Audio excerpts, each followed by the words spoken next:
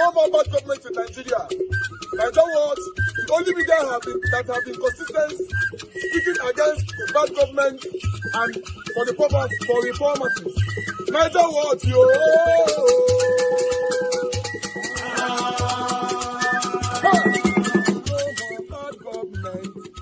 No more bad government. Niger what? No more bad government. Niger what? No more bad government. The only media that have been speaking. No more bad government. The voice of the voiceless. No more bad government.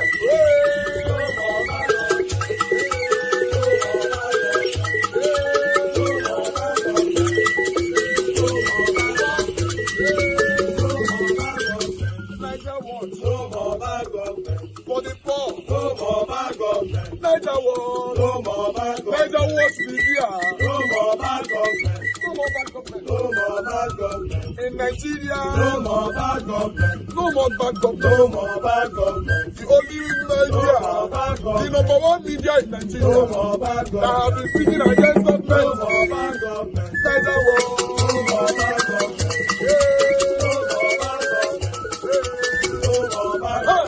Niger what you? The voice of the voiceless. The voice of the voiceless.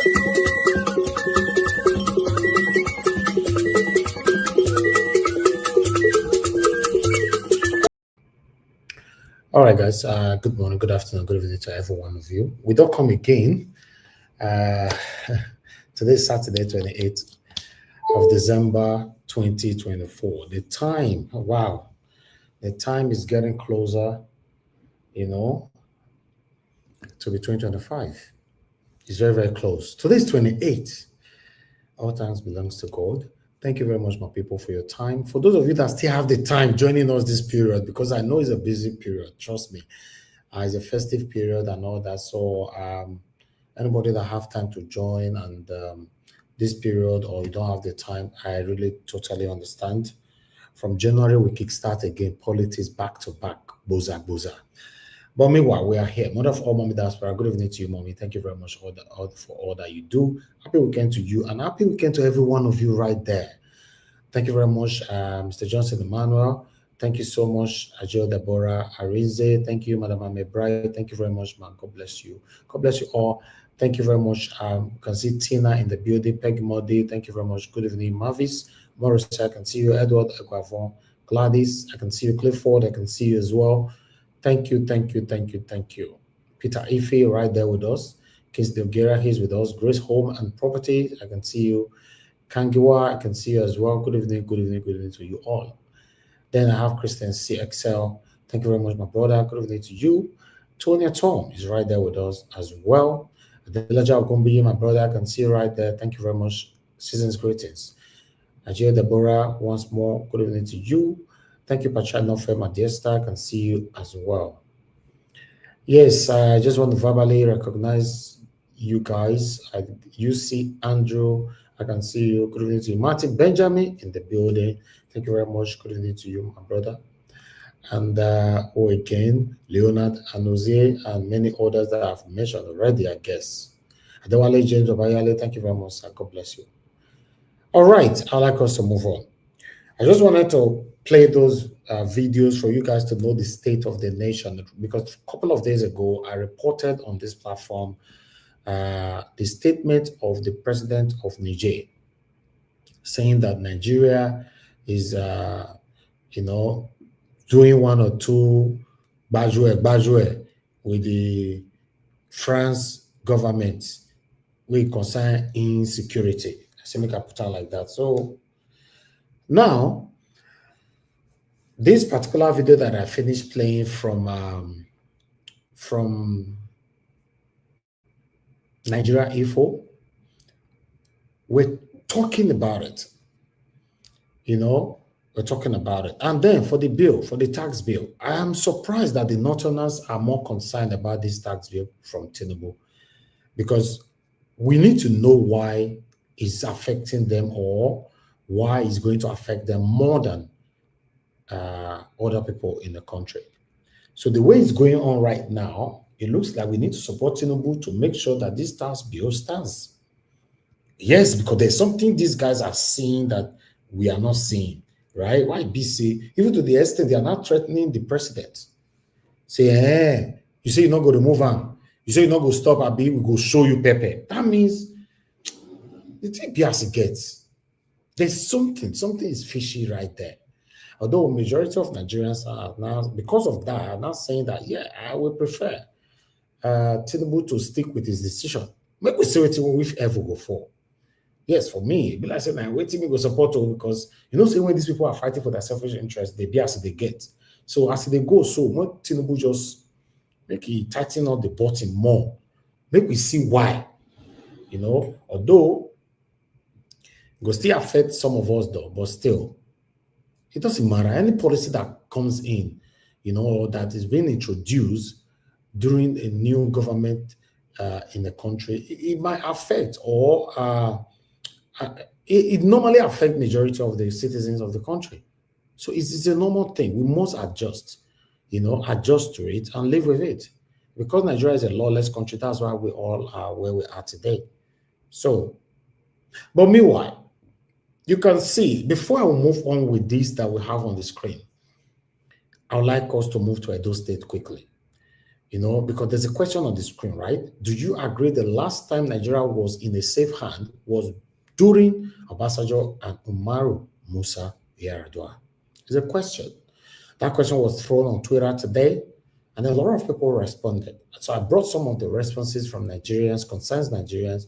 I brought it here before my own people will respond to this. But meanwhile, maybe we quickly go Edo State, maybe we see what the apple for Edo State that will come for Very Dark Man as well.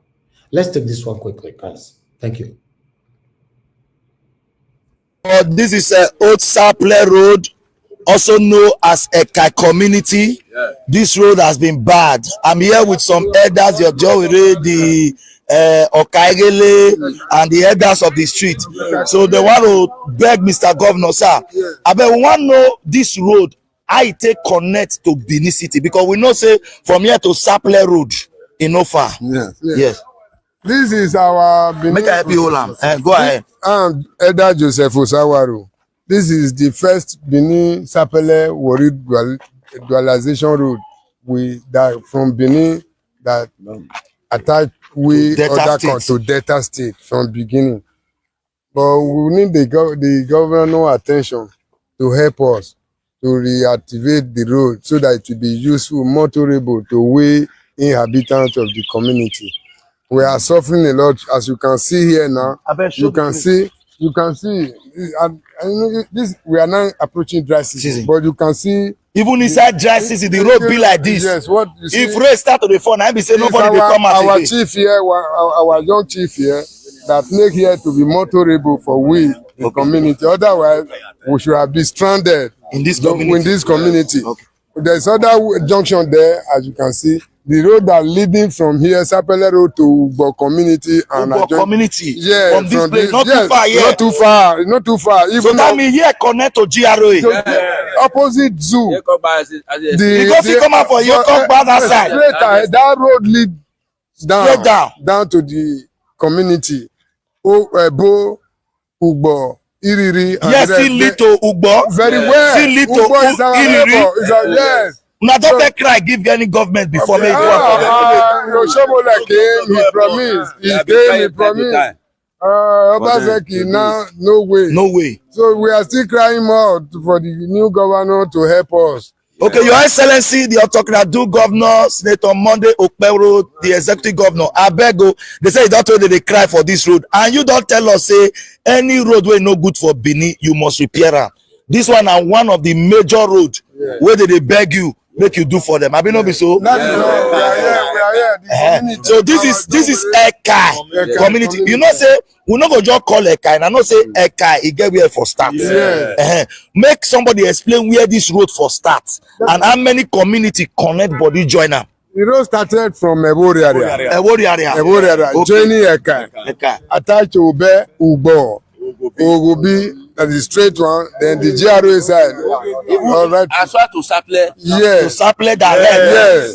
That means if governor do this place now, all those hold up they see for his time.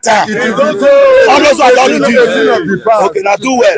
The governor go hear this message, and I promise you, I say when he go start work, I go call video round. Now do well. I beg. We don't tell where we dey fight governor we go do and we not see. We don't tell where we did that darkness here. No governor we never rule for this state. Here now red though, not be here now red though. War two now we dey. Now we dey here voters dey. So they know they help us. I beg make governor come, make call rescue us. Okay, now we hear the audio. Yes. Like this road, we don't tell you. Yedo yata. Yedo ta. Wala o po we yi na kakin ni makala yi. Na o ya eri man ya makwalo man o gbe ma do lo yi kere ya de. Aba mi no we. Wala o ya no wa do we ni ma. Makwalo na. The government no ro na no do we ni ma. Nukura ki mala. On a old road ni makame.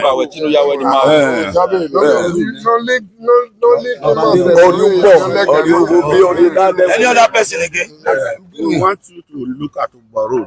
We are describing so that it's okay. Easy. The road that lead to Umaru. Yes. Okay. Yes. Maybe na go appoint one person give me where go show me all those roads. And without video now we need to property. And I'm from here on one video. Thank you very much. Thank you everybody. Okay, my bro. I beg you. Also, this road, this market road. Kina. Oka market day. Oka market. Yeah. Okay. Another one see go there on Hen Street. For that one. Okay. Yes, I see that one. I beg you, if not do all those stuff for you, go happy. Okay. I'm not going to play that video for so long, but you can go watch it from the eyes of Okpebolo's platform. What Apostle Cassie or Pastor Cassie is doing now, Pastor Shuku Cassie, what he's doing right now, that was what Apostle Alfred Uyinosa was also doing. It happens to be, both of them was the apostles. You know, it's crazy. You know, Apostle Uyinosa na pastor. Pastor Cassie Shuku na pastor. And both of them, Apostle Yunusa was working for Governor Obaseki. Cassie now is now doing the same thing Apostle Yunusa was doing now for Okpebolo. That's the eyes of Okpebolo, according to their name right there. But meanwhile, government is a continual thing, it's a continuity. Yes, a lot of people that are complaining there, obviously not be Okpebolo spoiled that road. Those roads have been like that. During Governor Obaseki's tenure. So it shows that, yes, in that area, Obaseki failed, but obviously government cannot do everything. So, but what do I know? My duty is to bring it here. So the dust is light for my head again. This country, I tell you and say, that's what they do for you. That's what we get here. That's Nigeria for you, but don't worry, we are good. I'll make sure that they put on the solar right now. Please just bear with me. Yeah, we're almost there. Guys, help us to press on the like, help us to share. This war always happening. It's crazy. Okay. Hello, turn on the solar. Thank you.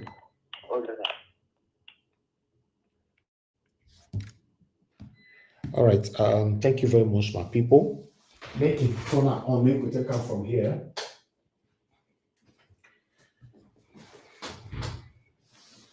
Anyway, some people have responded, like I said before, concerning the statement, the topic you can see right there on the screen. But I'm going to post out a link.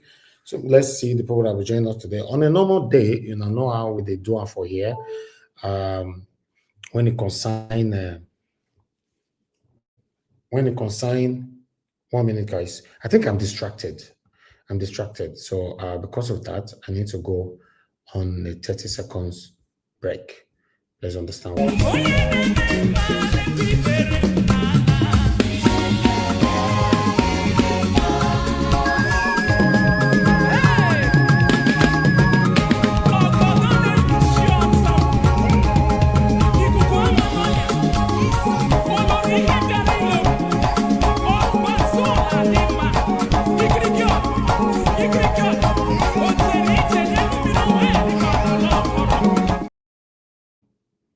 All right, guys. Sorry about that. All right, yes. But I have other video. I don't know if we have time to do that concerning Very Dark Man. You know, a lot of people are still responding to the 180 million naira that he claimed that was hacked on his NGO account. But I posted out a link for those of you that want to join us today. To be honest, I don't want to make us spend more time for you today. You know, now celebration time we still there, so all of us get family, everybody get family, everybody's busy. Everybody's busy. See, man, but I get my coffee for you, my best friend. I tell them, I say, my coffee now be my best friend. But nevertheless, a lot of people have responded to this topic here. But I'd like us to quickly take this first. Let me take this topic first before I move on to other stuff. As you can see, that was the question that was thrown. And I was surprised how Nigeria responded to it. The last time Nigeria was in a safe hand, I was like, okay. Then the first reaction was, how can PDP be the best hand in Nigeria? Question. The fraud scandalous reign. Affliction shall not rise again in Nigeria. Then we have Oshishi said, when Nigeria was feeling like a brand new car from America, now Nigeria is a Tokumbo car from Afghanistan under APC. While we have Abdul Momi said, these are the kind of leaders Nigeria desired, not vampire in human disguise. Okay, it's talking about, this was the picture. Let me put it on. This was the picture they put on there. So that particular comment is saying that these are the kind of Nigerians, leaders Nigerians desire. These three here. Although I agree with only one person there, only one person. You know, unfortunately, our former late Musa Yar'Adua. Yes, but we'll come to that. Let's take more. Let's take more reaction. As you can see, Uncle Sheon said, stop lying. If Nigeria was in a safe hand, then the country won't be in this mess. They created the avenue for successive government. To be proud of failure, we can't really say much about Yar'Adua, though. Exactly. Hade said, PDP is the most useless opposition party in the world. APC won't have taken half all this nonsense they are doing if not PDP 9-day power. Especially Tinubu himself. Tinubu won't have sit back and buy fuel 500 naira per liter if they are not the one in power. I think I agree with that. Tinubu himself go down enter streets.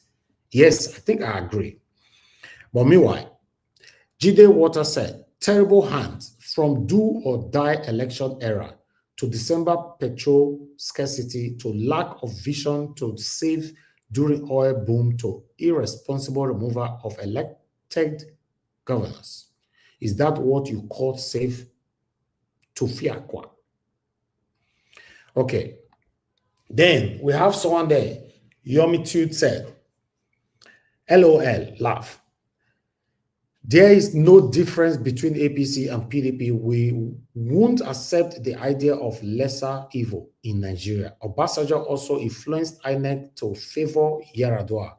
We want a new Nigeria where equity and fairness reigns supreme. I agree with that in totality. Then we have son of the South.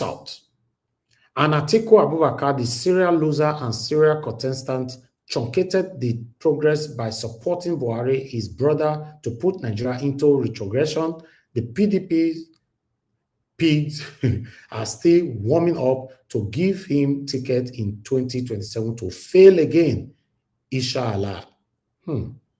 This one, the vessel. While I have someone else here, Babatunde Abdul said, terrorism in Nigeria, particularly under the banner of Boko Haram, began to gain significant traction around 2009 during the administration of the PDP. This was under the presidency of Umaru Musa Yar'Adua and continued into the presidency of Goodluck Jonathan, also of the PDP.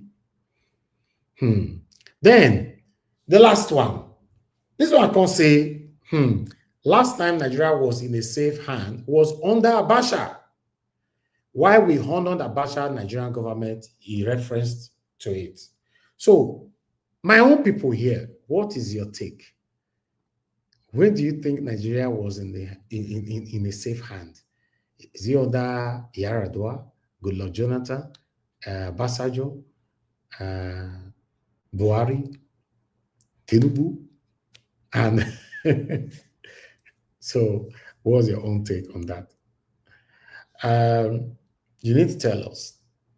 Well, meanwhile, on that particular one, our brother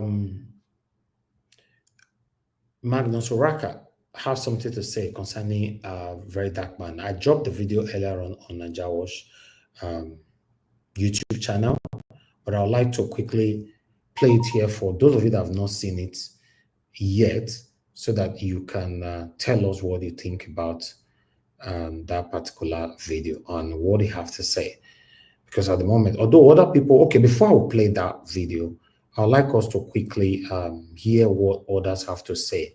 How most Nigerians right now are lambasting on Very Dark Man, since he came out to tell us that his account was hacked and 180 million naira has been scooped away.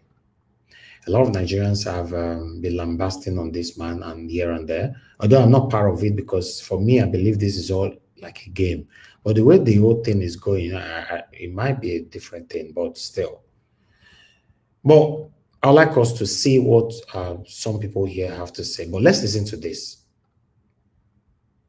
To be in the Nigerian social media space, especially if you are a very dark man, the speed at which you people use to carry negative news, spread falsehood, is too quick.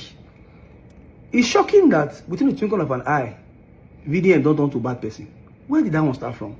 Somebody that worked tirelessly, I know Daki personally, is committed. See, this is it shock me, say Nigerians, we wake up and, well, they say everybody love a hero, but most people want to see the hero become zero.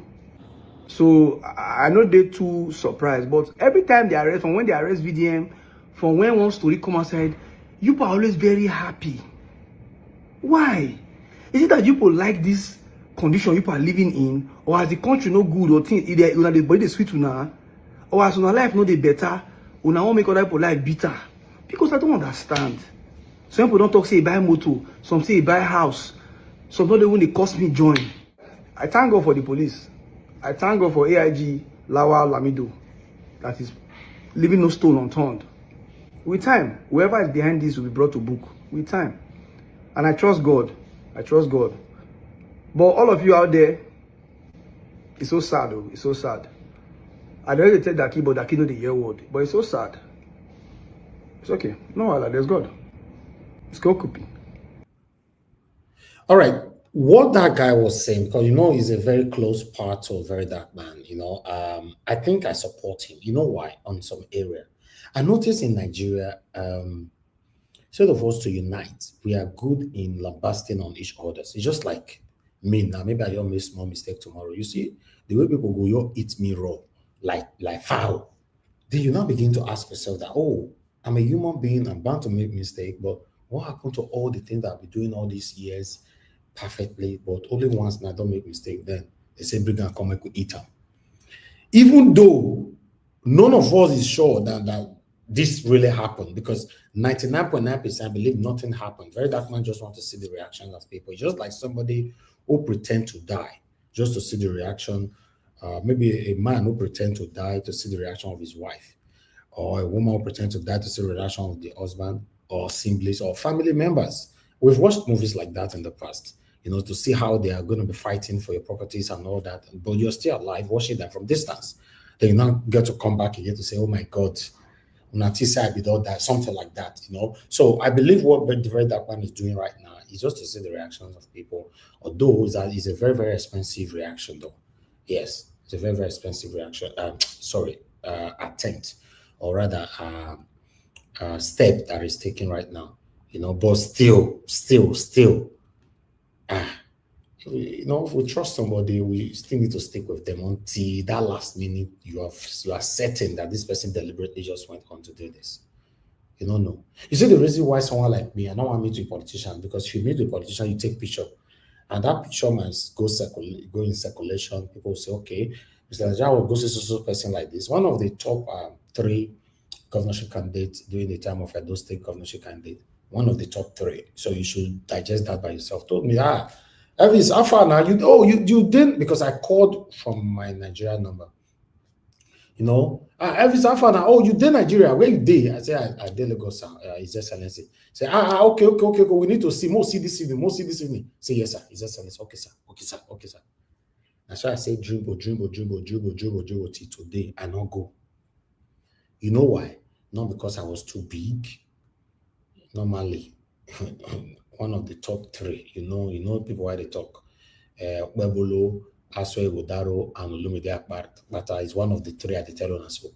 So when people like that call you to make we see, you know what it mean, right? But I declined, and you know why? It's because of some of you.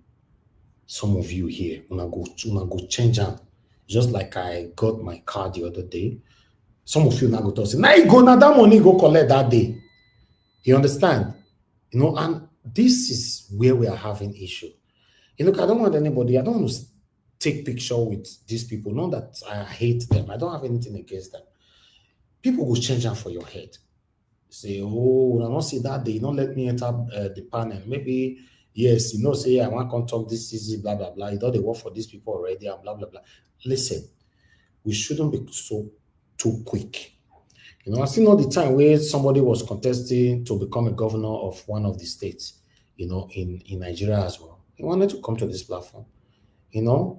I can decide, like Oga Chris said the other day, I can decide to just tell you here now, I can't. Maybe I just come on air, say, hello, my people, how are you guys doing? I have a guest today, but I just want to interview the guest, and I'll send a link after I don't finish with the guest. I can do that. But I like to carry my people along. And here, all of you debated, no way, because his condition he gave condition. He doesn't want no panelists on the panel. He just wants me one-on-one interview. With a huge offer, though. A very, very huge offer. A very huge one. Some of you know. I declined as well.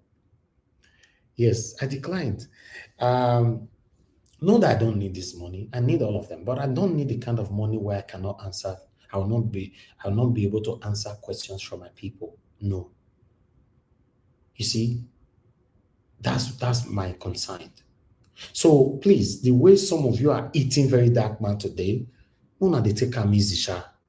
Very dark man. We need more of him for Nigeria, whether you like it or not. We need more of him for Nigeria. But meanwhile, let's watch Denominai.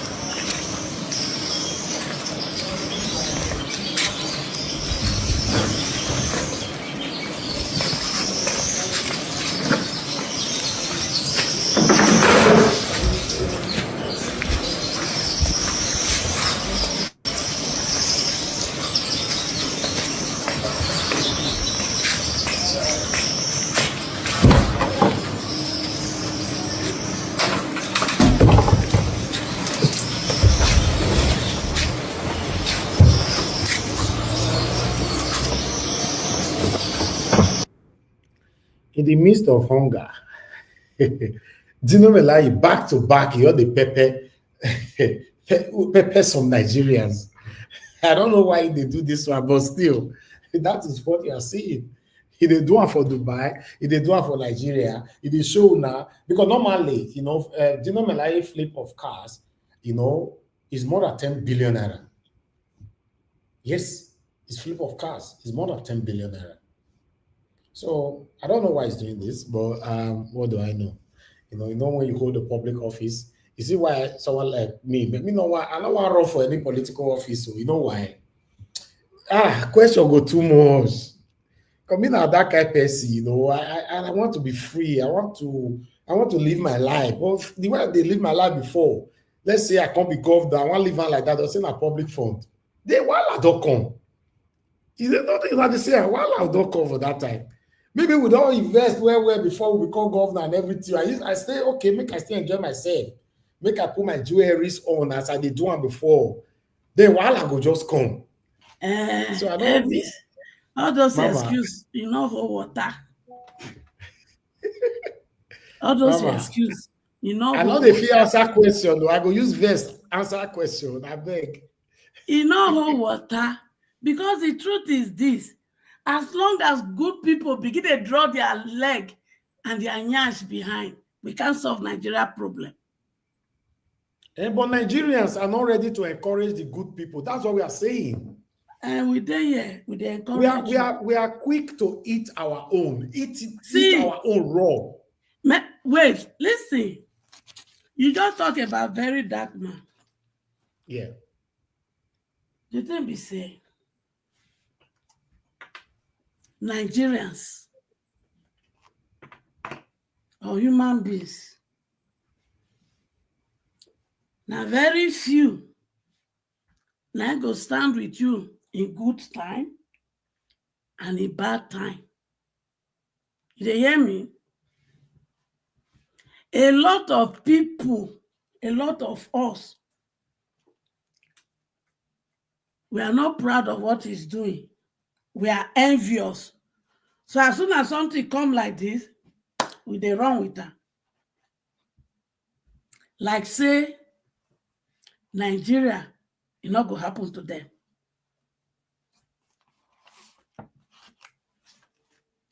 So when they talk, say, majority, who had this thing? Not be Nigeria. And yes, Mama, we understand that. There's every possibility. For me, if you ask me, because they're not using it to send me message. If you ask me, then there's nothing like hacking or anything. Like I said, my illustrations from the beginning is that, Mama, you feel you come this platform and you want to test my kind of person. Then you now notice that my reaction now is very, very discouraging. That's what I'm saying. And you understand? Say, wait, the reaction, they're discouraging. But you see, now the assignment go be our focus. And if you dey look for man to be your encouragement, especially in this Nigeria when we dey, if you see one or two encourage you, hold to that one and focus on the assignment. Because now the same people, when the soup done, when they enjoy, now they go still turn around. You don't know. Anyway, you don't know. Mama, Moko listen to what Magnus Oraka will talk for this matter as well. I don't listen to her too now. Okay, you don't listen to her. Wonderful. I don't listen to Oraka this morning. Okay, good. That's wonderful. I have someone else here that we need to listen to quickly. Recent developments, according to the FCT Police Command, okay, man. Spokesperson Josephine Ade said that 180 million when very dark man they put story put. Say FCT Police don't know about them. That there's no report in the record of the FCT Police to show that this guy don't talk. Say they steal my money. Now very dark man lives in Abuja. So if money is missing from your account, the first place to run to is the police station. The police say they don't know anything about it and he has not come to report that his money is missing. Now, when he was going to just when he announced they say money they lost, he said this with a police officer, Officer Joe. So if Abuja Police Command does not know who then is Officer Joe, Kokopi also told us of an AIG wanting Lawal. So the question now is, who is that AIG wanting Lawal that Kokopi is asking about? Let me show you the news first. The Federal Capital Territory Police Command has disclosed that it is unaware of or investigating the claims of missing 180 million naira from the account of a non-governmental organization owned by social media commentator Martins Otse, popularly known as Very Dark Man. When contacted on Saturday, FCT Police Command spokesperson Josephine Ade clarified that the command has no knowledge of the case. Ade said the FCT Police Command is not aware of any case involving Very Dark Man's missing funds and is not conducting any investigation into it. The individual in question should be contacted to clarify where the matter was reported, as there is no record of such a case with the FCT Police Command.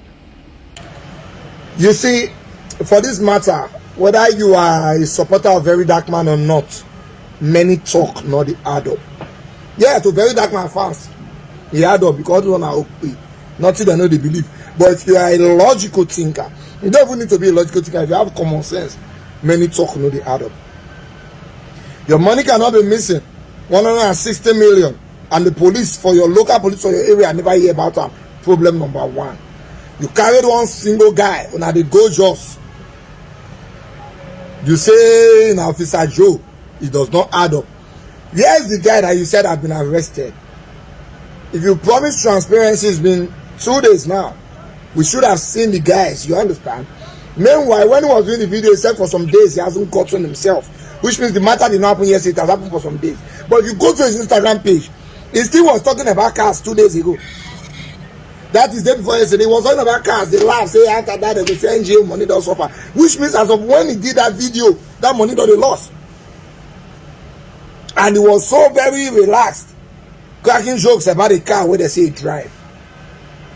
A lot of things not they add up. But it's alright, so yeah, we're watching. Some people say, what if he come tell us in a prank? Then he's a madman.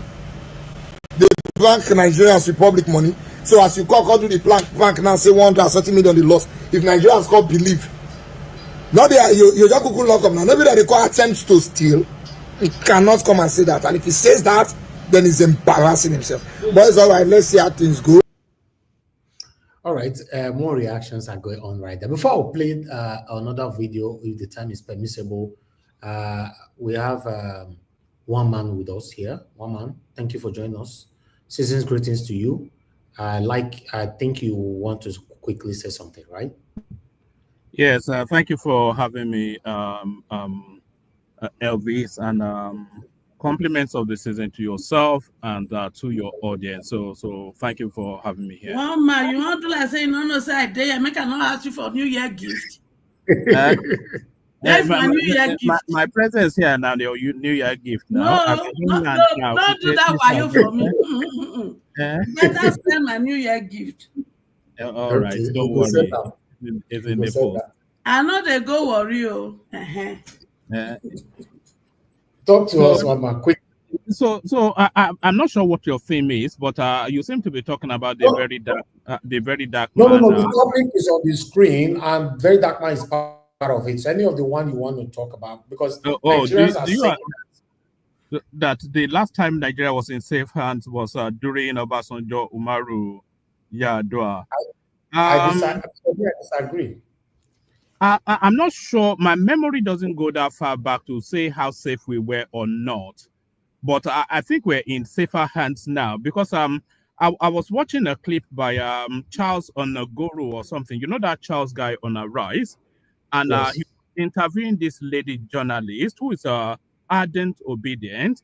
And the thing that the lady said, the one credit that she said she was willing to give the current administration is the obvious slowing down now of incidents of insecurity. We still have too much of it. So nobody is giving them any credit. But it wasn't like, I think we have very short memories in that country, actually. We just went through 8 years of every single day, 500 killed in Plateau, 1,000 killed in Borno. It was like a killing field for 8 years. People being abducted on the Lagos-Ibadan Expressway. You cannot move and cannot draw breath. So we're seeing that somewhat ebb a little bit. So maybe we're starting to get back into some sort of quasi-security something. So I'm not sure, but over the test of time, we will see just how secure we are in contrast to where we were coming from. But my sense is that the country is getting increasingly more secure. So there's that. And then for the very dark man thing, I've never been a fan of the guy. There's not one moment in time that I've ever really, because the guy just busted onto the landscape. What was it? A year and a half ago, and then suddenly you couldn't draw breath. Very dark man, presenting himself as a champion of the oppressed, but you could see the underbellies of opportunism within that guy. And I think this is what is now coming to the fore. So this storyline he's presented now, it doesn't quite hang together, and it's very quickly going to try and pass it off as a prank. But I'm not sure that the entirety of the landscape would accept that. I see what I suspect we're seeing now is the unraveling of this South Chancer man, this this Sapele Water sort of character. Okay, no, one man, what is your take that the Northerners are threatening Tinubu now over the tax bill? Well, it is predictable, isn't it? But there's an inevitability to that tax bill. It's not. I'm not sure how much you've delved into it, but I've delved into it quite heavily.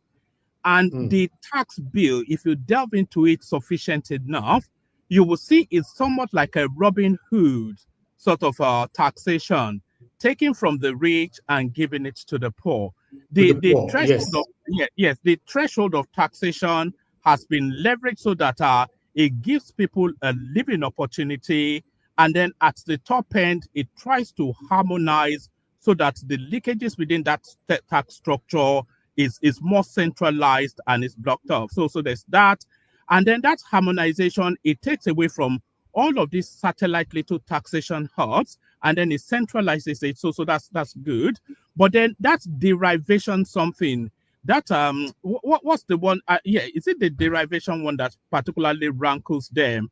So that one now leverages that you have to work harder in order for you to earn. So it's essentially a go back to work sort of taxation to the Northerners, and the Northerners, they tend to recoil from anything that looks like work.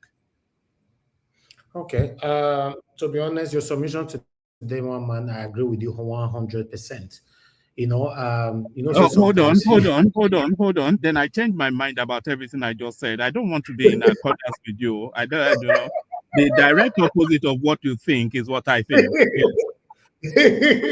No, today your submission is welcoming. That's fine. Maybe my prayer is already working on you.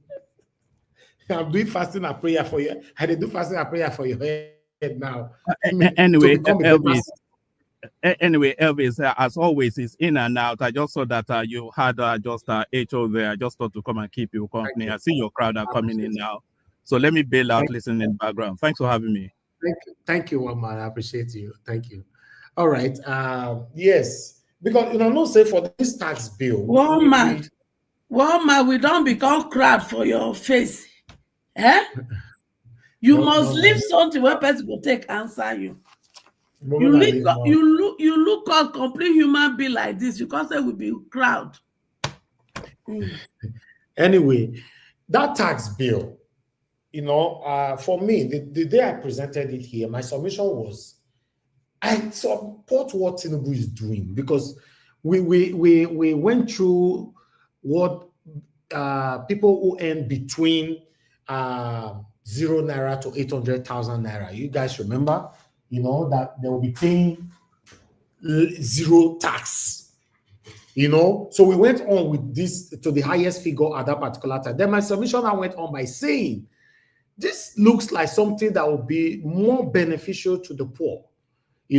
Why holding the throat of the rich. So a lot of people caught in and all that, at that particular day and all that. So for me, that's why I agree with one man. It's just like, it looks like Tinubu is taking from the rich to benefit the poor. But meanwhile, I'd like to take this call here, because Love of God is my strength is calling us. Thank you very much, Oga Pansat. God bless you, sir. Thanks for the super chat. Good evening to you. I'm very, very grateful for this, sir. Thank you. Love of God is my strength, man. Are you there? Thank you, man. Thank you, man. Please talk to us. Good evening to you, man. Thank you, man. Yes. Good evening, everyone. Happy weekend. Happy weekend. And a wonderful new year. I think we have about, let me say, 3 days more before the year ends to 2025. And I pray that year will be very good for us. Everyone that is going through one ill health or the other, I pray that the Lord healing that He has done for us at the cross will manifest on us in the name of Jesus. Amen. I pray for everyone that is praying that Nigeria should be good in our time.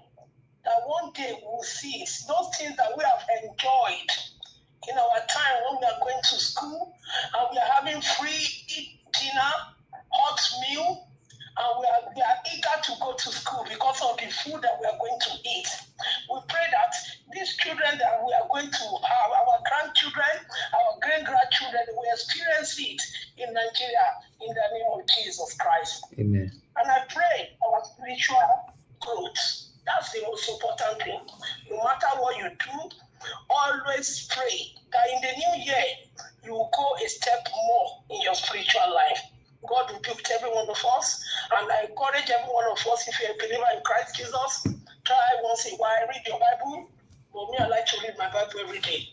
Thank you. Because the word of God is power. Thank you. Now, I want to quickly, Mommy, that's what I greet you and everybody on the panel, comment section, everyone. I say, happy weekend. My sister, I never see you since, so my little sister, Mommy, Mama Echo, I never see you since. She there with us now. Yeah. So I want to talk about this massive. Do you agree the last time that Nigeria is in a safe hand? You know one thing I will say on my own part, yes. I will say yes, and I will say no. Because for me, what I've enjoyed in Nigeria is during the time of military. People might say, oh, why are you talking like that? Yes, we came out from when we were in the uni, and we say we don't want military anymore because we want to do democracy like America. And all of us came out, and everything was changed. But I will tell you today that during time that we are growing up in the 80s, in the 80s, because the 70s I was still a child anyway, we enjoyed more there than when the civilian came in. Yes, in a way, I would say that Abacha, yes, he stole so much money. But during the time of Abacha, things were a bit okay. And Abacha said one word. He said, if there's a war, this war is happening in a country, terrorism is happening in a country, and that thing did not finish quickly. He said, look at it very well. The government is involved in it. Every government of the world, they like where there is war. They like it because they want to sell one thing or the other. They want to increase budget of security. So they would like something like that to be happening. You will find out that in Nigeria, the terrorists will slow down, it will happen again. It will slow down, it will happen again. Why are they doing it? They want the people to know that they are still there. So that when you see that when budget wants to start, they will be doing this thing very well. So that security budget will be high. It is for me, I believe what they said about Nigeria, the Niger people. I believe it. I believe it totally that Nigeria, allegedly, Nigeria government are involved in what is happening in our country. Why is it that the Northerners, our brothers in the North, why is it that they get gold? And we are Nigerians, we cannot see gold with our eye. Why? Why is it that in our own, from the south, from the southeast, from the southwest that we are sharing our resources for other people to get to eat, but their own is meant for them. Come to when you see a Fulani person in the UK, look at their neck, vote Fulani. And me, my own resources from SASA, they are using it to budget everybody's pocket in Nigeria. So this task that Tinubu is doing, for me in a way, I think is the best thing. But one thing I want to kick against, I don't want this task thing that they want to do to now come and make the poor people suffer more. That's what I don't want. Because if you want to do it in a civilized country, you go after the rich people. So that the poor people can rest a bit. It's not that you won't tax them, but you tax them with sense. But let's see what Tinubu wants to do. The North will not agree because they think they're still telling us that the oil in the South belongs to them. So let's see how he's going to stand to do this so that we can see it. Now I'll go to the case of a very dark man. Yesterday I didn't want to see anything about it because I want to see what is going on. Very dark man has shown us that is a man who fights for the oppressed. And if he comes up now and shows another side of him, I will beg people, please, I'm not saying it's right or it's wrong. I will say, please, let us wait a bit and let's see the end because they said they didn't report it. We don't know. Let us wait. Let's not, it's been doing a lot of good things, One thing will not make everything that he has done to wipe away. Please, let us be patient and see where this will end. Everybody is coming out and shouting. He has done so much good. The only one thing that everybody is trying to crucify him. Please, let's be patient. Thank you, Legitimacy. Thank you very much, man. God bless you too. Thank you. Thank you very much. Make we be patient. I don't feel talking. You know, the way we all the run. That's why I reference to so many things earlier on. But meanwhile, we have our people here already. I would just like us to move on now, but I'd like to quickly take one or two articles before I move on with our people here. You know, the first one is right there on your screen, as you can see from Vanguard. Fubara prevented Wike from making Rivers his private estate. Odili, the former governor of the same state, the former governor of Rivers State and one-time presidential aspirant of the People's Democratic Party, PDP, Dr. Peter Odili, has said Governor Larry Fubara stopped the Federal Capital Territory FCT Minister Nyesom Wike from turning the state to a private estate. Okay. Maybe some of you might agree or disagree, but let's take another one quickly. Then we have this one here. Nigerian government paid 1.1 billion naira to Alpha Babalola, Wole Olanipekun, others as professional fees. Professional fees?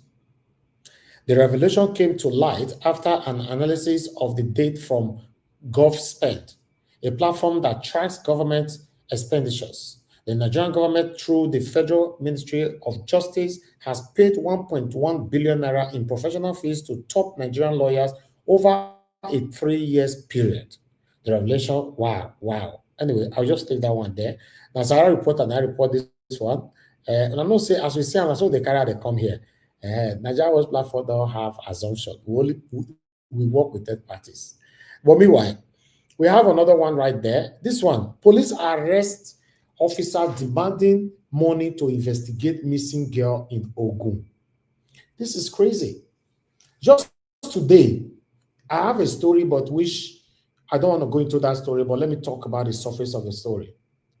I needed the police to arrest somebody. We went to I told my team to go to the police station to go lay complaint of what happened and everything, so that they can follow them to so, I'll leave it like that, to arrest 2 individuals.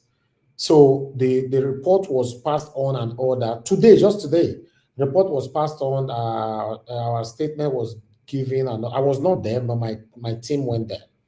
So police said we must pay 20,000 naira for mobilization. Today, I'm not saying today, I'm saying it on air. So we now started negotiating. Not that we don't have the 20,000 naira, but you have to stand by what is right. That I came to complain of theft.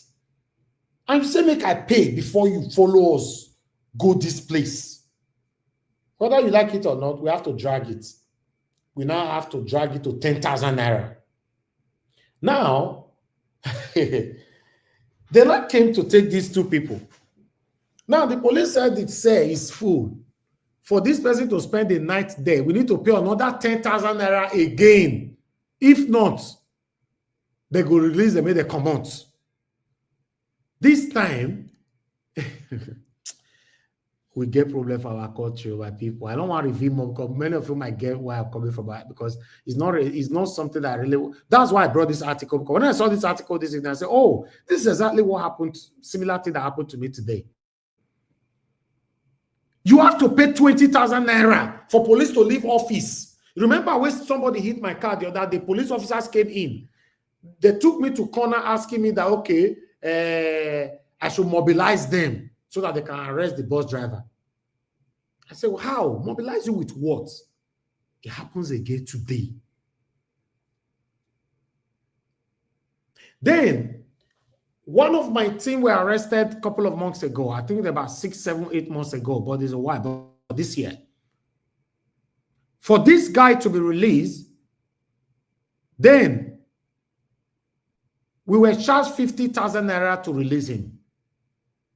50,000 naira. Guess how police they collect that 50,000 naira? There is POS. Now, POS, they say they collect this money. I have proof of this. Proof. POS get come. We can't put our card, like say we want to collect money for ourselves. So the POS now give us cash. The cash we can't give police before they let that guy come out. There's a lot that is going on. That's why we are praying for the government that can help us to put things in order. Yes, to put things in order. So this that Channels Television reported, don't be surprised. It happens to us today. Now we be the complainant. Now we pay 20,000 naira before they'll go look the matter at all. Before they go open the page at all. Today. Just today. In fact, just hold on.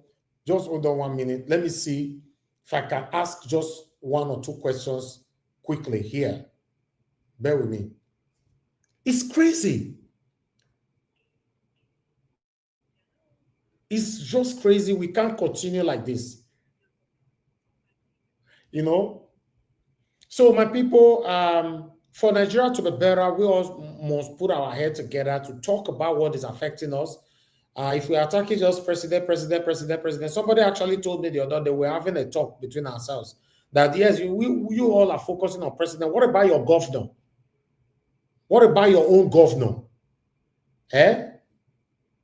Which is the truth. And then if we talk about our governor, some people will still come here because they attack, or what about your local government chairman?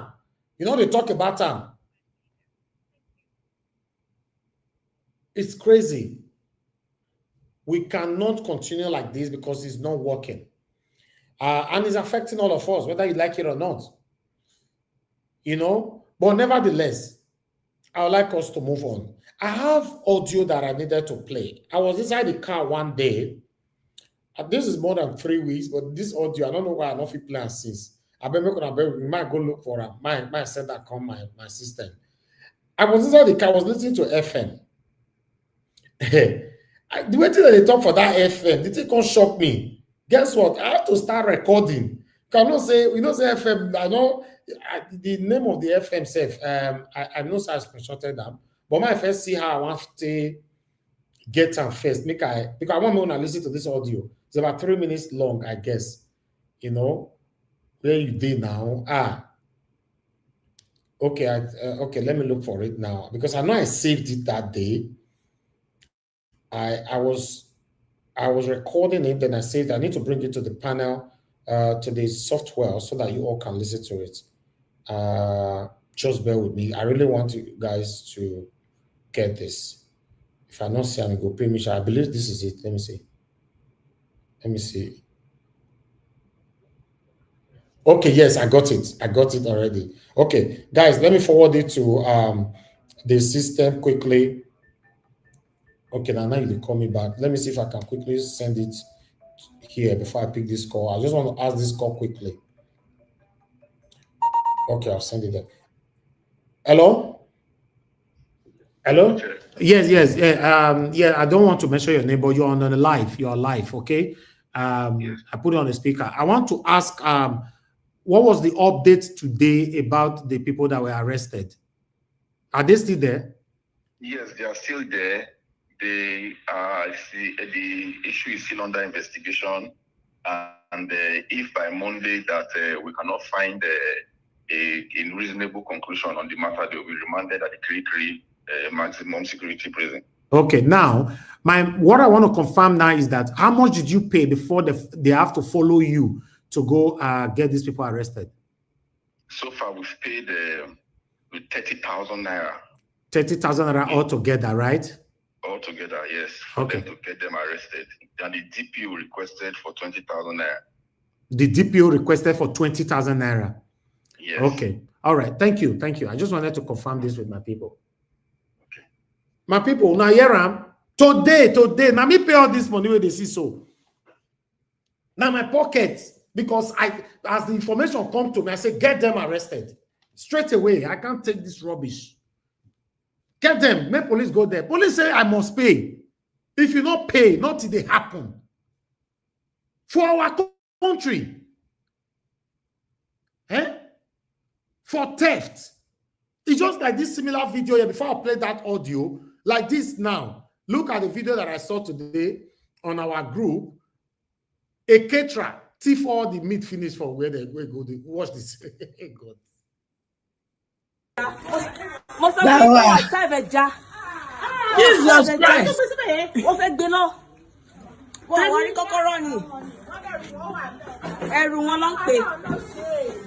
Jesus.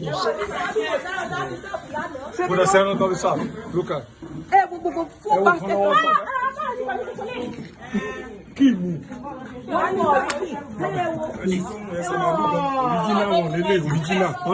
Jesus Christ. Original one. Film this one. Everything. Film it. The catcher was going to take it away. We did not have food. Yes. We did not have food to eat at the party. There's no meat. There's no meat. Only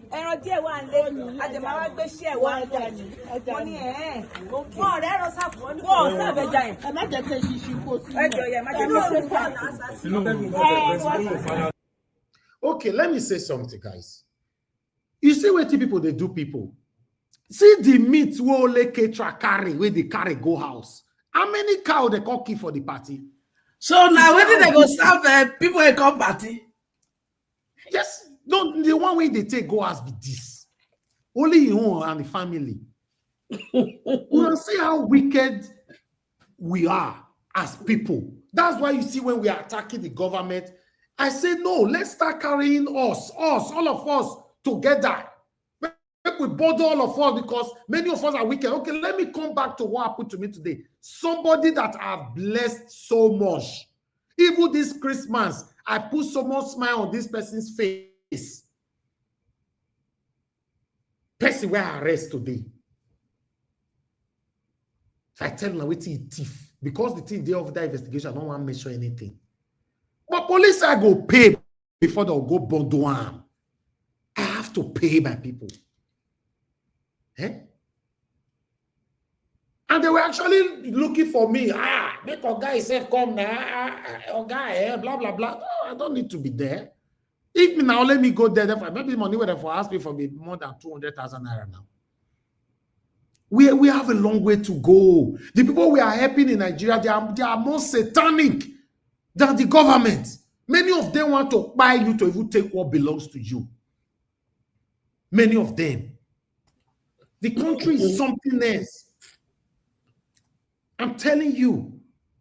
Somebody have blessed someone. Somebody who reached out to me, sir, this is that blah, blah, blah. My mama, my wife, blah, blah, blah, and all that for this Christmas. I blessed, give him I not mention better money we go feed him, wife, him mama, and everything for this Christmas. He stole from me. These people don't have human feelings for us, especially those of us that live abroad. As they talk, they decide there. By Monday, if they never confess, they say they take their go kiri.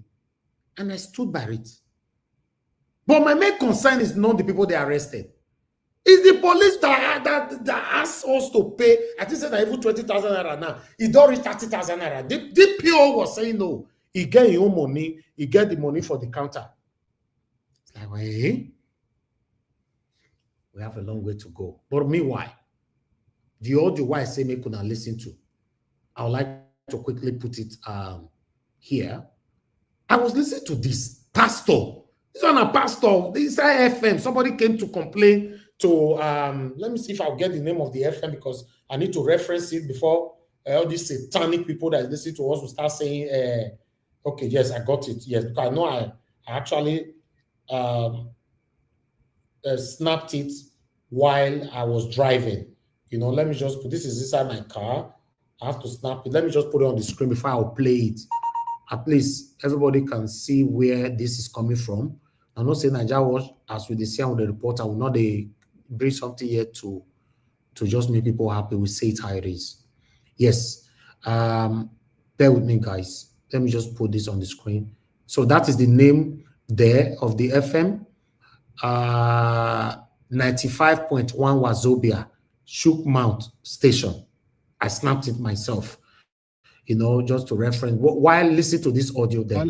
And one more thing I would like ask you now. From your observation, what do you feel say you won't take that thing we arranged? What you won't take and do? Okay, let me say there's a security man that been working for a particular big church. They go mention everything for here just now. He see where they dig for inside the church. He come pop nose what lay in the church where everybody don't go ask. Go look what they dig for there. And he comes to send a human head. Now they put for inside that ground. For inside church. Human head. He say he can't carry and come and say, why? Then he can go report to big DPO or whatever, police, whatever. So even the police themselves, they say they can collaborate with the main pastor. Now they are looking for him to even lock him up so that he cannot speak more. He can quickly come FM, can confess. Then listen. That kind of thing now, they use and collect people destiny. And not be only security. Anybody that march into the church, now them. And I've not everything that I see there that I can talk. Person plenty people they fall down inside the church too. No be play organ. Fall down as far. What do you mean fall down? What's exactly be fall down? They fit die there. They fit die. The other woman after that one died, I think mama can't die. After that woman. That's the church members. Yes. Plenty things they go on there. Many people know about it, but nobody will fit come outside and talk. If they see me, they will just ask me, say, how far? Me, I don't want to tell them where I don't reach again. Things they go on for that church. No be play. No be play. Which kind of lifestyle the pastor they live? If we see ourselves, you go know say this one na rugged man. You go see him say this one na rugged man. No be play. The man no dey follow person talk. What's be the man age bracket? The man fit reach like it fit dey close to 50. 50. He get picking. He get one boy and 2 girls. He get wife too, right? In wife now, he dey sick bed. Now after he go bury mama come back. Him mama die you. That's the wife, mama. Your brother where they live for beggar tell me say he dey with him mama on Thursday. Sunday morning, mama died. That Sunday, he say everybody to contribute 18,000 and they must do it. They do them. 7 days, he don't go bury him mama. After they come back, his wife dey sick bed. Now another woman, choir mistress, he can carry waka up and down. Even for that station, now the choir mistress follow. Many church members say they call the choir mistress a married person. He don't leave his husband. He don't leave his husband. Now 2 of them they follow now. His wife they out. His wife don't know what thing they happen. Okay, that one is sick bed. Yes, in wife dey sick bed. In where dem come back from mama burial herself. Oh, which just my wife, mama, be the man, mama, the pastor, mama. Now the pastor mama go. Okay. Now person why I know well. Nothing much. She just died Sunday morning. 7 days, you don't go bury and come back. You dey worship for this church sometimes, or not just security work they do, carry face? Not just security, I cannot worship in that kind of place. Now just security.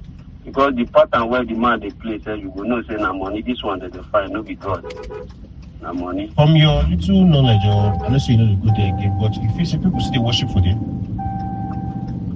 I don't. Plenty people. I don't even believe say they will see plenty because this thing people don't hear well. People don't hear. This head sounds people don't hear.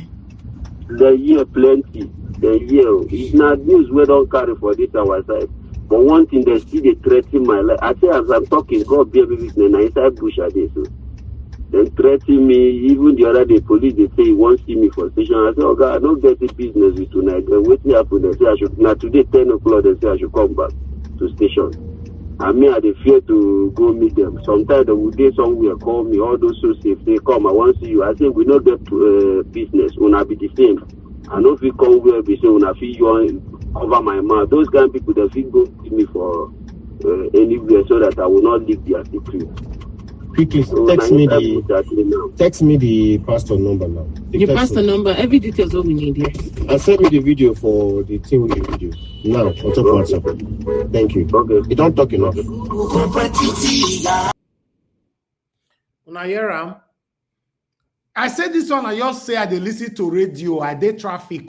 This one not be say, now let me, you don't start from beginning. I don't listen more than like 3 minutes. Now I say, I make a record this thing.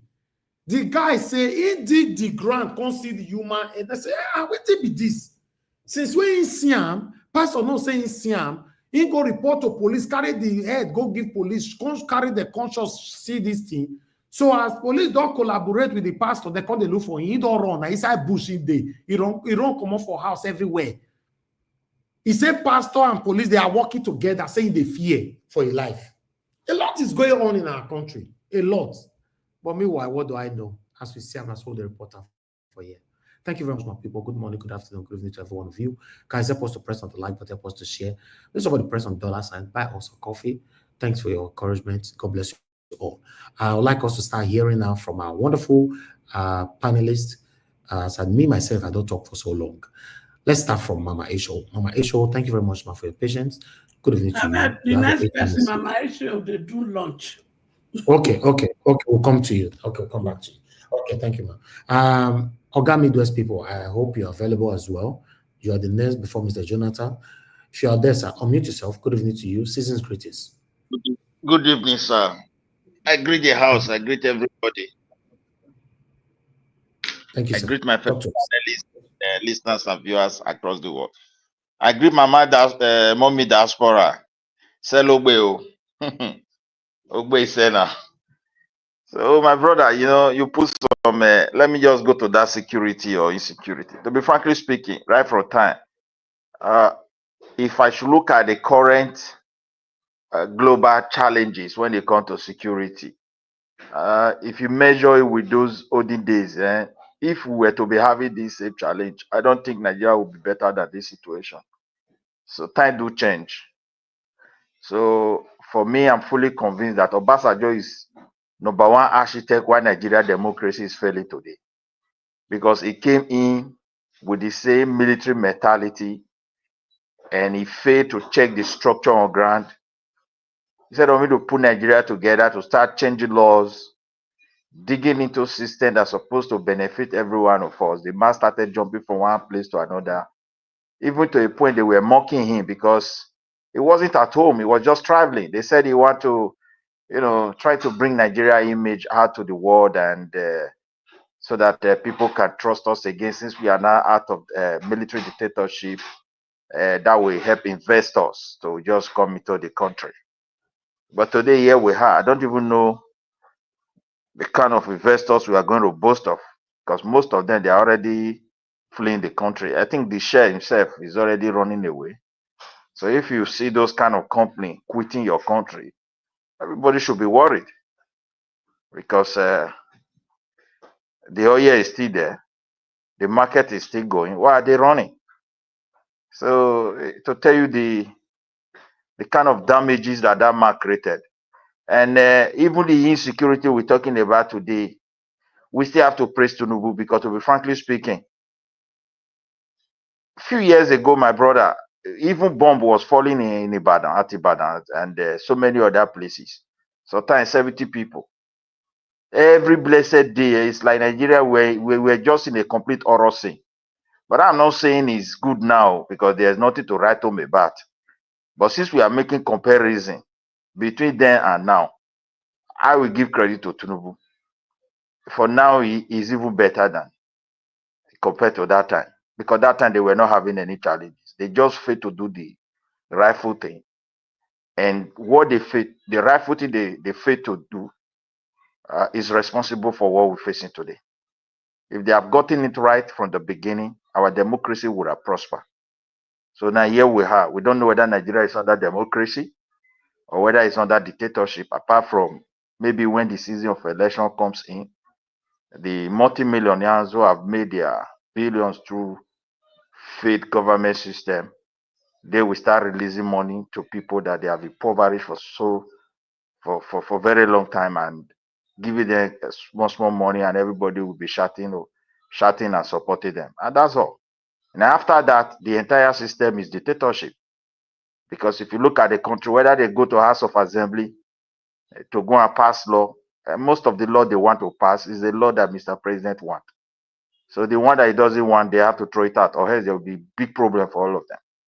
So coming down to the state level, the House of Assemblies, State House of Assembly, before they make law, they have to check what the governor wants. So the the local government, I think with the partial autonomy, I don't know whether I will call it autonomy yet, because even if they have autonomy, accountability is the key. Autonomy does not mean you should be doing nonsense. So if you are running government something, at least across the globe, countries that are not banana republic, local government account on monthly basis. And at the end of the year, there's balance sheet about their financial activities.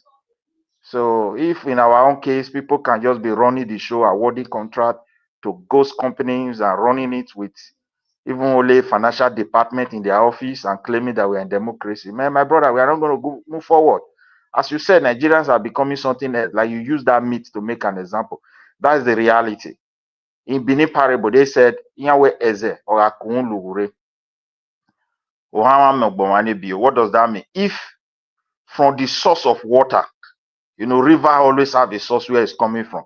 If from that side is mixed with so many dirty and so many stuff, then people will not have a place to get clean water. That is the situation of Nigeria. From top, they've created a very big problem, and it has affected everything down to the bottom. And if we want to solve it, we must also start solving it from the top. Because if I tell you today, when Nigeria now believe that nobody can wake up and do whatever he or she likes without consequences, everybody will start repenting. That's just the truth. So coming to that police, something you just showed, my brother, I don't see anything new so much about that kind of something. It has been the system. And that's why I say, are we in democracy? If we're in democracy, supposed to change this kind of something. It has been there since 80s. Because if you go and complain, you have to charter a vehicle for them. Sometimes they don't have vehicle. You have to pay for the paper that they use to write your statement. Anyway, it's not across it doesn't cut across the entire country. Because young police officer recruited in the northern part of Nigeria want to come and serve in the southern part because of we always release money. That's just the truth. There are things a police officer can do in the south of Nigeria. They can't do it in their own land. Go and ask anybody. What they can do in some state in the western part of Nigeria, not all parts, because I have people who have served the police, they always complain of this thing. What they can do there, they cannot do it in the north. Like Edo, Igbo side, all those places, my brother, we just have different culture, and the police understand it. That's why they scramble so hard so they can transfer them to our side. And that's just the truth, so that they can be making money. This is the system. We are quick in giving them money. We don't know how to petition them. We don't know how to do anything. So some part of, I think Ogun State, you don't try that. Even farmer can finish your career. It's not by joke. Call anybody. So that this is just the problem.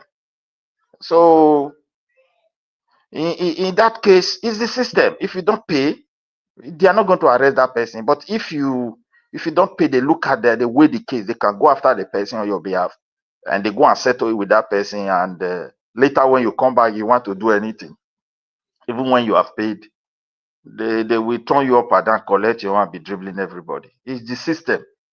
It has been there. It's not a new thing. We even born into it, so I don't think it has changed, and they have not changed it since we entered democracy. Even when I was having some challenges, someone came to steal in my something in my business there. I called the police. Even a friend of mine told me, I explained it. He said, yeah, that's just the system. So if I don't drop those things, they will not go after the person. So I recall my memory. I was thinking maybe this thing has changed because we're a democracy. Nigeria is not a democracy at all. We are just in an atmosphere of power strongly. You can see the way the Northerners stand up now and say, this is not good for my people. I don't know when my own people is going to stand up and say, this is not good for my people. I pray for that day. Because we have the gas, we have the crude oil, we have everything. They signing the deal and contract. We are not even aware they are good. We don't know anything about it.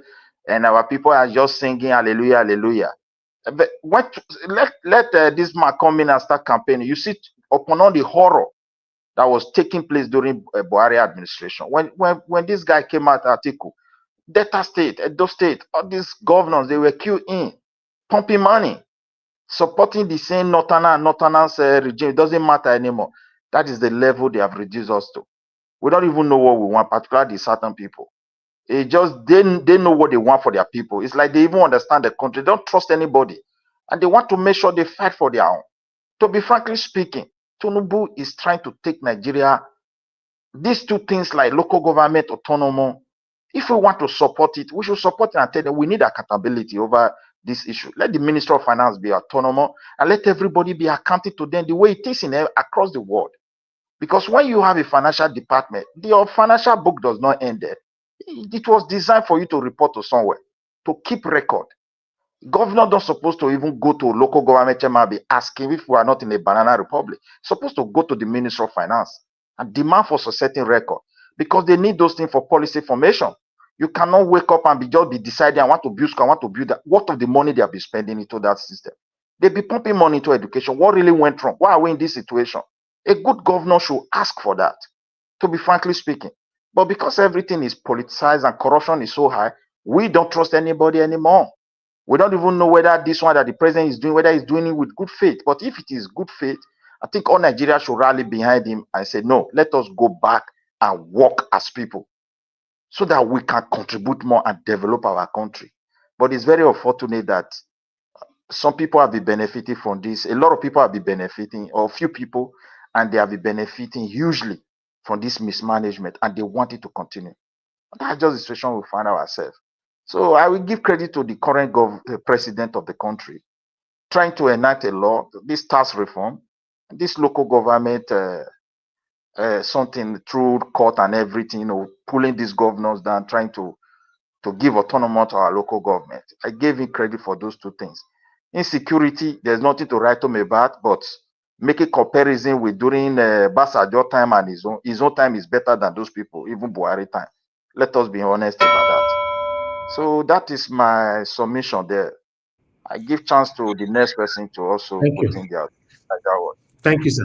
Thank you, sir. Yes, we are just working with time.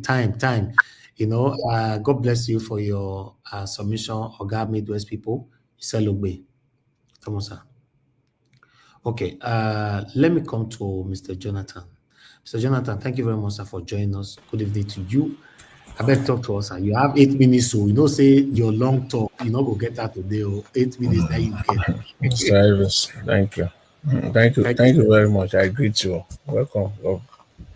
Thank you very much, sir. God bless you. I greet fellow panelists and all those that are listening, the commenters. Mommy Diaspora, I greet you. Happy weekend. God bless you abundantly. And all those that are listening, all the callers, I greet you all. God bless you all. Welcome. I just want to talk today on the tax issue. I've on the VDM matter. I think I talked about that yesterday. There's nothing to add. I said yes, Oga Jonathan, sorry. That VDM submission yesterday, you got a wonderful comment from a prominent person, which they applauded you. Thank you very much, sir, for that. yeah, yeah. God bless you. I think thank you. I think I said my bit there, so there's nothing to say, about that. Again, the idea that is a prank. We leave that. We just leave that. What I just want to say, just an addition to that. Don't let us fall into that trap of saying, because I think I've heard it, a few times, that don't let us fall into that trap that we should wait. Wait for what? What is wrong is wrong. When was the last time we waited for Tinubu? If the Nigerian government made a mistake today, we come after them today. If we believe that what they are doing is not right, even saying, the government is even better in this case. If you compare it, before government will even do something, it is government that tests the waters. Government tests the waters, which means that they will first of all put it out there to gauge perception and reaction, and possibly the level of acceptance from the population. They will throw it out there. They will put their people out there. That's what government does. It is government that have that prerogative, because it is public money. They will throw policy out there. We don't even wait for them throwing it out alone. We come after them. Don't even suggest it.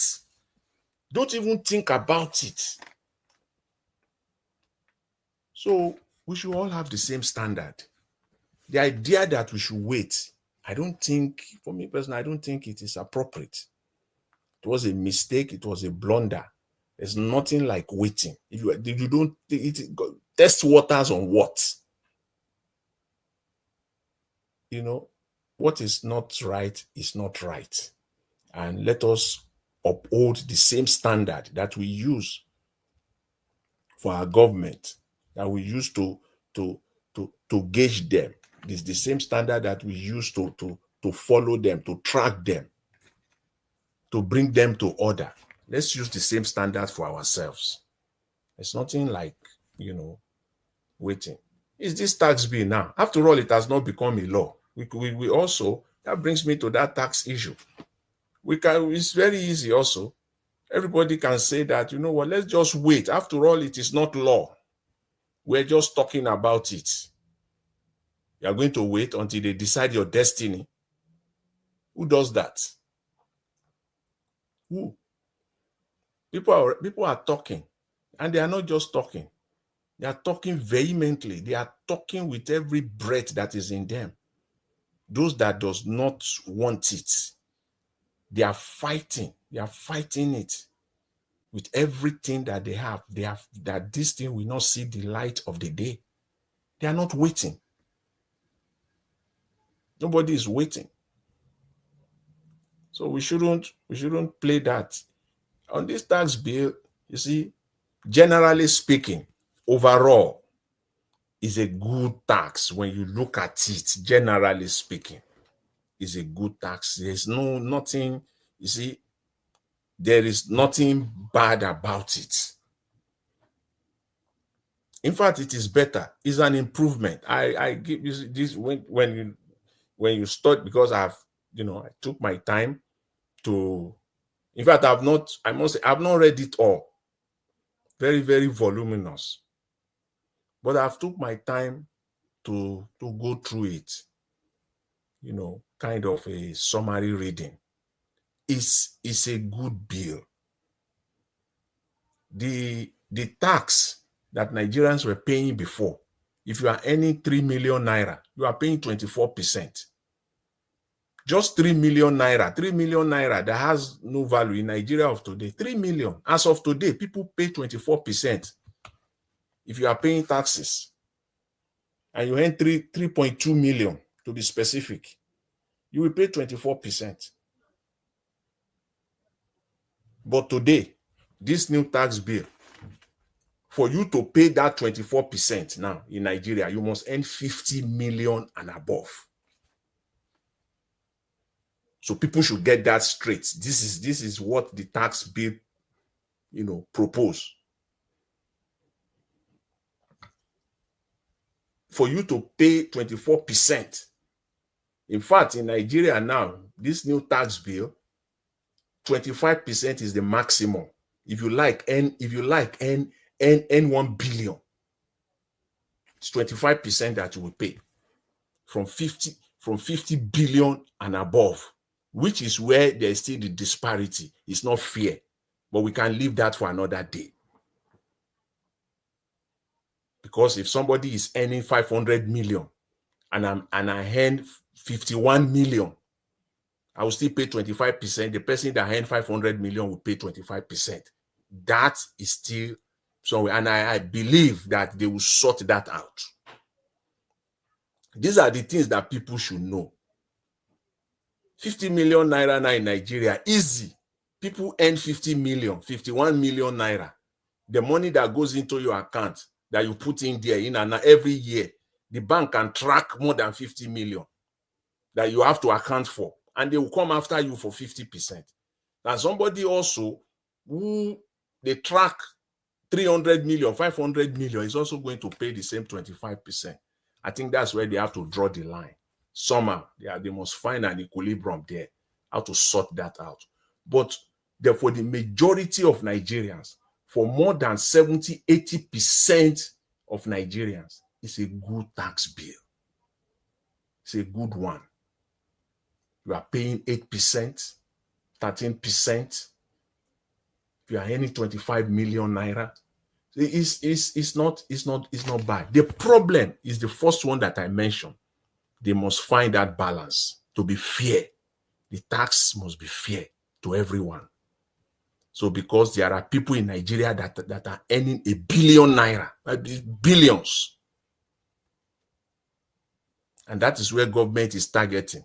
In West, they must, if you are earning 2 billion, 3 billion, you should be paying 40%.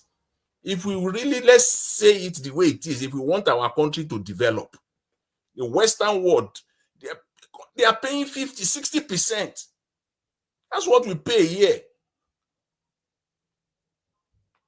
Then you have to find a way, in a legal way, to know whether you must do it legally. The idea is that you want to pay your own fair taxes, not 1 naira more, not 1 naira less. Just do it legally.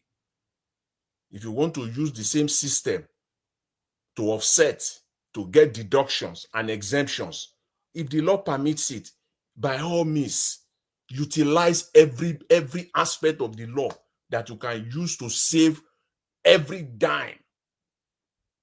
It's the law that gives you that right. So use it. But government should make sure that everybody pay their fair taxes. Not 1 naira more, not 1 naira less. The crux of the matter, because of time, is this for me. It is the tax administration. That's another bill.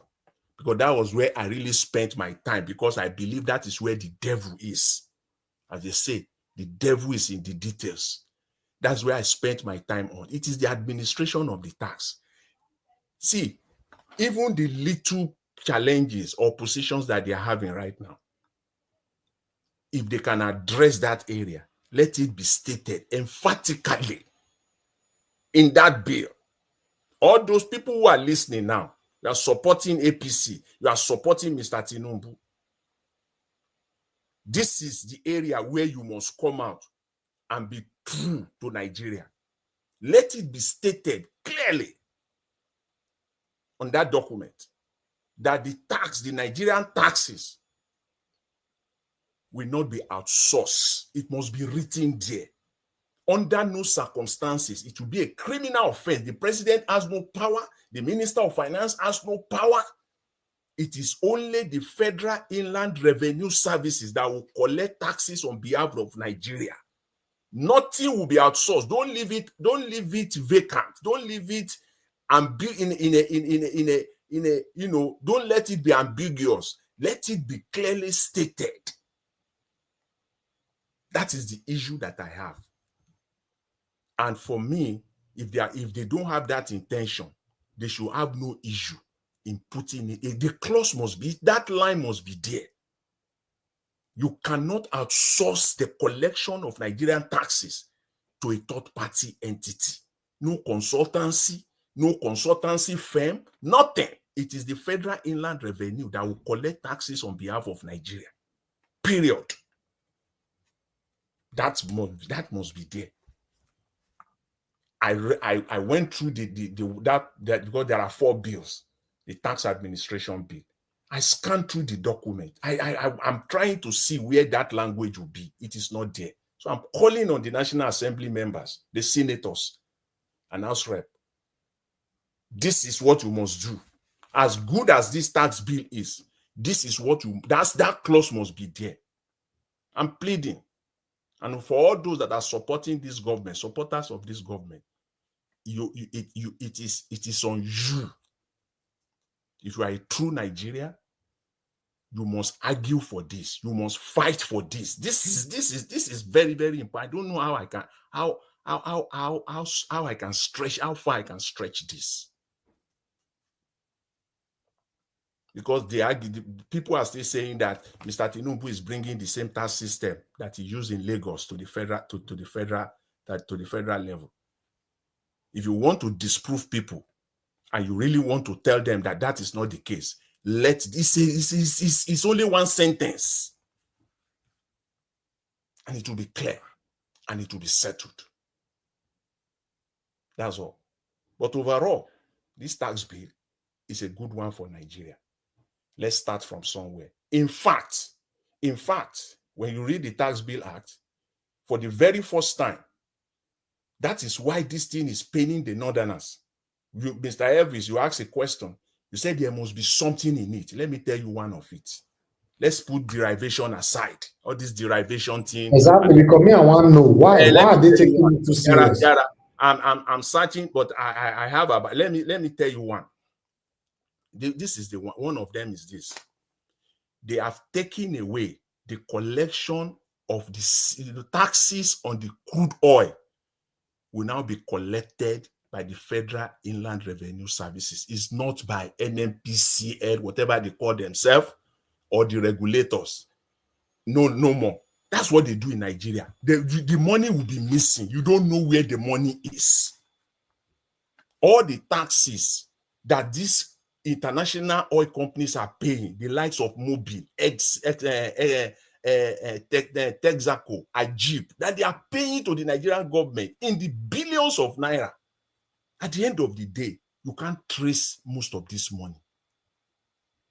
You can't trace it. That's our problem. The money is corruption that will eat the entire money. You will not see it. But for the very first time, even royalties that you are paying on crude oil now will be collected. This is good for Nigeria. So this is paying. This is a serious one for them. There will be less money to steal. There will be less money to siphon, because the taxes that they are paying now, because they make all these arrangements, instead of them to pay XY to pay 10 billion to Nigerian government, they will make arrangements with them to pay 3 billion and give them 2 billion. No, you can't do that. Now the taxes come straight to the Federal Inland Revenue Services. It is that agency that will collect all crude oil royalties and all taxes that are related to crude oil sales. So that is if you don't know this, that's a good one. And that is one of the areas that is killing the Northerners. But this one, they can't say it out. What do you want to say? You want to say that it is not a good thing? They can't say this one out. They dare not, but this one is killing them. So I think I give it to this government for having the boldness. The Nigerian government over the years, they never had this boldness to do this, but to put this there in the Nigerian tax system, it's a big one for us, because now we know where our money is. We know what is coming in through crude oil. Nobody, you can't be begging NNPC to remit money. Are you kidding me? They will literally be begging NNPC to remit their money. The regulators, begging them, they can't find the money. So this will bring a stop and end to that, because that is our bread and butter. That is where the chunk of all these things. Forget about all these 25% we're talking about. That is our bread and butter. So I think overall, this is a good one for Nigerians, and we should all go for it. So the tax bill is a good one for Nigeria, right? It's a good one for Nigeria. Okay. Let's all support this, and let's start from somewhere. Thank you very much. I really appreciate it. That's also my stand. It's a good one for Nigeria. I support it. So at least I get one particular thing I don't support Tinubu for now, because this one, I want to see the end of this tax bill. I want to see how. Because the fact that anybody earning between 0 naira to 800,000 naira will not pay tax, it is a benefit for the less privileged people right there. Mr. Ivis, that's not even the issue, because you see that one, that's a small one, because that one, Nigerians don't pay taxes. All those people in that income bracket, they don't pay anyways. They never pay. You see, it is you, Mr. Ivis, it is you that will now pay, because you are in that tax bracket of people that now will be paying.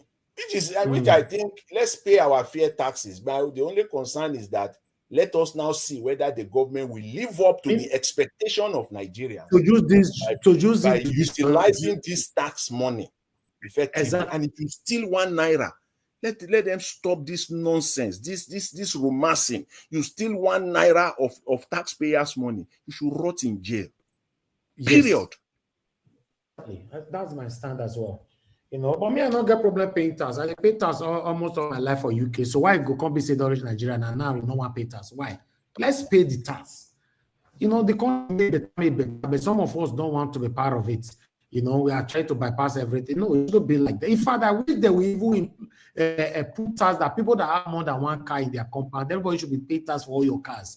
But the problem that we have, the reason why a lot of people are saying we will not go pay, because the money is going to some people's pockets.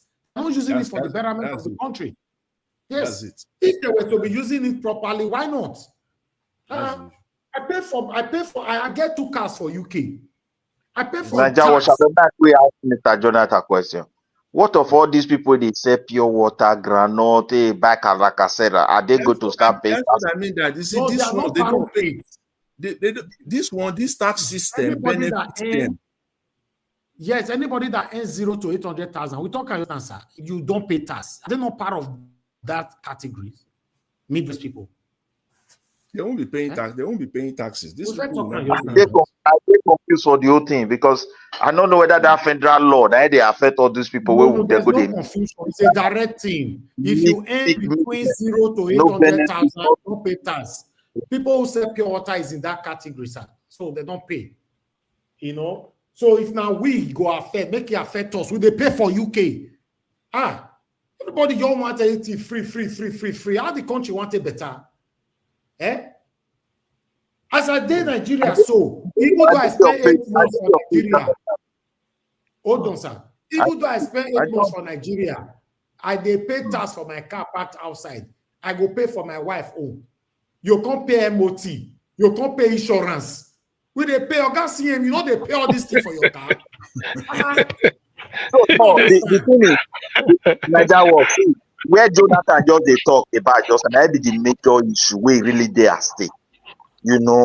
So that accountability go day, that motivation go day. Yes, so the accountability. Mr. Midwest people. Yes, I know where you are going. The accountability, we are calling for that. Then we are also calling for Nigerians that are trying to restrain, they are trying to bypass it.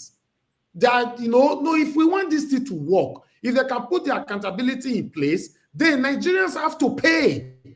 You cannot be. I don't understand. I don't want to make the country to move forward. Now every time blame government do this. Now make me reference to ourselves just now. Majority of the people listening to me right now, 80% of the people listening to me right now will live abroad. Are we not paying the tax? We have been paying it. We are surviving. I'm not read council tax. We are paying council tax. Augustine, are you not paying council tax? The tax, why would they pay for you? See, the tax, that council tax, there is no way wait till you pay for this year, now you go pay next year. Never. At least you go put shishi. At least he must add 1 kobo equivalent on top. He can never, if you pay 100 naira this year, at least 100 naira 1 kobo next year. Next 2 years, 100 naira maybe 10 kobo. He must add something. It can never be this. It can never. And you cannot bypass it, say you not go pay. No. You get as in the collect.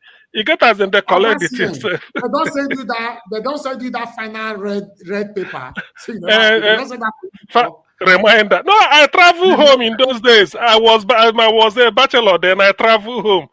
I have this thing in mind though. You know that kind be where you go say, my pay. I know say before the next one go due, I go don't return. 2 weeks I go one due. So I don't know waiting, just carry my body. They look TV in the morning. I just forget. From there I come back, go airport.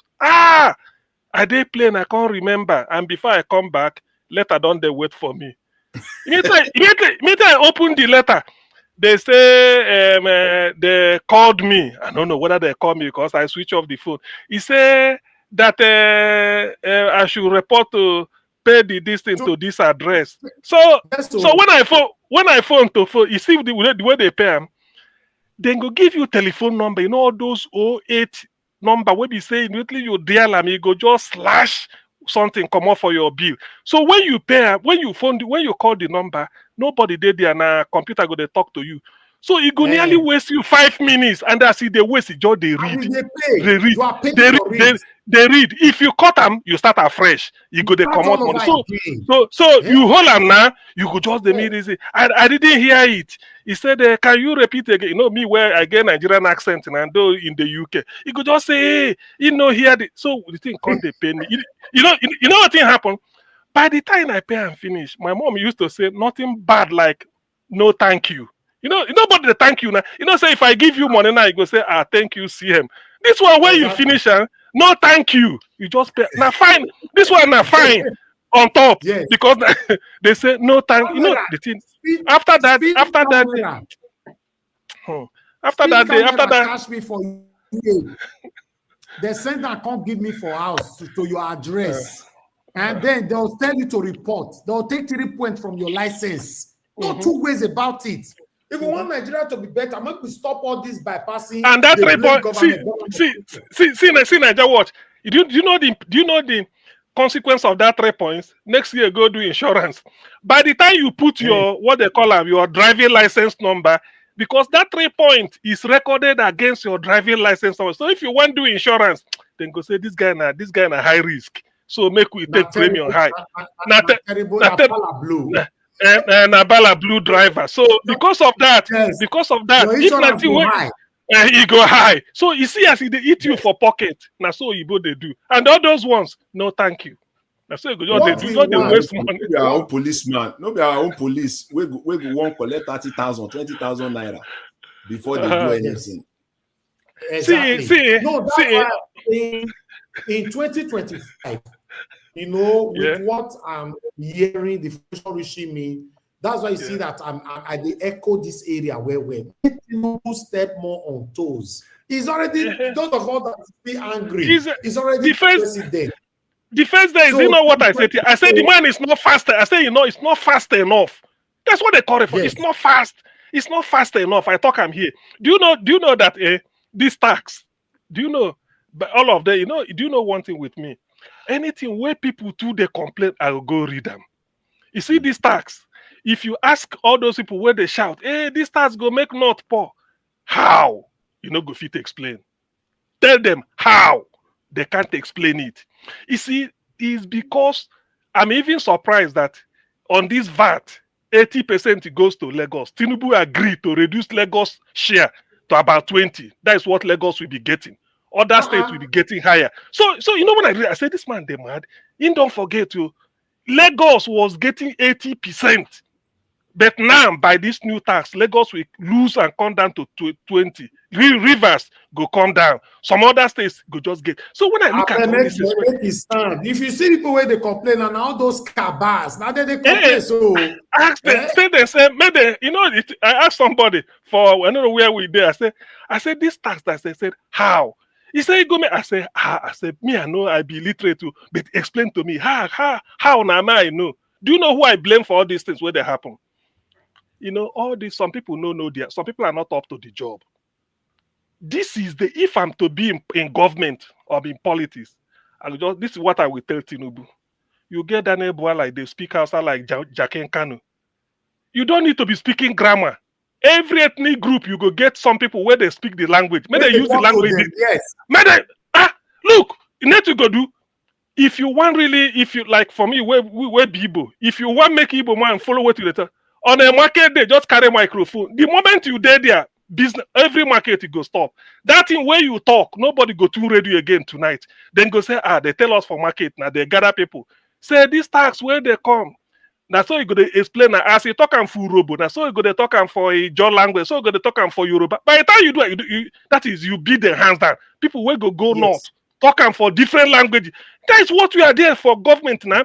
This English, where would they take govern ourselves? That is our lingua franca. But sometimes a key policy of the government that it will benefit the people. If you go to speak for 20 for AIT for Arise, nobody you go just they're lost in transit. So what you go do be say you go say I remember when Obama was in the US. He get something where he want the thing tire him. He just fold the long sleeve, that white way they wear. Begin go town hall meeting. Before and the parliament or the Congress, they pass the bill. He begin go town hall meeting all over. They tell them when he cut out, like say he still they do campaign. They explain to them what before they pass them. So what he go do, what in Tinubu for do now be say all those where they make noise, all of the gather them, Urobo Day. Find all of them. Say, look, this is your job. By the time you go to your market square, this will not be say you go studio because it don't pass. Go tell the poor people, say, you where they push wheelbarrow, no more tax for you. You where they do this until you reach like so million. Then go say, are you sure? He say, yes. No, even Agbero touch you, nothing. Government say just chop. By the time you talking like this, people don't know, say yes, you mean well. But if you these people they dribble you, they use English, they go confuse their people. Inside the AC office. They inside this is because government is you versus the people. English is not our language.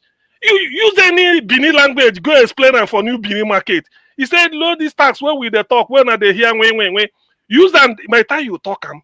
Now that people go say, this one we know the two radio TV again. He said this is it. You go just bring a Federal Internal Revenue Service where the shit come there, they tell them, say this is what the tax is coming. As you they talk, so give them 2 weeks. All this thing go quieting. So make I hear who go come say, explain it to them. They to be honest, the majority of us are already supporting this bill, and then it must stand. It has to stand. But meanwhile, let's hear from the people on the panel. Thank God that my brother is here, Oga Chris. Oga Chris, good evening to you, sir. Thank you very much for joining us. Happy weekend to you. Mr. Yar'Adua is the one talking to us right now. Mr. Yar'Adua, if you are there, sir, please, I better talk to us. Thank you for your patience. Good evening to you, sir. Good evening, Mr. Najabosh. Thank you very much. Thank you. Good evening, everyone in the panel. Baba Christ, Mama, our mommy, Mama Hecho. Mommy Hecho. Yes, I got it. Baba Jonathan. Midwest people. Happy celebrate. Hey, Baba, a doctor. See Odua. Hey, compliment of the season. Merry Christmas. I wish you the same. Happy New Year, Christmas in advance. Thank you. Good evening, everyone, listeners, commenters, and the viewers. You know, this is Imamia Meo, Kadaye, Obotao, Obiwenegekae, Ruese Kakaboese, Luni Mayi Beni, Numayo, Yusegyowa, Noye Moye Ku, Ruese no Tono Magao, Beni Sakai, Uwa Wato, Ufudere, Bemedugi, Nedu, Koyi Kada Kada. Thank you very much. We are grateful. Hey, Dr. Undibisi, welcome to the panel. Happy New Year, Christmas in advance. Thank you all. Yeah, well, because Baba Jonathan, we are saying tax. Because you said something that I think 500 million. Is in monthly any or yearly any? Because I don't really got yearly. Okay. And then because when we hear 500 million, or also person that Amy 1 billion, whatever, 10 billion, that they are going to pay the same distance. So, and then in other hand is when we are still talking of this tax, is he having his own card or how? Because when people talk, they pay tax. Because I don't really know, because I have not paid such tax before, so I don't know how it work. Or is it those tickets they are sharing for people in the New Benin market? No. They are collecting from us when we went and buy fuel, or how come? Because I need to understand more about all these tax. Well, the thing is, Odua, just to the much I know about it is that, say for instance, you are operating something like a kiosk or just a shop selling provision, say in New Benin market, like you said, accessibly, maybe the whole thing business where you they do, reach 10 million. Maybe everything, reach 10 million. So you start paying tax if you are earning above 800,000. So because reach 10 million, that's a percentage. The way they work them now, pay as you earn. So if your business is business of about 50 million, 40 million, 10 million, 1 million, that is a year, not a month. 800,000 means a year, which is the basic where they will start. So 1 million in a year means like maybe in a month you make like less than 100,000. In a month, these are poor people. Of course, somebody who earns in a year the total sales and everything in a month is less than 100,000 naira. It's not much by Nigerian standard, so you are not likely to pay tax. Something like that. There are people they are targeting, and do you know why? I know why. What I'm trying to say, like India, like Jonathan was saying before I came in the oil company. That is where these people are. That is where the target is. That is where you hear this million running into billions. Not poor people where they operate maybe it's where they operate all these kind of local shops in a corner distance. There's nothing now. You can't get more than 2 million naira if at all you reach. And then when you get to 800,000 means they remove that first. Then anything above it, that is what they are going to tax. Say even if you are earning what is it called? Even if you are earning something like say 2 million in a whole year, which is more than 800,000, it is assumed that 800,000 will be removed. That one is tax-free. So they will be basing their tax on something like 1.2 million, isn't it? To give you 8. So 1.2 million, that is where they'll be basing tax. So that 100,000 is just for you to put for pocket. And they will give you the lowest tax. That is where you start because you are not earning much. Because there are some people that are on an annual salary of about 50 million, some 100 million in Nigeria, in some businesses or in some companies, some 40. So these are the people that can pay some fraction as tax, and whatever they are saying is for the whole year. So if it's 500,000 you're going to pay for the whole year, they divide it monthly. Whatever it gives in a month is what you are going to pay.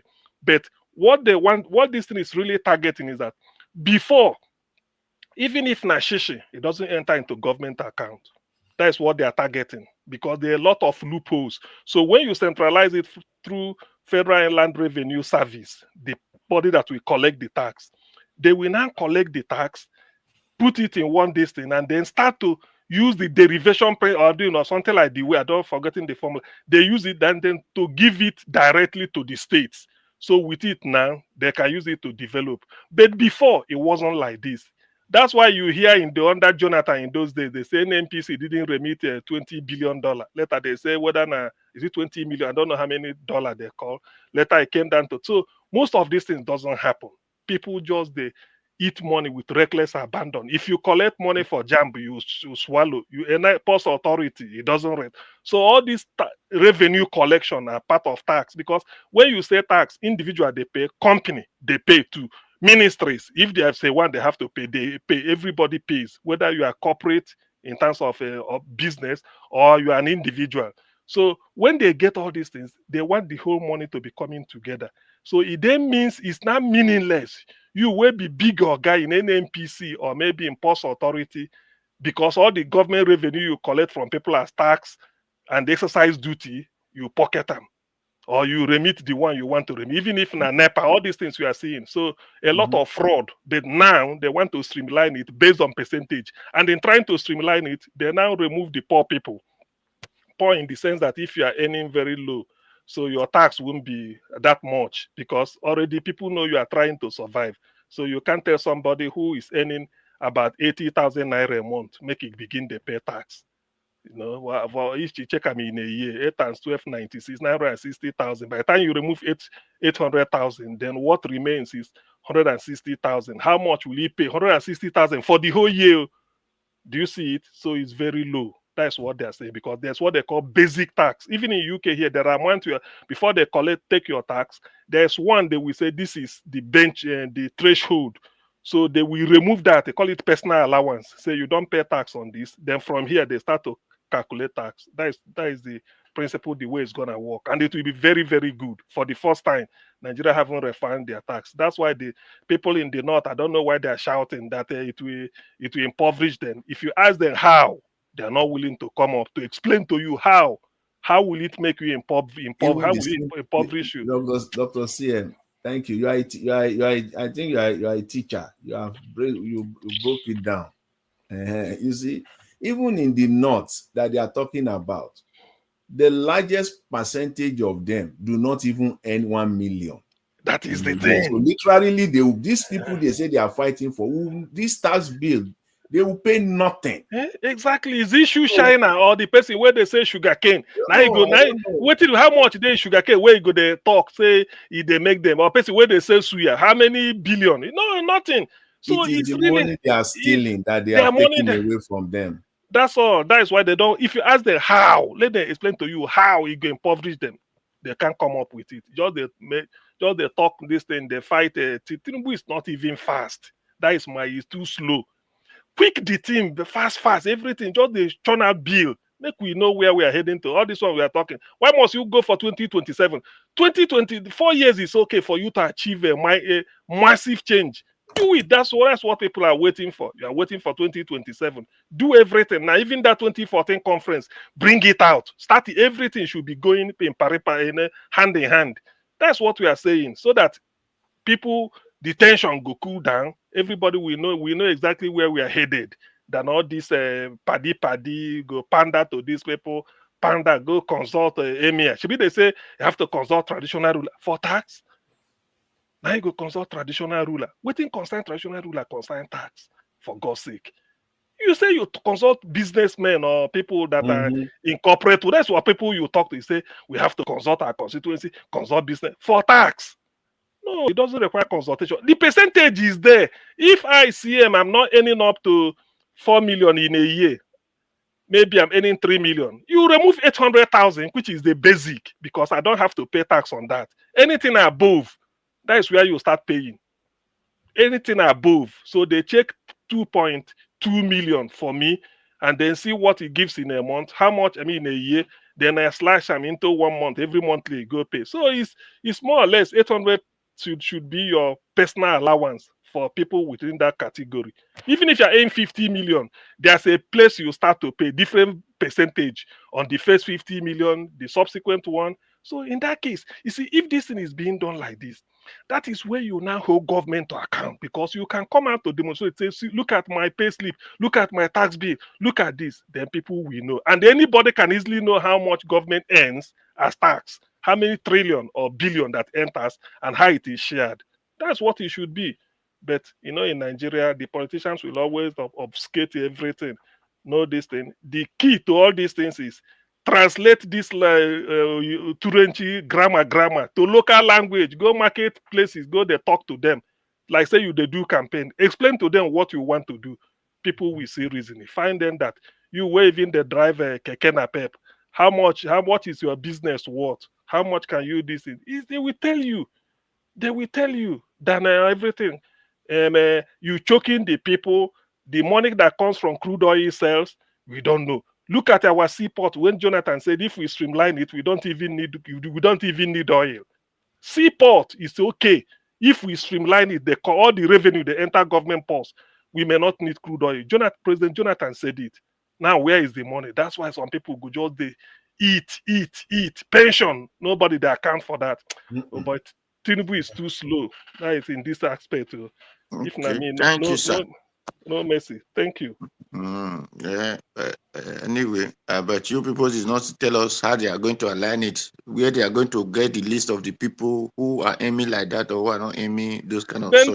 they don't wait. They No, get government. you see now. You see, let me answer, Mr. Odua. You see, now Nigerians will now have to be. They must now be aware that any money you take to the bank now, this law now mandates the bank now to notify the tax authority of how much money enter your account. In this tax bill. Yeah. So all the money that enters, so if you have a Zenith account now and you are putting Naira there, and at the end of the year, you will have to explain that this 30 million that enter my account is not income. It is this, it is that. You must explain now. Otherwise, you will pay tax or taxes on that amount. So it is not that you can't hide anymore. If they implement it, you cannot hide. Nigerians will pay taxes. Unless you are not using bank.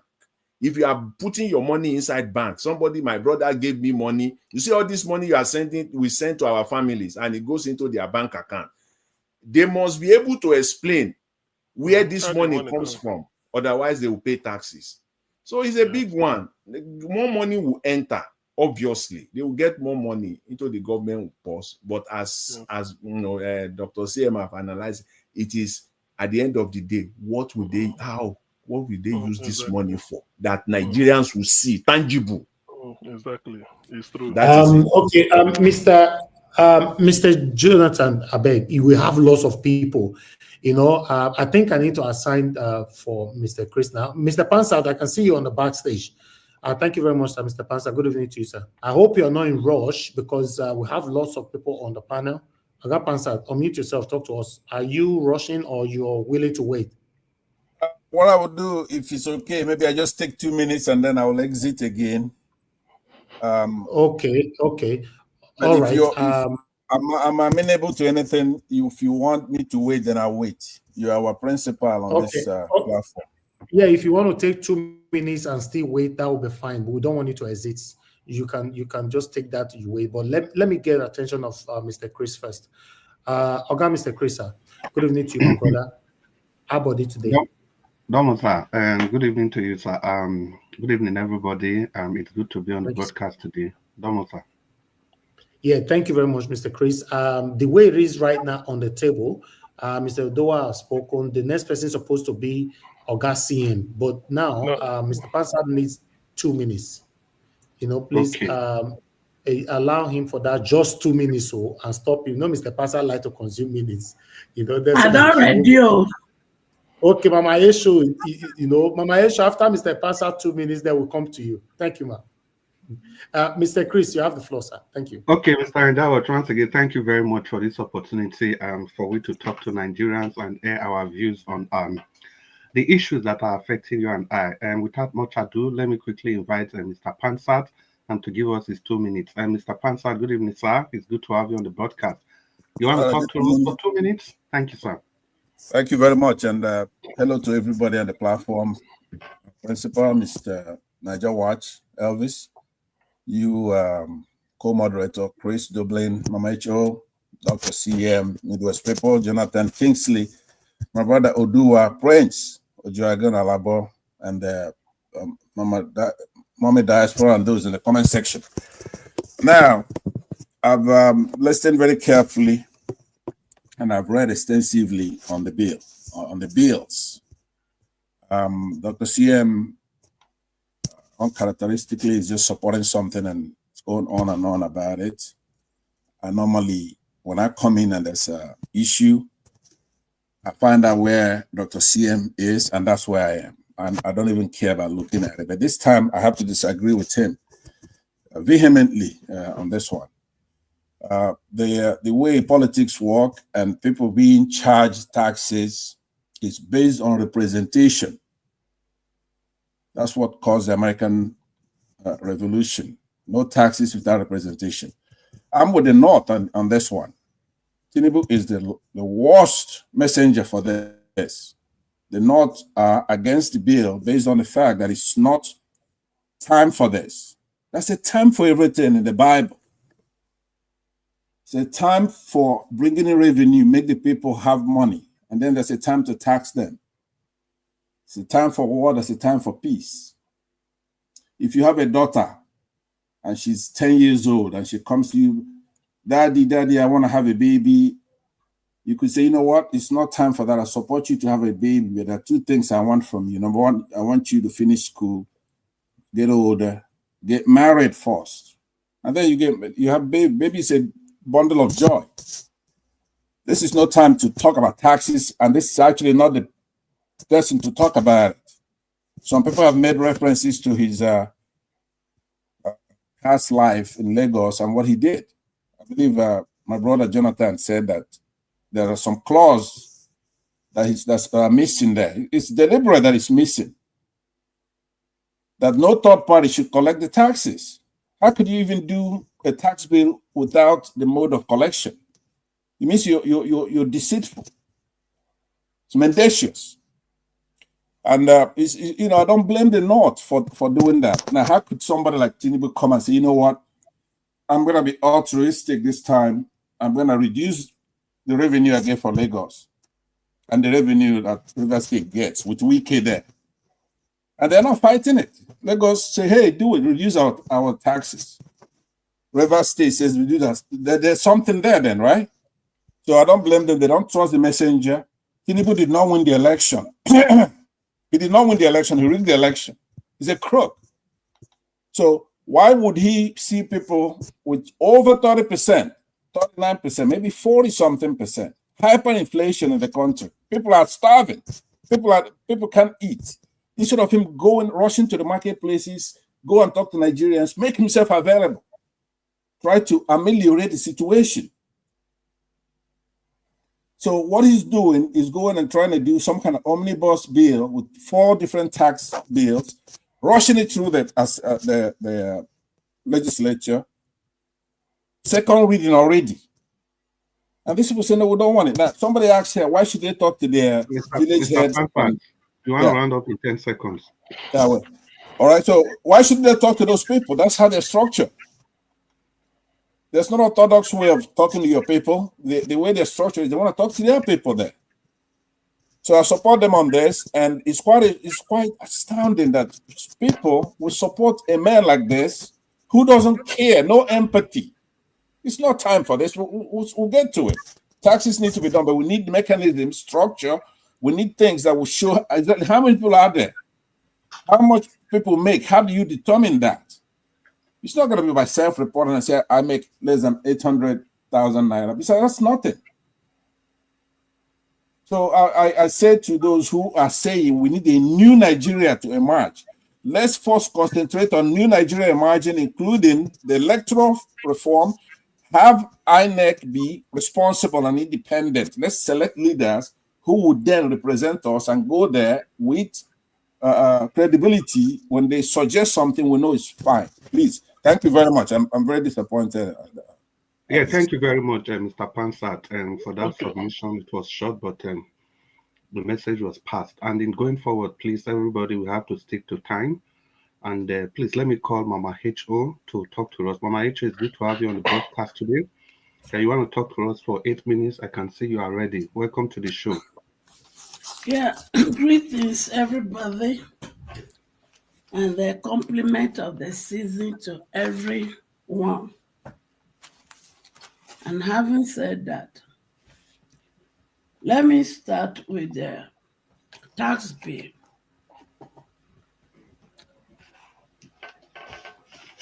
First of all, for the Northerners who are crying, ewo, ewo, ewo,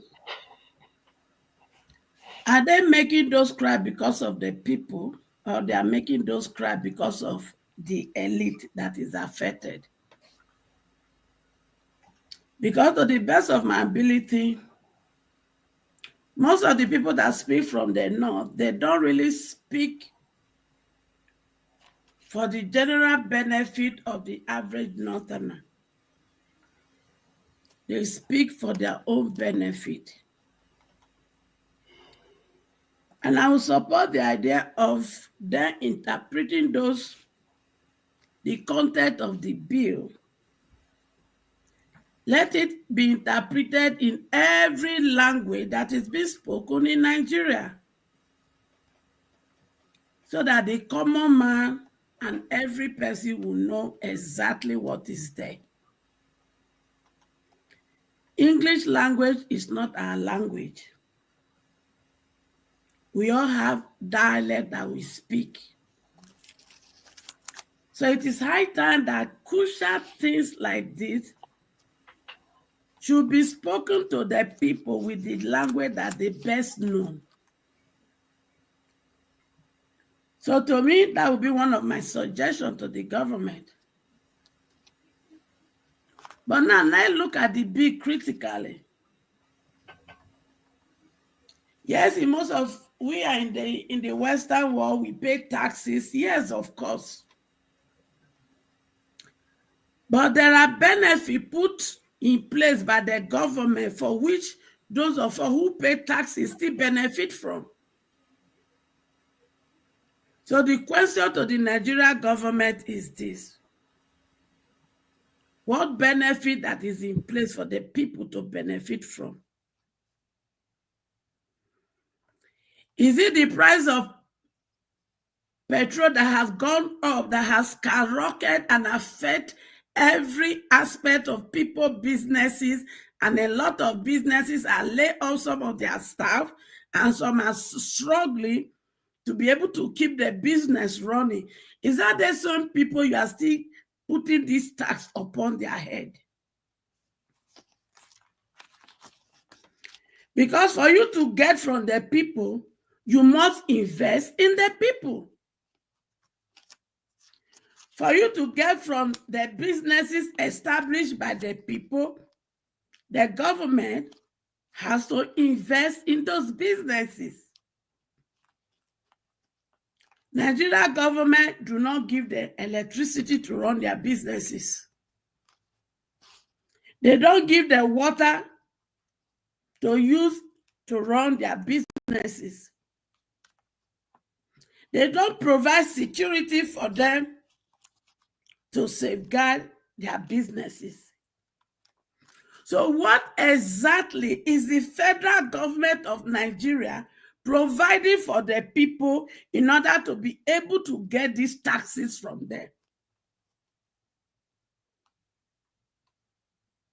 Because those of us that wants to justify that we pay taxes heavily in the Western world, yes, of course, but there are things that are put in place for you and I to benefit from, even while we pay our taxes.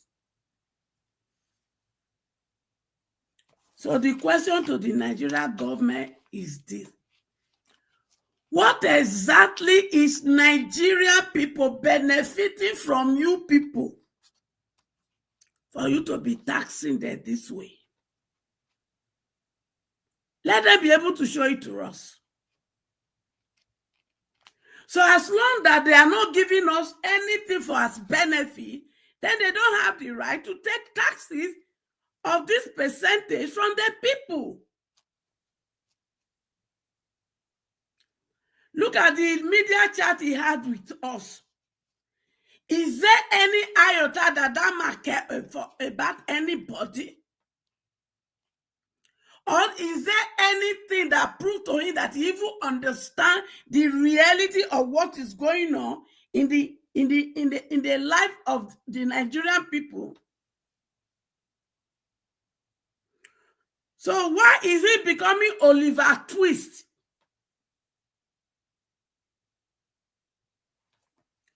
So their bill, the tax bill, is coming at a wrong timing, because there is nothing they have put in place to elevate the suffering of the people Rather, they have chosen to add more suffering to the people.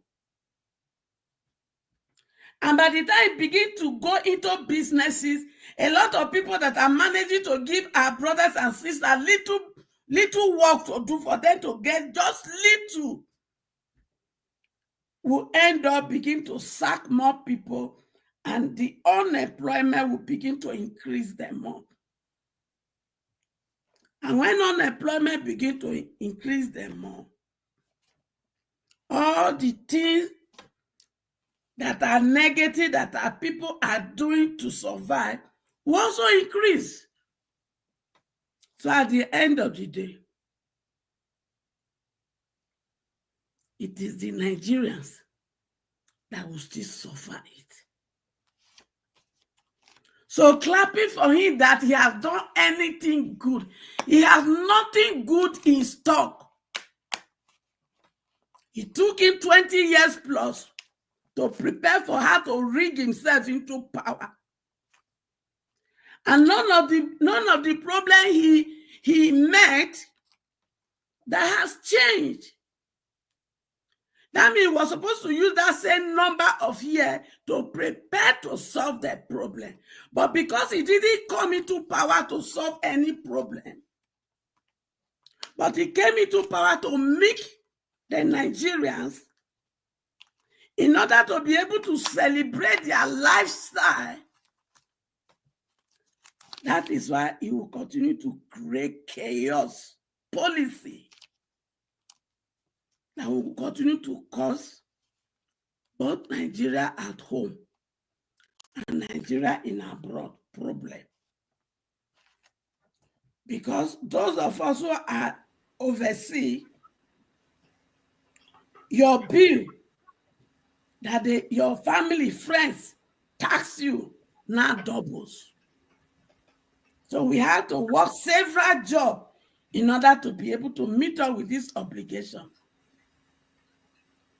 And to think of it that a lot of people, of our people, and now have to stress themselves to the point a lot of them end up in quite untimely abroad because they are trying to meet up to take care of themselves and also to take care of family back home. So, senior boyfriend Tiff Tinubu, Mama Echo, please round up. 30 seconds. Not making sense to us. If you want to tax us, put everything in place so that we can benefit from the government and be able to pay your taxes. Thank you. Yeah, thank you so much, Mama Hecho. That's a different perspective, and that's what I like this platform for. There's a parable in Benin that everybody cannot just sleep and face the same side. Thank you, Mama Hecho, for that divergent opinion, and also Mr. Pansat. I can see Oga Ndubusi joining us, and we'll come to you shortly. And before that, Prince Ujagun, if you are there, you want to open your microphone and talk to us. Good evening, Prince. Good evening, my wonderful people. Good evening, Mr. Prince. It's good to have you, sir. Please talk to us. Thank you very much. Let me just extend my greeting to Mr. Niger and Mommy Diaspora and everyone at the panel. I just want to say thank you to Prince, everyone. I greet you, sir. Good evening to you, sir. Thank you, sir. And congratulations once again, sir. Thank you, sir. More of that to come, sir. That is what we wish everyone. So let me first of all talk about the comment of the write-up about the Odili, talking about the Nyesuwege, how he want to pocket on River State to his own personal estate. Yeah, it's true, but we thank God. The same person he imposed on us, he forced on us to come, become the governor of the state, thinking he will use him to complete his third term and fourth term agenda. But God fight for us, and today we are not saying that one is perfect, because that one too is also now everyone giving him that praises, he will soon turn to another gods in River State. I've told them several times, this is how you people worship Wike because of hatred of Amechi. He work against good luck Jonathan. So therefore, no, everybody did not even know. They have forgotten who Yesu Wike is. Rivers people welcome him just because of that hatred for Amechi. They camping to APC, fighting against good luck Jonathan. Wike today became an emperor in River State. Today, Simfubara is the same way they are doing. Before his 4 years, 8 years will end, he will turn to another thing because the money in River State is confusing them. It's making them feel, with these resources, I can be president, I can be anything. I can jail anyone, I can seize anyone property, I can do anything. So those are the things we are suffering in River State. But we thank God, in all of these things, we are still suffering. They are not still doing. Who are the people Fubara is working with? Is it not the same way Dili is worshiping, is doing the same thing with? Are they the people, the same people that caused River State, took River State money to the Northerners because of their presidential ambition, waste our money, our resources with nothing to show? They are still the people around Fubara today. But we know a time will come, all this one will end. We will push them away and there will be no more. Let me just talk about the issue of Tinubu and the North. This one is something most of us, we have already seen this coming, and we know the battle. The battle is not just about the tax reform.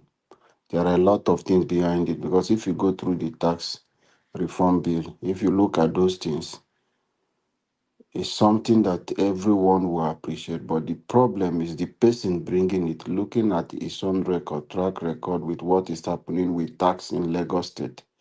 Some people are scared. Let not just write that one out about this very man. We don't trust him. We don't trust this very man. My worry is that my concern question I'm still asking. Someone is our president. Till today, no trace who is the father. No trace who is the biological mother. No trace everything about this very person. His voice, his age, his academic, everything is questionable. So that is another issue entirely. We should not even write that one out. It's questionable. Where he come from, his origin, his date of birth, his family background, all those things is questionable.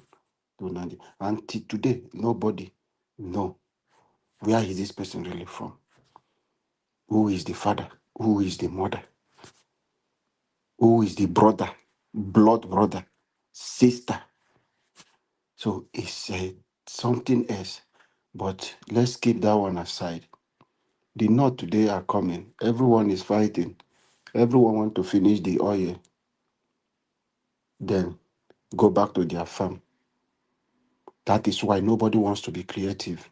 Nobody wants to do anything to think about, let me just do something to generate revenue for my state. Look at something. Think out of this oil.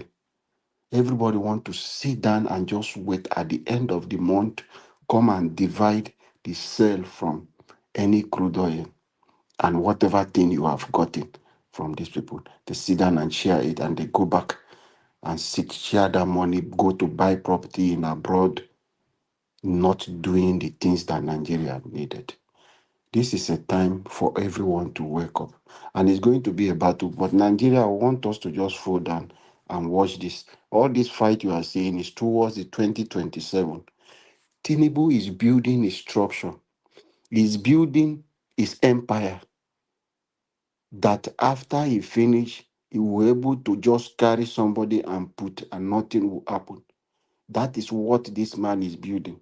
So everyone, every policy is bringing, is looking at the opposition, people who will challenge them, and he will silence you secretly.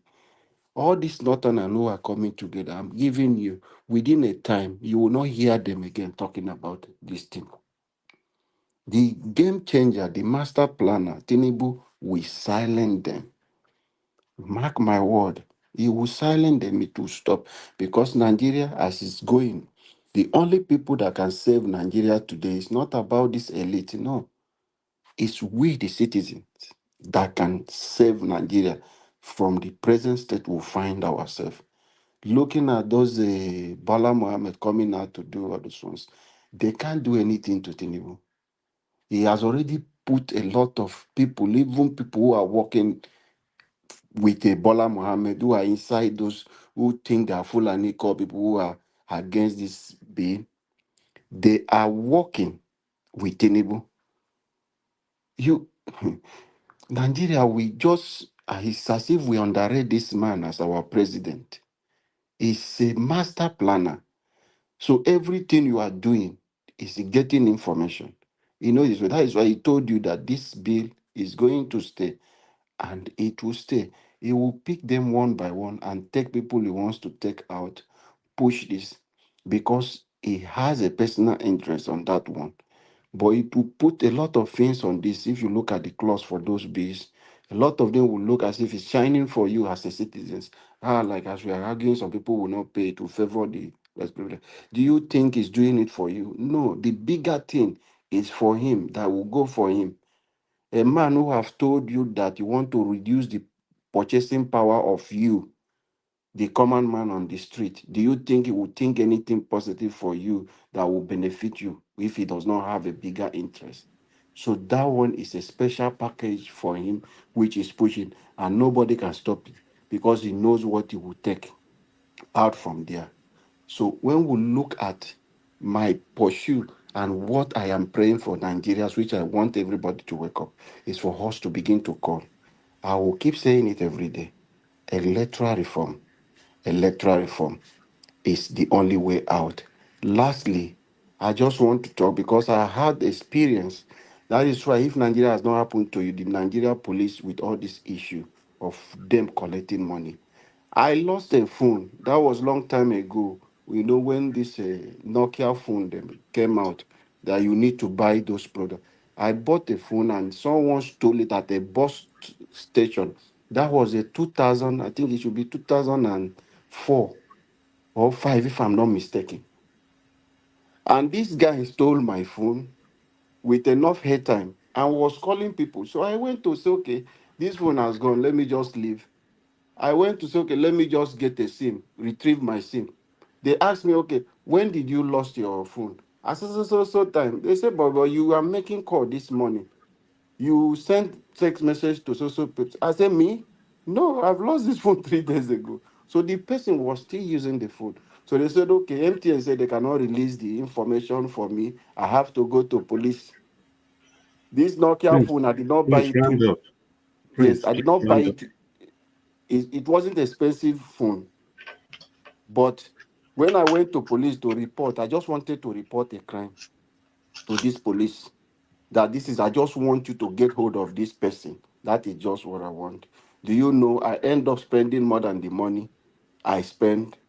I would have used to buy another phone just for police to get. And at the end, this police took my money and he did not even do one investigation, he did not do anything. The next time I went to see this man, he was speaking grammar for me. And how do we trust this kind of a system? Police officers. So it's really frustrating. So many people have gotten this encounter with them. But we know a better Nigeria is possible. All these evil ones, they will phase out and we will have a better policing system. God bless every one of us. Yeah, God bless you too. Yeah, that's why we actually come here to talk every day. Because we believe that a better Nigeria is possible, just like you just finished saying.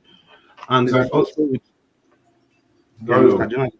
sorry, I just want to, quickly, before I lost that thought, to Okay. Mr. Alabo. Mr. Alabo, thank you. As we are talking about Rivers State and the people of Rivers State, the same people that supported Wike, they are the same people that were supporting Hamechi, their former governor, and then they switch. I just recollect there is this video. I mean, this Nigerian situation is not different from this story that is presented on this Netflix series. Mr. Elvis, I don't know maybe if you are listening. I don't know I'm if you here. are. I don't know if you know of this new Netflix series that just came out called Squid Game. Yes, I've watched it more than 10 times. You see the second season, season 2. Yes. You see, that is Nigeria for us. People buy their lives miserable, and when they have opportunity, they will still go back to that same thing. Even when they were given the opportunity to exit. Even when they are given the opportunity. So when we're talking of this electoral reform thing, it's sickening to me. It's sickening to me that Nigerians will not just wake up and do it. It's the best movie ever. If you have not watched it, go watch it. Anybody? It's the best Squid movie. is in fact, I was watching it. I said, "This is Nigeria. This is reality." What we need is this electoral reform. The people that are buying us, they are the same people that will still go and collect money, queue at their back at election. This is what we should focus on. Thank you, Mr. Jonathan, for that intervention. And Prince, Prince, you actually touched on so many aspects of this discussion. And the key for me, when you mentioned that the tax bill itself, it's not really about the tax per se. I think that's one aspect nobody has touched on since. I beg, make a touch on them, I beg, because I've been no touch on the aspect of the bill itself. I was in a hurry. Who is talking? Now, Panthat. I want make I give the detail on the tax itself. Mr. Pansat, it's supposed to be Dr. CM. Dr. CM, can you indulge us for 1-2 minutes so that Mr. Pansat can quickly see that? Mr. Pansat, quickly for 2 minutes, please, not more than. Okay. Thank you, Dr. CM. Now, the comment you made about waiting day for the tax bill itself, as waiting be the problem.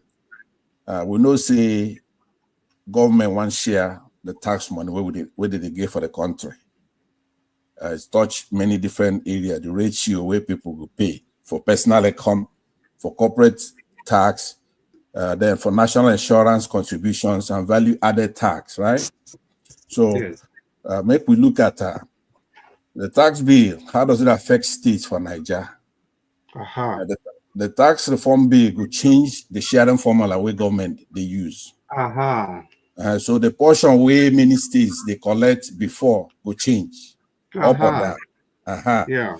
So under the old distribution formula, only 20% of the pool they allocate was based on derivation. So you understand that, Mr. Collins? So with the new tax reform bill, government will share 60% of the derivation. So 60% derivation here means they will share 60% of the total money based on where the money come from. So you understand? For example, if we get a total of 100 naira for the pool, say they will share 60% based on derivation. So make we say Lagos State contribute 50% of the whole money. It means say out of the 60 naira where government one share from derivation, Lagos State will get 50% of the 60 naira. You understand? Yeah, that's essentially it. I said that's essentially it. So just round it in 30 seconds, please. Okay. So because as you demoderate, it's important when somebody is reading out the facts, it's not really their time. It's not my opinion now. I want to read out the facts. And you also understand that Dr. CM is waiting. We have to squeeze out 2 minutes. I can yield back to him because it's not important for me to speak. It's so important for me to make the controversy, make everybody understand. Waiting be the controversy. Waiting they old, waiting they come where they new, waiting they propose. So make I give them back so that when there's time, I want to take my time, go technical on this. You sure you understand? So it's not important say I talk. It's important say I explain them well, the technical aspect of it. What can be the controversy? So I go make CM talk when there is a block of time, like say 5-7 minutes. Then I want to take my time, explain them well. So we just know they hear the point finger.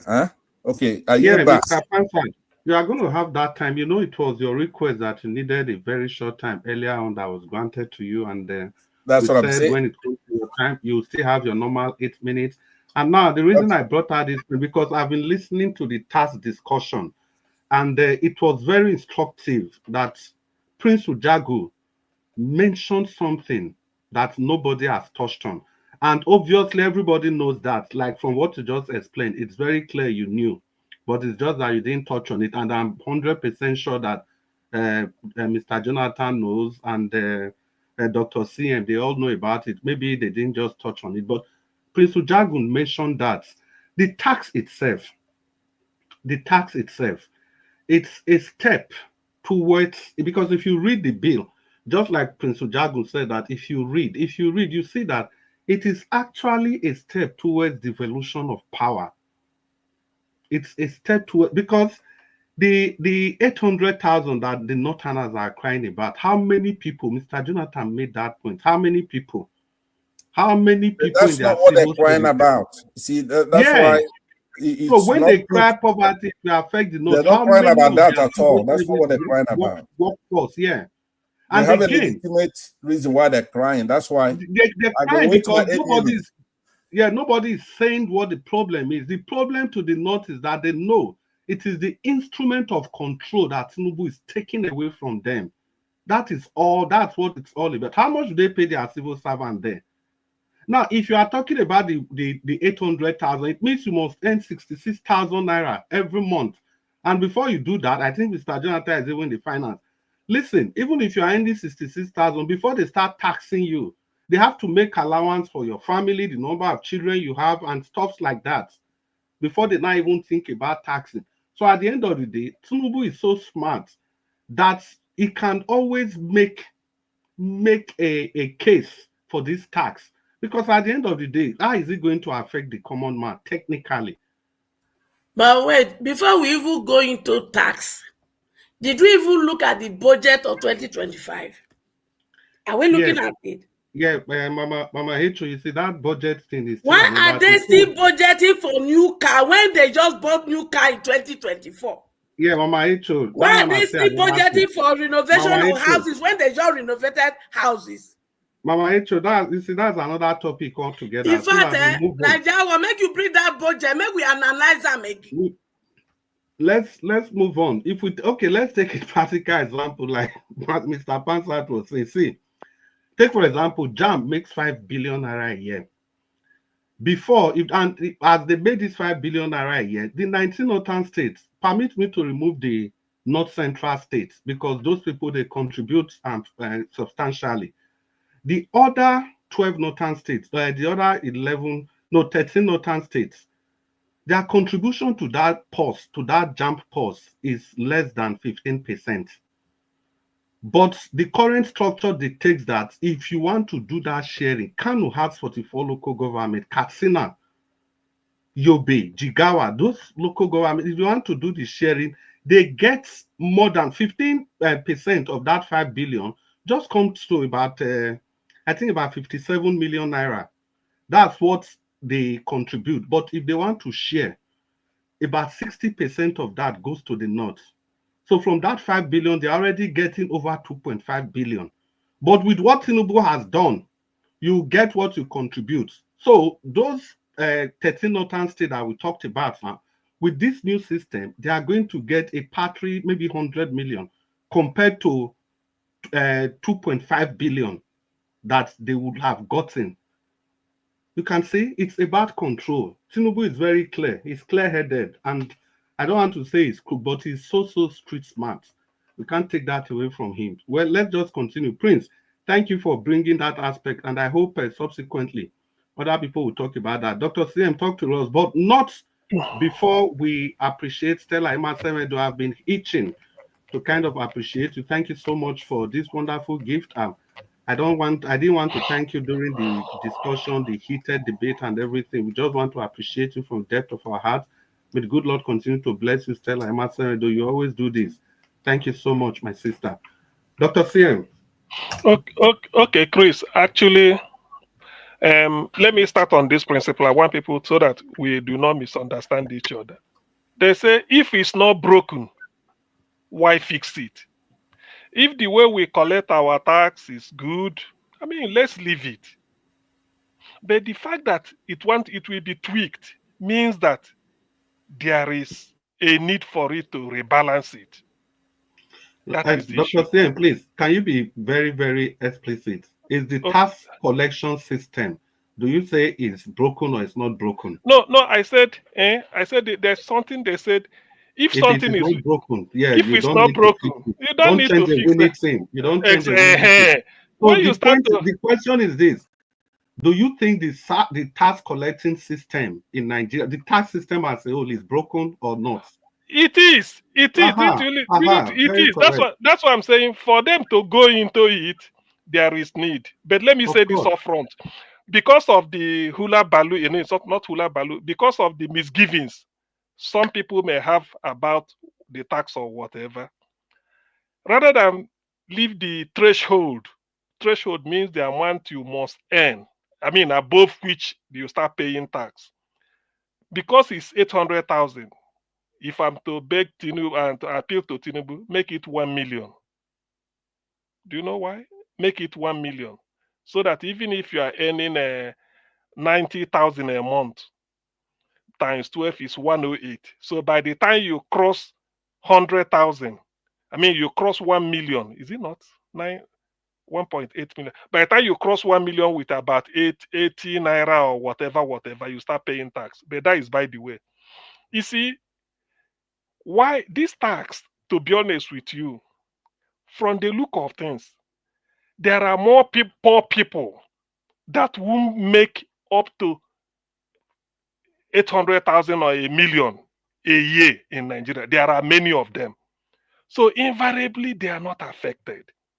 This tax, the target is the corporate businesses like oil companies, because NNPC is leaking. You know, JAMB, like somebody said, there was a time they say money they swallow this. They don't remit whatever they have to the government, because the FIRS, this tax originated from FIRS, Federal Inland Revenue Service. It is them that are the brain behind it. So because the amount of money that should be accruing to them is not coming. In the UK, we call it HMRC. His Majesty, because it's he now, His Majesty's Revenue and Customs. Everything goes there. That is the sole body. So they can tell you if they increase tax by 1 pence. So that is to say 1 kobo. They can compute it and tell you these are the number of people paying tax.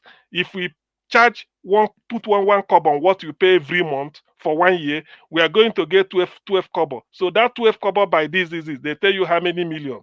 And they use it to execute whatever they want to do. So in this case, but the intrigues about this tax, like they're not crying now. They are not crying because of they are not being honest. It's because of the fact that the thing want to rebalance by this derivation should not be population anymore. It used to be 60% on population. That is, they fix it. 60%. They use a VAT or 60. It's not done. It's not done. Somebody will, like all this VAT, they're saying if you drink alcohol, all those things. So some of these things is injustice.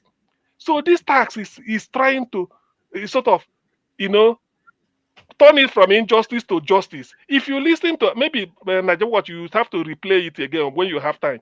The opinion of Seriake Dixon. If there is anybody, because the man made me to understand what is really going on. The essence of this tax, by rebalancing it, it's not really per individual. Because I know Nigeria is so many informal economy, you can't tell a vulcanizer by the roadside, how do you assess what he makes? These are people that will fall through the net, maybe for whatever reason. Yes, they won't pay. I agree to that. But the fact that Chevron is in Lagos, they operate in the Niger Delta according to Seriake Dixon, they use helicopter to go into the creeks of Niger Delta, operate, they do everything they do, go back to Lagos. The bulk of the million they're making goes to Lagos state government. He said they can't have it anymore. It should go to the state, Akwa Ibom, Delta, all these things that made it. These are the people this tax is trying to target. It's not really poor people per se, to be honest. I mean, something like civil servants. After all, have you know 70,000 minimum wage? By the time you raise it, if you're any 120,000, how much does it give you in a year? 1.44 million naira. If you remove 800,000 threshold, you are having about 600,000. 600,000 by 12, it may be about 500 or maybe something 5,000 or something like that. I mean, whatever it is, then they start to take tax on it. So invariably it is. But the thing about it is that a lot of lies are being perpetrated. Particularly somebody should come out and say we don't need it. No. I'm not trying to say, I'm not making an excuse or a support for. No. If on this tax alone, I see the man got it right. If you say you don't want to do it now, if not now, when? Yes, economy is bad, but it is bad because there are a lot of leakages. For instance, all these corporate exist. I mean, NMPC is not I mean, this is purely where they're going to get the billions from. It's not from businessmen. How many people can you say person selling rice? How much does he make? Because you have the tax person based on profit, not really the everything. So that is why those in the north will always tell you it will impoverish the north. It is not impoverishing the north. It is not what made the north. North is already impoverished as of today. It is not then that we make it impoverished. It's because of the fact that they are collecting money from the federal government based on population and they are not even investing it. How many schools do they build? Back at least in the southeast where I come from, people will tell you, oh no, renovate school, come and pay jam form, come and pay jam fees for everybody, expand our state university. This is what you keep hearing. You don't do this, but they don't. So already they are shortchanging their people, but because of the fact that they feel that the money they are getting, the elite or whatever, they cannot be able to be getting it again. They now say it's not going to impoverish anything. Rather, you are even trying to do justice to all manner of people. That is what we are saying. If you feel that Bayelsa is getting something derivation, what you should ask federal government is, what I even want is decentralize whatever is it, the state ownership of resources, so that Kaduna can mine their lithium, which is even more expensive than crude oil, and sell it and make the money. Gold is in Zamfara. They say they are selling it in Saudi black market. Why? Then Goshenite is in Yobe. A lot of things. So this is the opportunity to liberalize everything. If you feel you are not getting, there's something you have to get. If you cultivate, if you are going into agriculture and you're able to add value to whatever you are doing, value chain, you collect your derivation, everything. So it will be a challenge. Open it up, let everybody challenge. But that doesn't mean that maybe other issues like electoral reform, because these are separate issues. I know. When we come there, I will give my own submission. But on this tax, I've seen it. All it's trying to do is to rebalance. You don't share tax on population. You don't collect tax from the people. By the way, the people you are collecting it from are working hard. Then you now want to share it. You give it based on population. A man will have 20 children. You don't empower them. Somebody will have to empower your 2 kids. They earn money, you collect tax from, and then you say, this tax, let us share it. Oh, you have 20 children, come and take more. No, if you don't put in, you don't take out. That's what David Cameron told the British people. You can't be operating something for nothing. Economy. No. It's not good. It's not. If this is what it takes, this is what people should explain to them. So that you can even, do you know that it's even, people should now take responsibility that, look at my means of livelihood. I cannot support more than 4 kids or 5. Why? He said because whatever they are going to bring them up, I have to provide for them. Even if you make education free to secondary school, I should have to buy clothes, buy food. But the fact that some people will now say, it is better we have more children, it is better we have this so that we can be collecting, that is how people inflate the population unnecessarily. A man who will plan his family of 3, get them educated, give them skills, and they all earning money, you collect tax from them and tell me the guy will have 20, then he should collect more. No, that is regressive now. You are punishing the other side. That is as per individual level. But based on the corporate world, this is what the tax will address. The derivation, thank you. The derivation principle, the consumption based on that, it will rebalance it. But when will this thing be done? If you leave it, it continues. In that case, nothing. So if you can as well do it now, but with a caveat. If they can agree with me, 800,000, okay, say because of compromise, let it be 1 million, flat rate. Whatever it gives monthly, I don't know, but let it be 1 million. Instead of move it from 800,000 to 1 million. I agree to that. Then secondly, because you are doing it that makes, say now, states should now have the right over the resources in their land. So that if you now say you are not getting something from crude oil for derivation, you can sell gold and get something from derivation. You can sell your limestone, you can sell this and then get your whatever. So this is what should be done. We can't be operating a very crude economy. The world, the major source of government revenue is not crude oil, it's tax. We are taught this in ordinary level economics because some people may not have resources. They may not. Japan has got nothing. Singapore, I don't think they have everything, just from their seaport. So if you do it that way, Sweden. Yeah, so all these things. So in fact, they taught it in economics. The major source of government revenue is taxation. Every other thing is additional because not everybody will, not every country is. Dr. CM's Jara is longer than my own time. I mean, okay, thank you. Thank you. Jara time now. Okay, thank you very much. Let me stop like this. Thank you, thank you. It appears, it appears you are a pelican. It seems you have so much to say. It reminds me of the Pelican brief, Mr. Pansat. Okay, talk to us, Mr. Pansat. Right. 8 minutes. I was just waiting for him to land. I already signaled that his time was up. No, it's fine. I was Mr. just Pansat, I was 8 just minutes.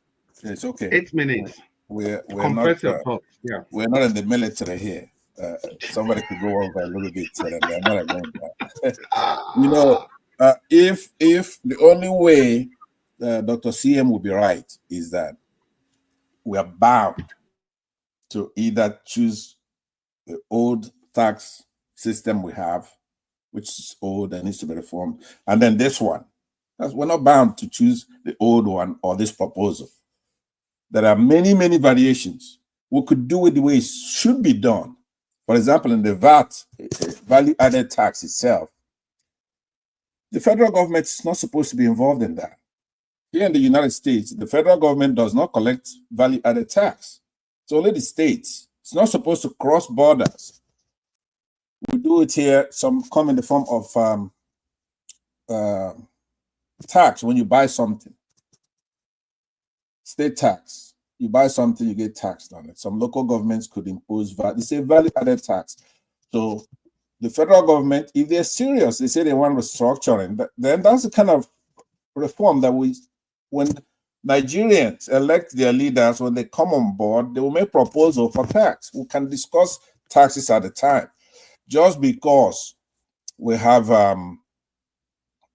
this idea about Tinubu, that he's just no good. So when he suggests something that's not like a killing thing, something that will kill us all, then we start saying, okay, he suggested something that is good. That's not the way, that shouldn't be the standard. Shouldn't be the standard. There's nothing here that should be celebrated. Let's start with the lacuna in some of these bills. Probably it'd be a good idea to give you time to look it over as far as the sections that I will talk about, like section 4.1 and then section 12. It needs to be reconciled so that it doesn't bring about people having double taxation. But let me ask you with my time now, Dr. CM, on those who make between 800K and 2.2 million, those in that bracket, are they going to be zero rated or are they going to be charged 15%? I don't know if you've read the bill to comment on it to that degree. If not, then I'll wait. And next time we'll have the debate to talk about it, because I said a lacuna there. You understand what I'm saying? So the North should be concerned when it comes to the threshold of the IPGs, that's income, profits, or gains for companies, those that are indigenous, the ones that are coming into the country, right? The 150 million threshold is too high. How many subnationals have that kind of numbers? So when it comes to the VAT itself, now I'm rushing through this because a long time you couldn't interrupt me when you have an answer for that 800K to 2.2 million. The point I'm making is that I think the pattern. I think that is the maybe proper. That is the woolly. When you say a woolly, you should say lacuna, but something like that's why I said raise it to 1 million. That's what they call threshold. Even if you are earning 50 million, there's what they call personal allowance. I think it's done like that. There's an amount they will first of all remove, even if it's shishi. They will say, okay, from now or from here, they will start charging you maybe first 15%, first 10 million, 15%. The next, anything above that, 22. Anything above that, 35. Then you start moving. But what I'm trying to say is that let them make it flat because of what people are complaining as a compromise, because they say it's 800. Bring it up to 1 million. Even if you're, so that in your own case, if you are earning 1.2 million, 1.2 million, it means that 1 million should not be touched because that is your allowance, that is your threshold. It is from that 200,000 down top that they will start charging you 15% of it. They remove it because you should have a personal allowance. They can't just take the whole of 1.2 and start hammering tax. After all, they're giving people that are not earning that. Oh, you come. That's what they call a personal allowance. Think that is the way every tax, because that is the way it operates in UK, and that thing that is the way the tax operates. People have what they call personal allowance, and it changes every year. Every year they can high it a little. As you are earning higher, they will be removed because every year, if you're on the civil servant, every year if they increase your salary, your personal allowance should, even if it's shishi, it will add something on top. What you shouldn't pay tax on until you pass it. If you pass it, they will not tell you that excess. They will tell you how they're going to be collecting tax. It's progressive. But the thing is, the people complaining in the north, they are not sincere. Instead of them to say they insist on population sharing, that is what they don't want to mention. They insist on 60% to go to population. But the people want to change it to 20. They don't want that because that is where they are collecting all the money from. So that's what they are complaining. And in the end, you can agree with me, or you know as much as I do, that does not even reflect in terms of the amount of money revenue that they collect from the federal this thing that goes to them. It doesn't reflect. And the people like in the Niger Delta are suffering it. That's why they are crying. Okay, but I don't not only I try to listen very intently. Not only is it non-responsive, right? You actually raise more concern. But in this particular issue, I'm against it from the point of view that we need a new Nigeria, and we're talking about restructuring the country so that people will be in charge of their resources in their states. We don't want the federal government coming down and taxing people to death, talking That's nonsense. no-brainer. That's no-brainer. I agree to that too. That is no-brainer.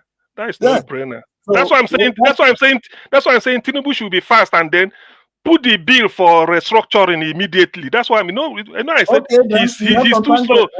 Why do you tangle up? They're not together. Hey, no. I'm not saying they put them together, but let the part of the bill come into the executive as they are talking of this tax, they are debating it, they are going to pass it.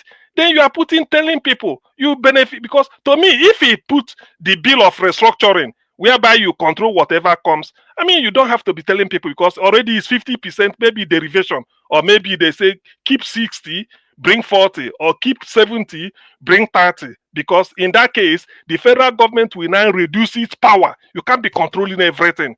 Remove your hand from education. The point is that when you look at the bill, the VAT portion of the bill, it's only going to benefit Ogun State, Lagos, and Rivers State, just like the North suspect, right? No, it's changed. It's changed, Pastor. Let me tell you what they were doing. Pastor, if you are in Omwa here, You load your MTN card. The head office of MTN is in Lagos. Whatever VAT they collect, most of them goes to Lagos. But you consume it at home here. So that is the old system. The new system, no. The new system now, that is what we bring Lagos State, what's it called, VAT bill down from 80 to 20. The new system now. Let me explain it to you, because that is the argument that's been pedantically used. You won't cite any part of the bill that ameliorates that particular problem. That's a problem we have in the country. I gave an example before when you collect 100 naira, right, with the new system now. So 60% will go there, and they're gonna distribute it according to how much every state contributes. Most head offices are in Lagos. Mm-hmm. So the value-added tax is supposed to be taxed everywhere at every juncture where you have value added. Do you understand? Yes. That is what we people are hoping that should be done. But as it is now, the head office takes it. That is Lagos. That's why Seriake Dixon said, because Chevron head office is in Lagos, what is it called, this Texaco and then Halliburton, all those things, they fly with their helicopter or whatever to go to the creeks and make the billions or millions of dollars, go back to Lagos. Whatever tax the people there pay, the workers, is deducted and given to the head office. They charge it to the head office, which is Lagos Internal Revenue Service. So Seriake Dixon said that cannot happen again, that it must be given to either Akwa Ibom, Delta, Rivers, Imo, wherever it is they're operating. So that is part of this thing. Okay. Let's leave that. That's one of the bigger controversies that we have. The point is that those where you say you go benefit, they say we no want that. The people where you say you go hot, Lagos, River State, they say hot us. Why you cry more than the bereaved? Nothing else. You say you go benefit them, right? They say they don't want it. I mean, you're not making any sense, Dr. CM, on this. You say it's going to benefit Northerners. They say they don't want, right? Okay, so just hold on. Let's leave the VAT alone. The other changes will be. It's time to round off. Okay, a lot of that was consumed by Dr. CM. Let me actually give me another minute or so. Okay. So the bill where they propose zero tax for people where their income they 800,000 naira or below, where they cap them for 300,000 naira. People with on less than that will pay no tax at all. Good. But they propose lower rates for those where they earn above 800,000, but below the top earners. So you understand? So we have to look at the effect of this on our educational system, on our economy overall. So those who come and criticize the North unfairly, as if they don't have any brain. Do you know how condescending it is to say to somebody, hey, look, I have a good idea for you. And he says, look, I don't want it. And you say, you don't want it because you're stupid. This is good for you. I'm going to make you take it. Is that a good way to talk to people? It's not a good way to talk to people. Now, let's be reasonable here. Nobody should carry that line of argument anymore after this comment I'm making now. I'll conclude with it, actually. It's very important. Don't say they don't know what's good for them. That's a soft bigotry of low expectation. That the North don't like that kind of talk. And I've been known to criticize the North here and there. They're not perfect. They haven't been faithful compatriots in bringing our country forward. But that doesn't mean they're stupid. These are their governors. Their leaders come and they say, hey, it's not time for this. We don't trust the messenger for one thing, and we're going to lose in this thing. So now, how condescending is it for anybody on this platform and outside the platform? I can see if it's just this platform. I see it everywhere I go, that they're stupid, they don't know what's good for them. They don't want it. And I support them on this one. Mr. Pansa, thank you very much. Yeah. Okay. Yeah, Mr. Pansat. please. Something. Please, just 10 seconds. I think because my contention is this. My contention is this. Let those people opposing it in the north, let them come clean, because the new tax system now does not throw much weight on population. That is just the thing that they don't want. That's all. I mean, why should they know what is good for them? On that, it is part of their contention, right? It's part of their, but it's the weakest of their reasons, right? So, but you are carried away with that because they've always tricked us with the population. How do you even know what they're saying about their population is the correct thing? We don't have a sense. So why doesn't this government implement such baby steps? Do a census so we actually know how many people we have.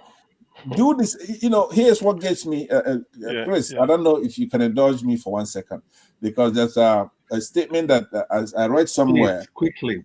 Yeah, where one of the reasons they are saying is that if technology is brought to bear to where things are cleaner and stuff like that, right? Yeah. So why don't we do that with our electoral system? Why don't you propose the same thing so that the technology is very good for our electoral system? The question before that question should have been, you that claim you have more population, you should be welcoming, let them be doing census every year.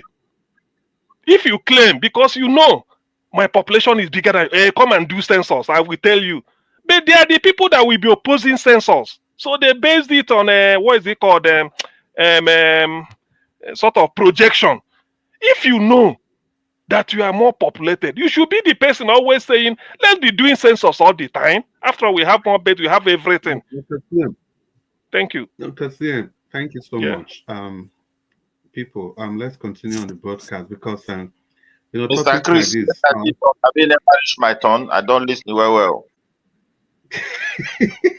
Midwest people, nobody you talk from the beginning.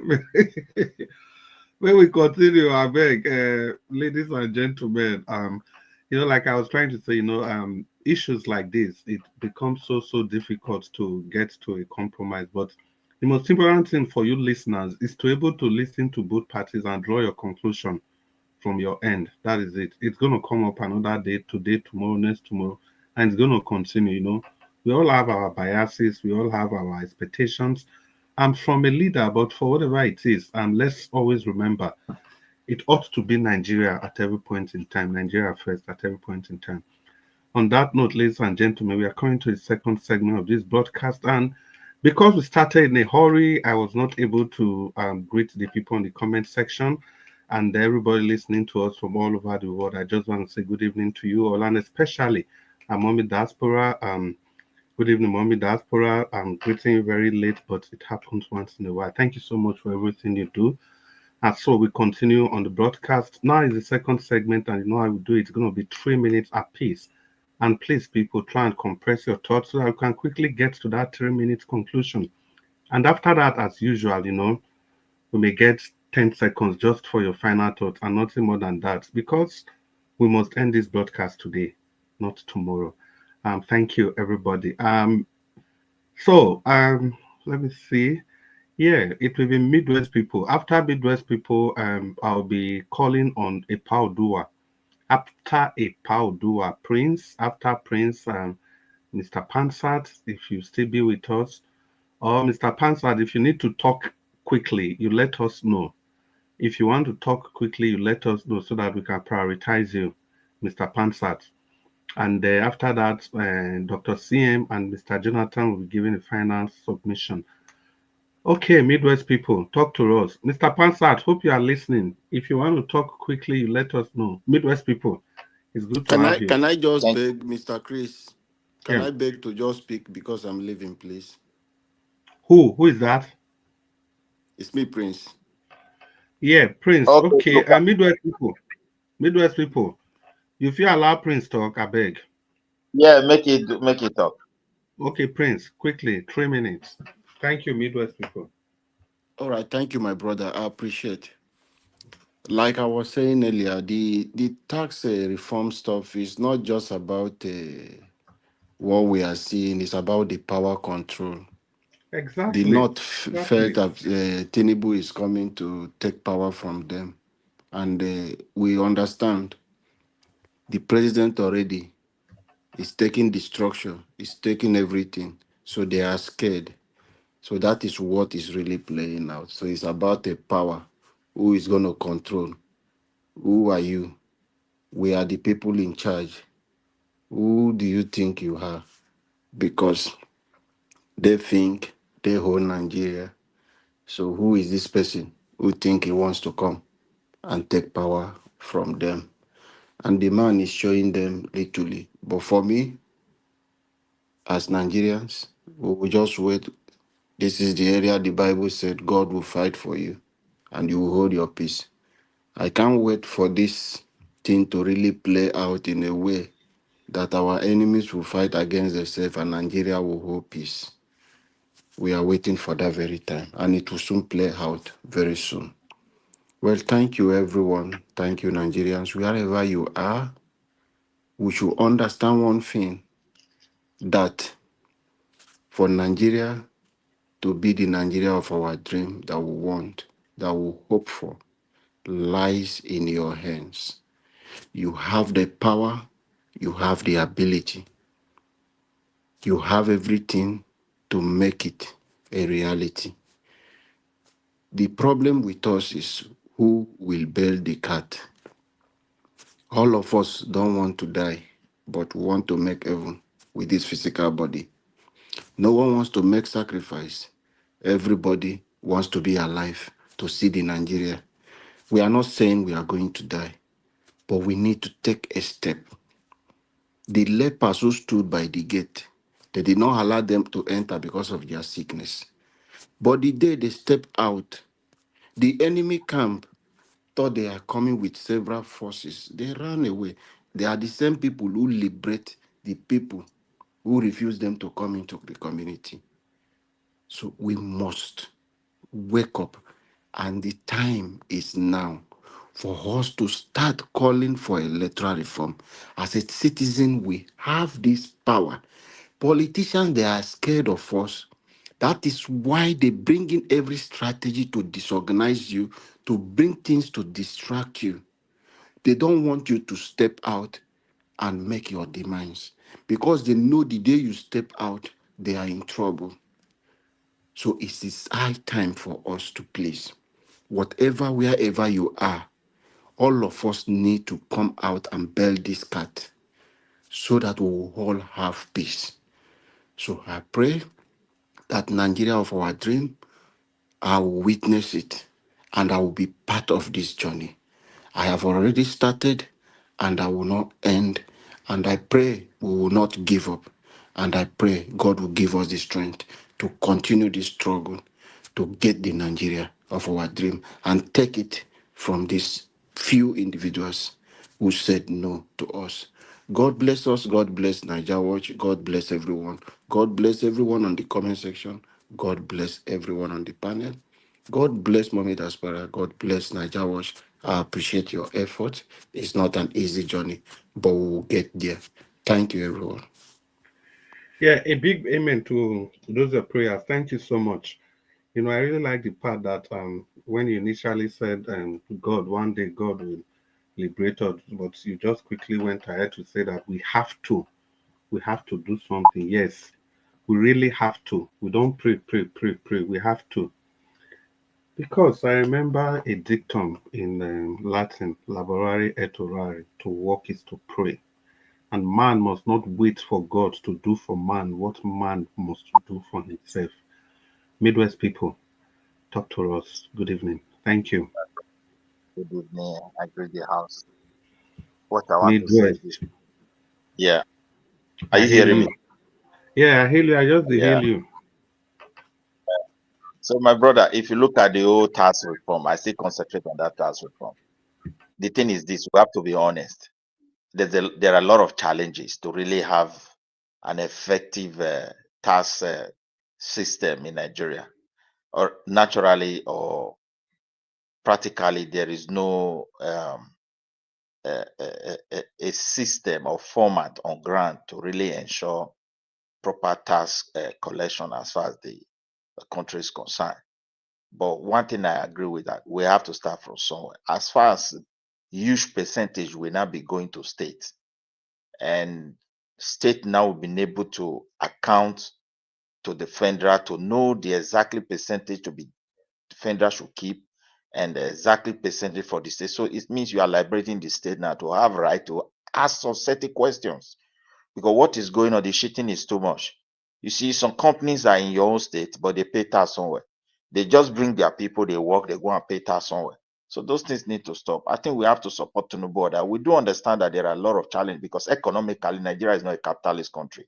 It's a complete black market country. So to collect tax in that kind of scenario is very difficult. Under normal circumstances, every business supposed to have number that link them to Ministry of Taxation or whosoever is collecting the tax and Ministry of Finance. So that's where you gather information about exactly who is paying tax and the functions of the businesses. You're supposed to report it if it's limited company on a monthly basis. So these things, they're out there in the system. But because of the way they wire the country, my brother, it's quite very difficult. It's going to be challenging, but that will pave a way for seriousness on the part of the government. I don't think the federal government will close their eyes, losing money to state government, stealing money without quickly doing the rightful thing, because most of these things they know. It's just because of what they want to gain and what individual want to gain. That's why they neglect these things. Even the Northerners leaders who are opposing it, they're just opposing it based on their not what is going to benefit their people. Their people are not even benefiting, even if you give them 100%. So that is it. And again, he also called for the restructuring, because they said they really want to, talk to their kings, their chiefs, their emirs, so that everybody can raise. This is how they are wired. It's very good. They want people to be inclusive before reaching any agreement, not somebody imposing them, which is very, very good. This is their culture. So if other places you don't have that space within Nigeria, go and do it in your own way. So that autonomous right must return back, because it's holding every one of us backward. We can't continue like that. That's the first problem that we have. And I will tell Tinubu, this is a matter of, I'm the Mr. President. You cannot push me anyhow, like what they did to Jonathan. I love him for that. He should stand up and pass this bill, because this is the step to that restructuring that we have been talking about. People should have right to collect their tax. The government should be ready to account to one another, so that on percentage level it goes to wherever you want to go. And that may even push to the way we register business in the first case that we want to talk about, because VAT is based on what you consume. And I believe just the way you are consuming in Sokoto, you are consuming in Lagos. If people are buying beer in Lagos, you don't buy Sokoto. People in Sokoto consume a lot of tea. There are teas they have to cook and put some sugar they drink as Muslims. So they even drink it more than beer. So you can tax that as well and generate money. So this laziness of not taxing your people, not working, just waiting for allocation, oil money is there, and we are the people who even produce the oil money. The land has been polluted beyond redemption, and nobody is talking about it. But all we want is just collect some few shares, drive big cars. The land is, I don't know if tomorrow oil stop today, you can't even farm in those lands. You can't fish. You can't put anything in the soil. Thank you for that point. Thank you for that point. There should be a tax on environmental tax. Tax. That one should be there. Everybody should be paying. States that fall within those areas to now say, look, man, because under normal circumstances here, they are just tax law in some state, in some region, because every region have different challenges. So like that very particular area where for me, there's no future there any longer. If oil business die today, forget it, my brother. So it's going to be a catastrophe. So it is better they also start collecting some money and keep for the future, in case if they want to help to revive those land, clean up and everything, there will be enough fund. Maybe another generation we see fund to tackle it. So this is my submission, Mr. Chris. About Very Dark Man, I don't have much to say there. I think Very Dark Man is very, very intelligent. If he want to steal, he will not go to do it like this. Maybe they are under prank, or maybe they are doing something, because the way I analyze him, would this guy just wake up? If this is how he want to steal money, then will tell us they have hacked. No, I think he's smarter than that. So let's wait and see what is going on. Thank you. Thank you so much, Midwest people. Yeah, but the big question is that tax, that land tax, who are they going to give that tax to? I'm just thinking, for example, the oil tax, the degradation of the environment, environmental tax, as Gajunat put on, because I don't trust any of these governors. I hope they will be able to use it appropriately, because I remember in Niger State, in New Busa, where you have the Busa itself, where you have the Kanji Dam, when they moved the people away from there, they gave them a very beautiful estate, big estate. They relocated a whole town to New Busa. But look at what is going on in the Niger Delta. The environment completely degraded. Nobody care about the people. And this is where you make the largest percentage of your national income. People cannot farm, they can't fish. Irrigation is zero.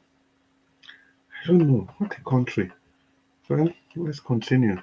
Mama Hecho, if you are still there, please open your microphone and talk to us. Mama Hecho, I doubt if she's still here. Epaudua, if you're available, open your microphone and talk to us. Epaudua, are you still there? I think Epaudua is not also available. So we go to Mr. CM. Dr. CM. Dr. CM, oh yeah. Well, really, I think I've forgotten today's headline. You know, this tax issue, but it's also okay. It's still worth the trouble. Many. Yeah, Do you want a refresher? I think which one? Do you The the refresher of all the today's topic? Do you yes, want a I think refresher? yes, I Yeah, think there's from I the will do very a crash. beginning there was a video that Nigeria was played that has to do with somebody was talking about how the Fulani seeks to dominate the whole of the country. Their antics, their pranks, something you already know. This thing. Let me probably maybe Niger Watch will still bring it up one day. You know, I learned that I had this thing that they want to introduce Sharia law in the southwest, starting with Ibadan. I had it on They my, stopped it. I think I they mean, stopped Oyo it. State. Oh, they stopped it. Yeah, they stopped it. Yeah, I think we stopped Okay, it yeah. 2 days ago. Yeah. Okay. Oh, that's to me. I quite not that I have any dog in the fight, but I always feel this. If there is a region in Nigeria where there is religious harmony, it's in the southwest because I schooled with Exactly. so many many from people from the southwest, my friends. They will tell you, although being polygamous, my father is a Muslim, my mother is a Christian, and they still practice in the same household. Or if somebody say my father is a Christian, but my mother is practicing Islam, they don't care. So in other words, they've been doing this for years. So if they've been doing this for years, having religious harm, why bring Sharia law to them? Do they need it? That is the issue. Unless there's Yes, a Dr. hidden agenda. Yeah. Dr. CM, the Yeah. argument, as they always say, was that it is now was, not is, because it has been suspended indefinitely, was that the Sharia law is for the Muslim in the state. You know, that was how they introduced it during Uh, the Obasanjo administration. yeah. Yes, That it's Chris. only going to be Chris. for the You Muslims. see, you see, Exactly. Dr. CM, you see Yeah. that Sharia law that they are Uh, attempting in Oyo State. You uh, know, there is this saying that whatever you sow, you shall reap. That is what is playing out. You know, in that part, in some many southern states in Nigeria, mhm. 4-5 years ago, if not even for longer, especially during Buhari, they started this idea of installing Seriki. Okay. Yeah. They Okay. started this idea of installing Seriki. That is it. You Okay. know, Okay, Chris. they attempted it. They even have the guts. They have the guts to even install Seriki in Edo State. Imagine. Yeah, but no. Mr. Jonathan, yeah. please let's quickly say this. Now that I mentioned Edo State and Edo people, you know, we must give Obaseki credit for this. We have to say it, yeah, because they wanted to install an emir somewhere in Aduawa area. I think Nigeria was the broadcast here. You know, they Yes. printed card and everything. The ceremony was ready to go. But Obaseki issued a letter stern warning, a very stern warning that nothing like that should take place and no further discussion on the matter till further notice. You know And that this, was the end. you know these Fulani people, they are in their conquest fight, they are very Agenda. patient and Yes, strategic. strategize. Yeah, because they have it in their role book that it is not compulsory that you will be the one to do it. Do your own. Leave the other ones for the generations that are coming. That is For their the style. exactly for the next 1,000 years, they still be attempting it. You don't But need but, to. but what I'm saying, Let me ask Mr. Chris. Mr. Yeah. Chris, do you know how IDP camp, how it they brought it to Edo State? Do you have any background? Yeah, well, see, I don't know because Obasanjo. Wait. it's not everything that Chris. No, it's not everything that No, Chris it's not knows, about man. Seki Soshomole. It was Wait. Judo Soshomole. That this thing came to Edo State. Wait, Midwest people. Like that Because one, why I don't know. But the Because Seriki I want to do use that IDP camp to Edo State. That is Canada. Wait, Midwest people, you see that Seriki every day they criticize about, but that one I want something. don't forget now. That's Eric, you know the protest what we do, put. You know the action where we take. Yeah, everybody protest. Niger Watch use that matter. We use and sing for year. We raise awareness, better awareness. I'm among the group who that were that let in condition. Did you? Wait now. Wait. He raised awareness here. People shouted, Nigerians played this every time, just like we talk. But the most important thing we say, Obaseki finally issued, just 2 days to or thereabouts, issued a letter to stop it. I think for me, that's the most important thing for me. Anyway. I agree with you on that. But the people, you know what, the people matters a lot. When the people rise up over an issue and they act over it, then it gets to the governor's office. He has no choice. Looking at so many things going on during that period. Ruga was going on. They have to do something. I don't trust him. I understand. Midwest people, you see, like that event, it wasn't like say Obaseki don't talk or no. A letter was issued, a document was actually issued from his office, from his staples, and said no, this thing must not. And he even referred to that you cannot even have two monarchy system in the state. That is not known. You already have the Oba, and after some time, those people, they actually went to palace to go and, is it beg or I will call it, I don't know what it is. And they dissociated themselves from whatever has happened. But we know it's the Seriki system. That is how they take over places. Brother, let us be honest, man. You see the Yoruba side. You know why they are penetrated. They penetrate Yoruba enough. Most of these Oba and all of them, you are saying, some Oba already, they stop bearing Oba. They are not Emma. They cancel it. They say nobody to call them Oba again. They penetrated that place so much. It's just a matter of time. Where they say the Oyo, our brother, the passed away. It was a Muslim man. So that was how those they are doing it. The way this, I think in one of those states, I can't remember the states now. They wanted to, this chief priest of one of those their traditional stool or entity there. They wanted to do some celebration. Yes, it is in Kwara State. And the Muslim community, the Fulani community, they stopped them that it's a pagan thing. How was that even possible? Anyway, the thing is, what I wanted to say with respect to, because it's even good that like I said, I'm looking at it from as an outsider. What I'm trying to point out is the Yoruba Christians and Muslims, they've been having religious harmony for years, if not hundreds of years. They never needed, the Muslim never asked for Sharia law in Yoruba land so that they can coexist. So why are you introducing it now?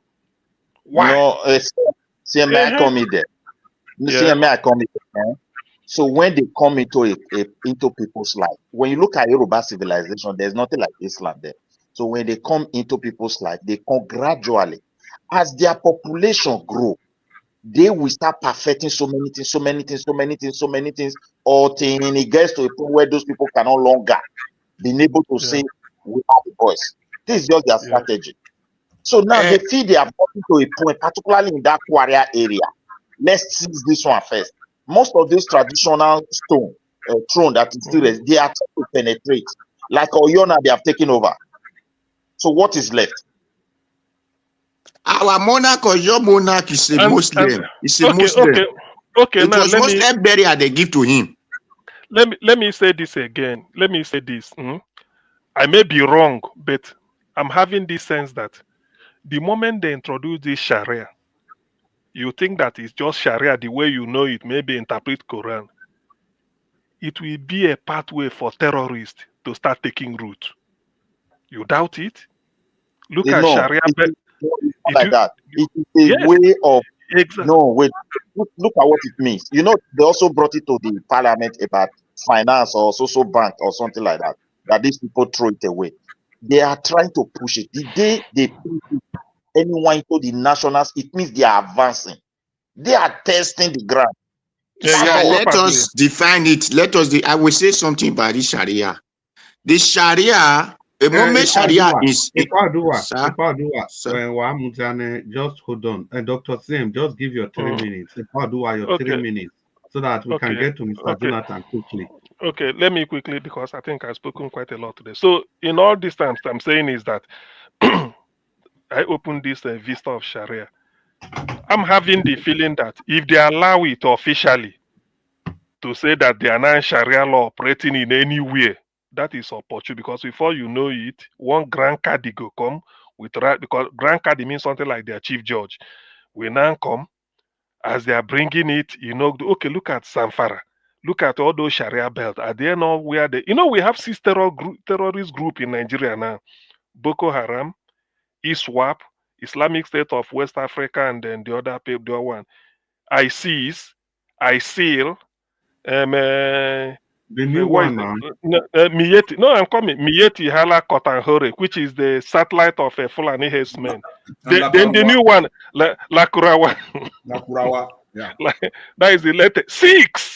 6. So taking root in one country. So maybe people will say it's an affair of the North.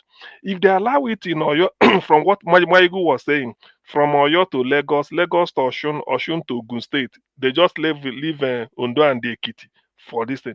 If they allow it, it is not the Sharia law that is the issue. It's the terror, because all those terror networks will start coming in. It's like ant. We now know that there is sugar in Oyo. They will start going there, and it's only a question of time. It will start to happen again. It will start to happen. Do you know how much is going to enter their coffers to push forward? The people that is going to implement those things, you do know where they trade them. So it's a very dangerous something, my brother. Everybody knows this. They just yes, it's true. So to me, I wouldn't like it. My reason being that there has been religious harmony in Yoruba land for long, and they don't complain. So what? So do the Muslims in Yoruba, in Lagos, Ogun, have they been asking that their brothers, they are living the same thing in the same, maybe from the same parents, they now need the Sharia law to interpret a difference between them? They don't need it. So why are they bringing it? That is the Fulanization or Islamization people are talking about. Everybody knows that there are Muslims even in Edo State there are Muslims, but are they asking for Sharia? They are not. You don't need to ask for. They are the one to bring it for you. Sharia is a symbol of conquering. The moment Sharia is introduced there to you and you obey, meaning we have conquered you.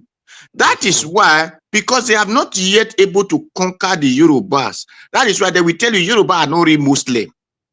See? Because when the Muslimism start in Nigeria, Sharia was not along with it. It's true. So the time they have now called Usman Danfodio was not the one that introduced the Muslim to the North.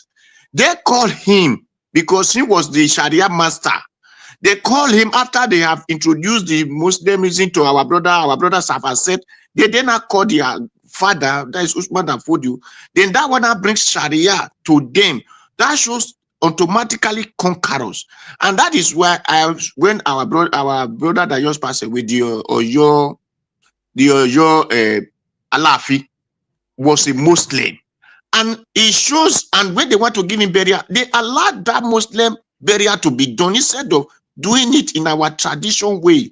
This shows sign of conquering. So automatically, they now have a hope there that, okay, we have not come over these people. So that is why they want to give them the law that is now guarding the rules. So when these people obey, finish, those people doesn't have voice again. That is why anywhere the Fulani are in Nigeria, the Hausa are in Nigeria, the Hausa don't have voice because they have been conquered. When those people that are doing begging in Edo State or in Lagos State, any state, the Fulani there is the head among all of them. It's true. But by and large, I don't think that is going to succeed in any southwestern state in Nigeria. They will try, but I don't think so. Thank you. So, well, let me say something.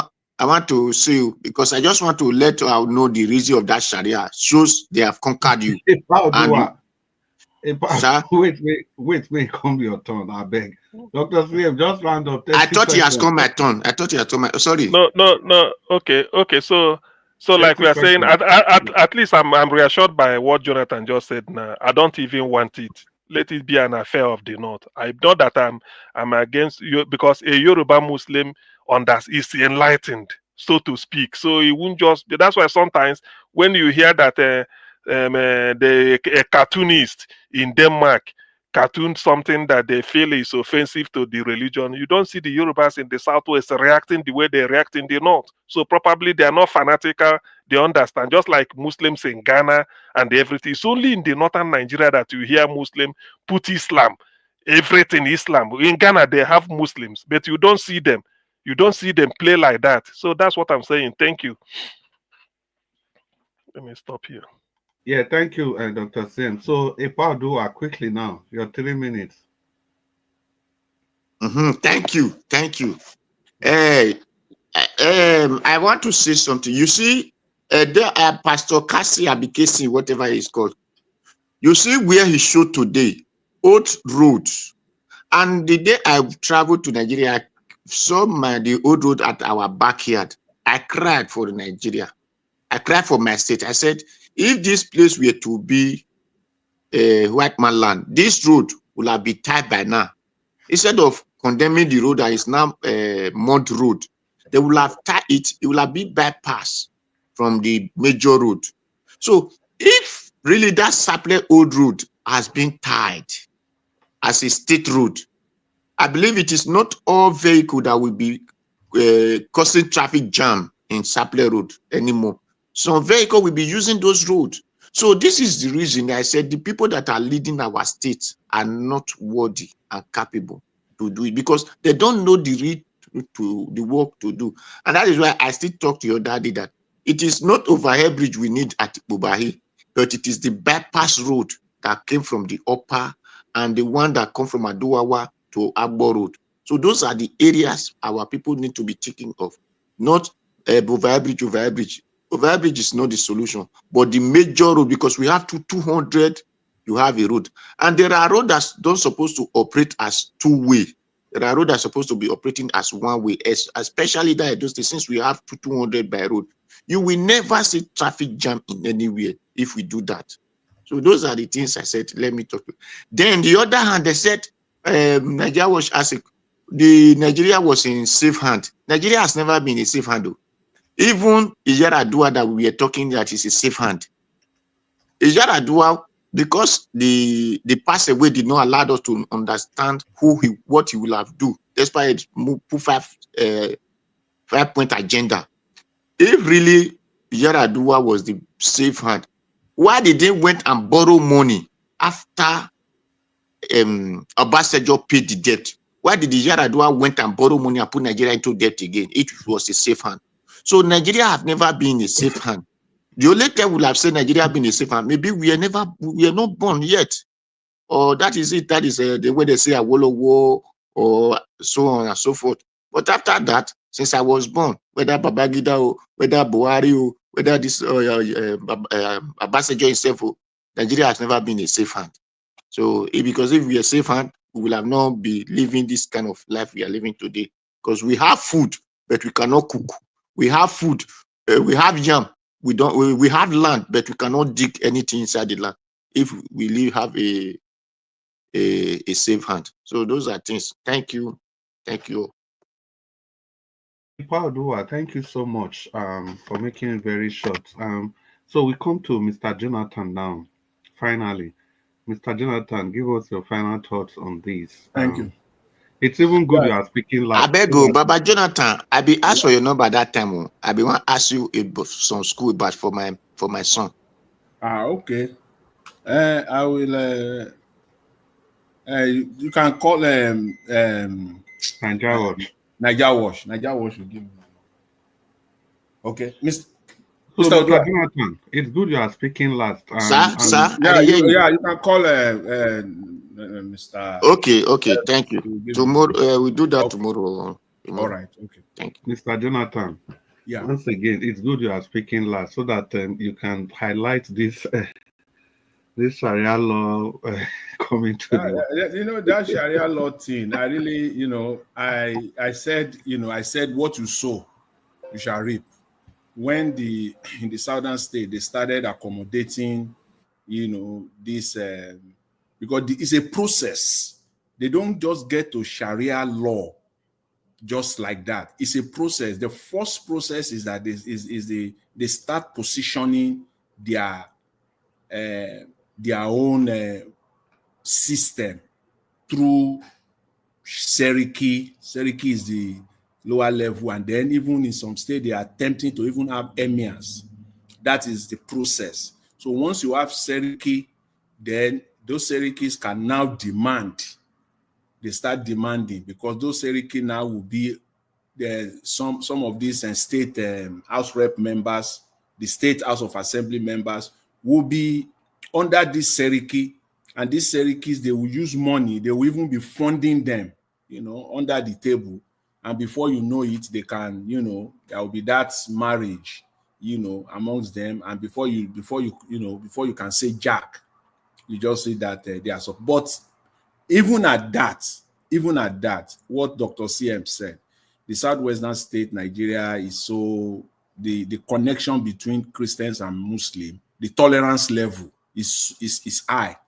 If you compare it to other parts of Nigeria, it's so high, especially in the southwestern states of Nigeria. The tolerance level is very, very high. Literally, intermarriages, in fact, they are so, even some of these Muslims, they can't even endure it. They can't even take it. It will be so embarrassing. I can say that up front to many of them. Many of them, it will be so embarrassing, both at home and abroad, So I don't see it happening. They might try, but this is not going to fly at the end of the day. So, but, I still want to say, conclude on this tax issue. And I know fellow panelists, they raise some concerns, which are legitimate concerns as far as that document or documents are concerned. They are legitimate ones. And I want to address them. I think there are about 2 or 3 of them. I want to address them. I agree with the argument, first of all, that what has the Nigerian government done with what they have collected or what they have been collected? What are the tangibles? What are the physical tangibles that we can see that will attract Nigerians? Say, okay, I must play my own role. I have to pay my taxes. They are not there. I agree with that entirely. They are not there. They have failed miserably. But when it comes to taxes, we're looking at the future. So before that claim can now be solid, it is when we now start paying the taxes going forward. That claim is there and it is a legitimate one. But before it will now become tangible, that we can now use it as a tool to engage the government it will be going forward. It's not going to be, but on this very one, it will be going forward. I pay my taxes based on this new tax bill. You have done nothing with it. So that's my response to that. It has to be, forward-looking in this regard. We know that Nigerian government, both from the local, state to the federal level, has failed miserably. If there's anything like you can score -0, it will be scored -0. I can't even give them 1%. There's nothing like, oh, just be nice. After all, they have done nothing. But it is still our country. We still have to find a way to get things working in Nigeria. So going forward, we still have to, accept this tax. That's my position, and for many Nigerians. And then we can now start holding our government accountable based on our taxes that we have paid. That's one. That's one. The second one is the issue of VAT that another panelist raised, that it is the state that should be collecting VAT. See, in normal climate, it is so. See, in Nigeria, the notion in the first place rather, of inserting the clause that the federal government, or introducing a law that the federal government should be collecting VAT, was an erroneous one ab initio. It shouldn't have been so. That the federal should be collecting VAT. It shouldn't have been so. It is the state that should have been collecting their VAT. But you know why? But because they are not transparent. And I will bring it out. See that VAT? It is more beneficial for northern states, for a vast majority of the northern states rather, for the federal government to be collecting VAT on their behalf. They are not talking about that. It is more beneficial to them for the federal government of Nigeria to be collecting VAT on their behalf because they will get more. Yeah, Mr. Jonathan, Yes. let me quickly jump in. But you heard Mr. Pansat said that nobody should make that argument again because it's kind of condescending to the Northerners in the sense that it is not. No, the thing is that we have to look at it in the sense that if we say it is better for them and they are saying no, they don't want, then we can't force them to actually have it. So be it. That's why I said it's a concern, a legitimate one. And if they want to have their way on that, but you will see that they are not even talking about that. That is the myth. Exactly the point, because that's what they are not even by any means. I've never seen it in on any news media. They don't just want it. No, they don't. They are not giving any tangible reason. That's not what they are really after at all. So it's even more beneficial, to them. Jonathan, they will always tell you, after all, we have the population. Now our vote, you take win. Okay, listen. So that same population is what they introduced to sharing money. It shouldn't be like that now. That is what they don't want to admit. Tell them to say that their pain is that they want to change from 60% to 20%. Tell them like that. They will say that's what they don't want to say the truth. Everybody will just say, "Oh no, impoverished is a lie." All those impoverished is so highfalutin. It's not. That's why I said earlier that. That's why I said earlier that when we look at it deeply, we want to know what is it that they are crying for. What exactly is the meat? Is the population. And the population, and that you see, they have taken a lot of meat off the table. Now it is the Federal Inland Revenue will now be collecting the crude oil taxes, oil and gas related taxes directly. This is a blow. This is a big one for them. See, Jonathan, let me come in again. Yeah. When Seriake Dixon of Bayelsa was making the analysis, that was when the thing opened my eyes. Seriake, instead of, okay, if Seriake has his way, which like he said they must see to the end, Chevron now pays their distance to Delta, maybe to Akwa Ibom, to Rivers, to Ondo, and all those where they operate. How does that concern the North? Is it not taken from Lagos and given to those people? Dr. How, Sen, uh, Dr. how, Sen, the how does that difference. how does that impoverish the North? Mr. Jonathan already covered it. That Yes, the now. fact that they are not talking about what they are going to benefit from it. No. They are just making noise. So they already know what they are doing. Yeah, you know what is, They are you not know when talking about somebody, what they will benefit. That's what Mr. Jonathan said. they So, are not talking Mr. about the Jonathan, real please thing. round up. Let me just say this finally. Just give me some few minutes. Let me just say this finally. I would like to submit on a positive note that there should be solutions. This tax bill or bills, these bills are fantastic opportunities for this government to reform Nigeria. And I would suggest on this platform today, you see these palliatives that they are distributing. There is no any other way, as far as I'm concerned. There is no ifs or buts about it. No any other way. The most effective way to do it is through the tax administration.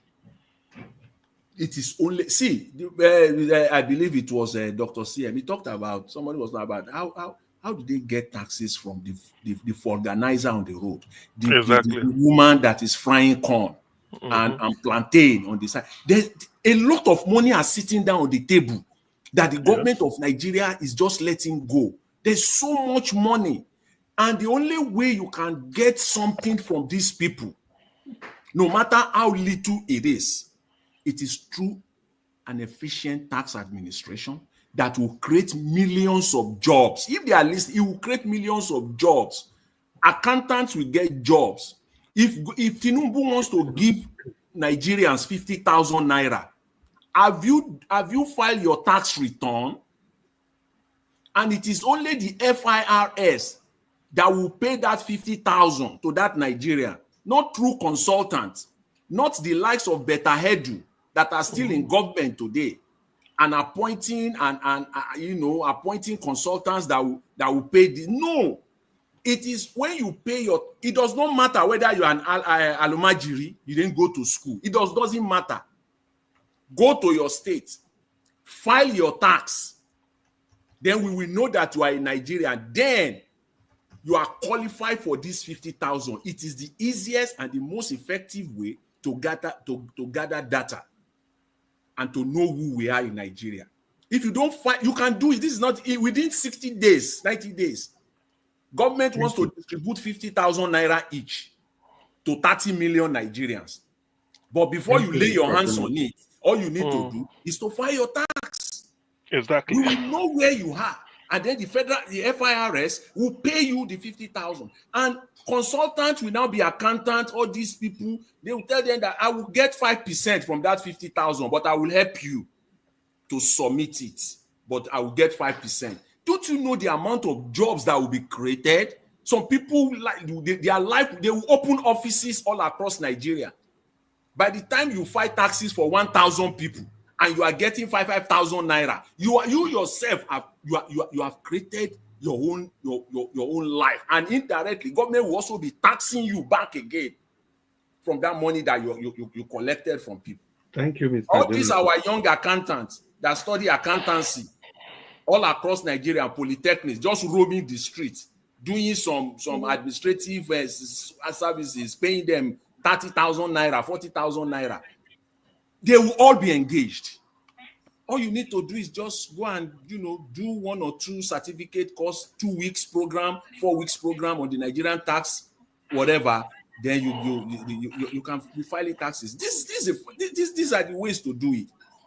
So to stop distributing palliative to Nigeria. We don't know where the money is. Thank you. Thank you, Mr. Jonathan. I think it is not. And then finally, let me say this. If you want to attract Nigerians to be paying their taxes, government must be responsible. there is what they call refund. Let people get refund. It will attract them to file their tax, whether they make money or not. Let there be a refund. Let there be tax credit. If you are a parent, you are paying, let there be educational tax credit. If you are a parent, and most Nigerians send their children to private schools. So if your children are going to private school, you paid 4, 5, 6, 7 million naira every year, government will give you some tax credit, maybe 10%, 15% on the taxes that you will pay. And Nigeria, these things should be there. These are just, as my man at Earpiece will say, these are piece of cake all over the place that the government should just implement. And nobody, you will have the vast majority of Nigerians who back this up. And anybody who wants to say no, then we know where you are. But this is a starting point. Nobody is saying that this bill is perfect. Nobody is saying that this is El Dorado for Nigeria. No, it is not so. But this is a starting point for Nigeria. Let's get started on this on this bill. Thank you very much. I will leave it there. Mr. Jonathan, thank you very much. I think you've touched on so many things and opened up some few vistas. Mr. Pansat, your dressing you've changed. You look so traditional. I'll be heading out in a minute. So give us your final thoughts, Mr. Pansat. Thank you. Thank you very much. Mr. Pansat, please, you have a total of 5 minutes so that when I stop you, you should have an idea of how much time you have. 5 minutes, 3 plus 2. Okay, that's very generous. I really appreciate that, Chris, and you're doing a wonderful job, along with your radio voice and TV voice. You know, there are many things that we're talking about here simultaneously, right? At the beginning, we say, when we talk about the result of our election that we had here, 2023, they talk about taxes. We have to resolve that issue. You cannot bring the election, grab it, run with it, and then you're talking nonsense about election, about taxes. You're conspiring with France in a memorandum of understanding, where some African states finally had the gumption to throw out the French from exploiting them to wicked levels. Won't let them even keep any money. Everything's put in French central banks. And you're there doing a secret memorandum of understanding, bringing foreign troops to the northern borders, and they're concerned about that, and they should be concerned about it. So no, for those of us here on this platform who mean well, and every time we discuss an issue, they say, oh, Tinubu is evil here, is the devil here. He's doing an evil thing. And they don't want to bring it all together. So now he's doing something you think is important. I don't think it is. Somebody like, as respected as Dr. CM, says, people are basing things on population. Okay, that's what I agree with you on that. The Northerners play a lot of games with the population thing, something they don't have. But that doesn't take away their dignity to be consulted. That doesn't take away their right not to be taxed without representation. Those are cardinal rights. Now, here in the United States, where things are organized and the Constitution thrown down from heaven, who has the power to initiate tax proposal or even tax reform to broaden the tax base, eliminate tax shelters, simplify the code, to do anything when it comes to tax? It's not the president. Here, under our Article 1, Section 8, only the House of Representatives, not even the Senate. Those are the House. That's who originates legislation for taxes. The president has no such powers. We copied our constitution, ipsissima verba. Now that's a fancy way of saying verbatim. Same jurisprudence. The president is not a king. He's not supposed to originate anything taxes. I'm talking nonsense about it. When people say, hey, we don't want it, and you say it's good for you, take it. Who the hell does he think he is? Now, we've covered that ground really properly, but I want you to go ahead and check it out. Members of National Assembly have the right to originate and to do those things, exercises, duties, all that stuff. It's only from them. Now they've suspended the bill ad infinitum. And the president is going all over like he did with the Edo State. So I'm going to give you Edo State. Says, I'm not going back on it. Who the hell does he think he is? If the people reject it, you're going to go back on it, whether you like it or not.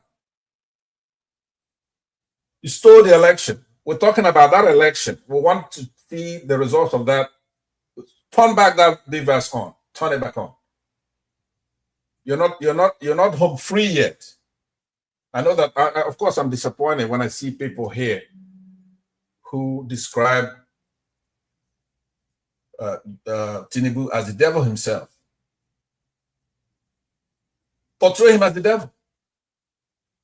They know he's no good from his antecedents. They know his main concern is taxing the people. He did it in Lagos. If there are some panelists here, much more enlightened and eloquent panelists, such as Mr. Jonathan Kingsley, says, oh, there's something missing here. Who's going to collect it? Make sure that it's not being collected by a third party, the president's company, like we have in the highway with $9 trillion, I don't know how much, $11 trillion contract that he awarded to a company in France, of which his son is a major shareholder, and he himself is a shareholder, and it's a foreign company, a Lebanese company called High Tech, Mr. Shigori, or whatever his name is. And he awarded him that no bid contract without any vetting by our government, against the law. Trillions of dollars. Okay, then we'll come here. He's proposing a bill. He's not the one who should propose any tax bill. It's supposed to originate from the House. And then I am heartbroken because I see people. If you let Tinubu do things like that, give him all the kind of kudos you're giving him here, then why should you ever complain about his legitimacy ever again? You forever should hold your peace. He's illegitimate. Time doesn't cure that. The courts are no good. The courts have been Islamized. And even worse than that, nepotistic in many ways. INEP is no good. Even, I read an article about a week ago where NBS, Nigerian Bureau of Statistics, is corrupted. So our issue now is not about the tax bill. Maybe we talk about how you come into office. Are you legitimate? You're an illegitimate president. You're illegitimate for Africans. You have ruined ECOWAS that you inherited here.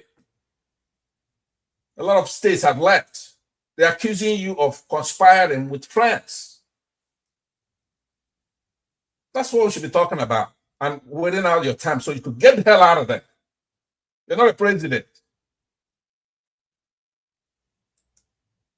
And this is not insulting Tinubu. There's some comment I read before I got ready to get out of here. I have a date. The person was saying that I'm attacking the president instead of discussing. I know that bill in and out. But that's not what we're talking about. It's not his job to propose a tax bill. That's not what presidents do.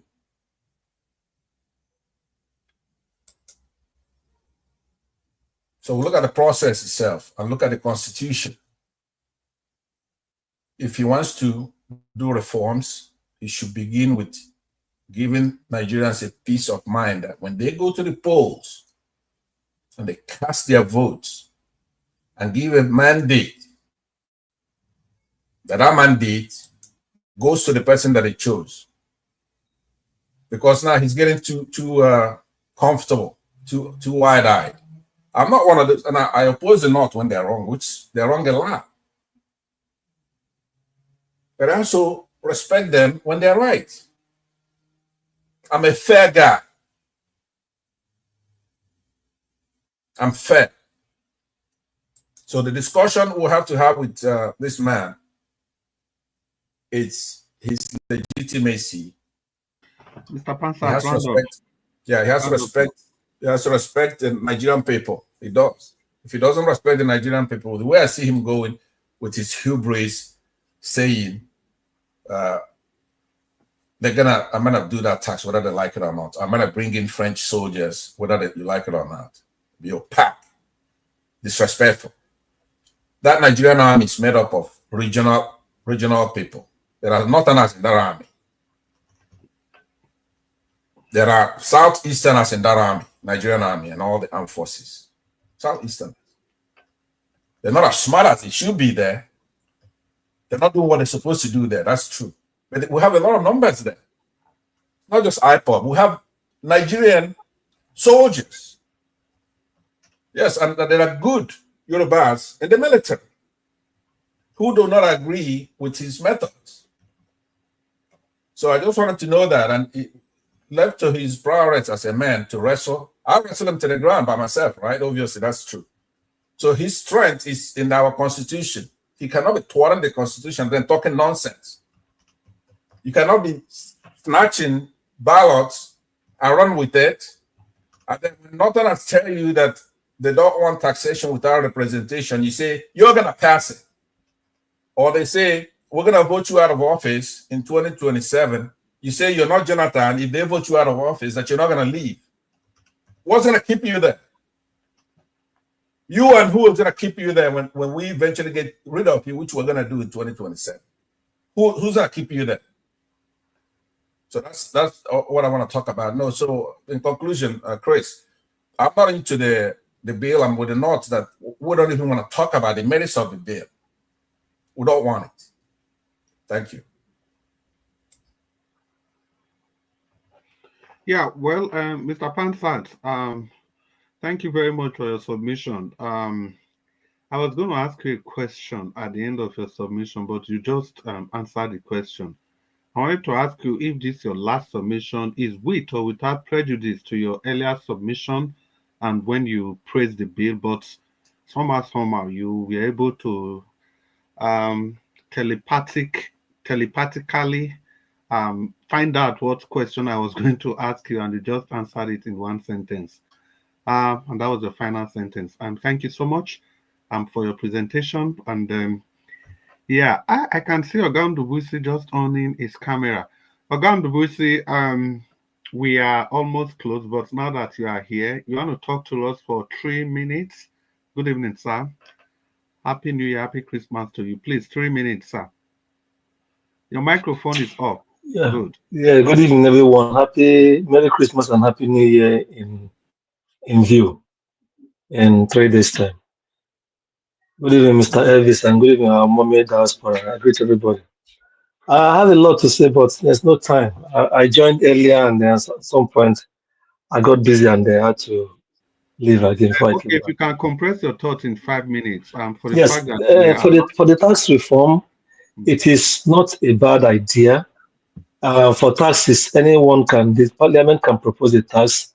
Members of parliament can make a tax proposal. The executive arm can do the same. So probably this is coming from the executive arm. But my concern is knowing this man very well, knowing his penchant for taking money, for diverting money into his private pocket, as he did in Lagos as governor, and knowing the way he's managing Lagos tax, setting up a third party that is collecting the tax and all that goes with it. The implementation is what I'm... Mr. Paul, good evening to you, sir. Yes. Thanks very much for joining us. God bless you. Good evening. The statement that he was taking Lagos money, putting it in his pocket, do you have proof for that? Okay, let me go with your usual way, allegedly. Yeah, please. But we all know we all know the situation. To stop them when things like that are going on. In case I'm not okay. All right, sorry, I withdraw that one. Allegedly. So we know allegedly with Alpha Beta and all that went on, even the court case between him and the former boss of Alpha Beta and all that. So some people are apprehensive of how he's going to handle this.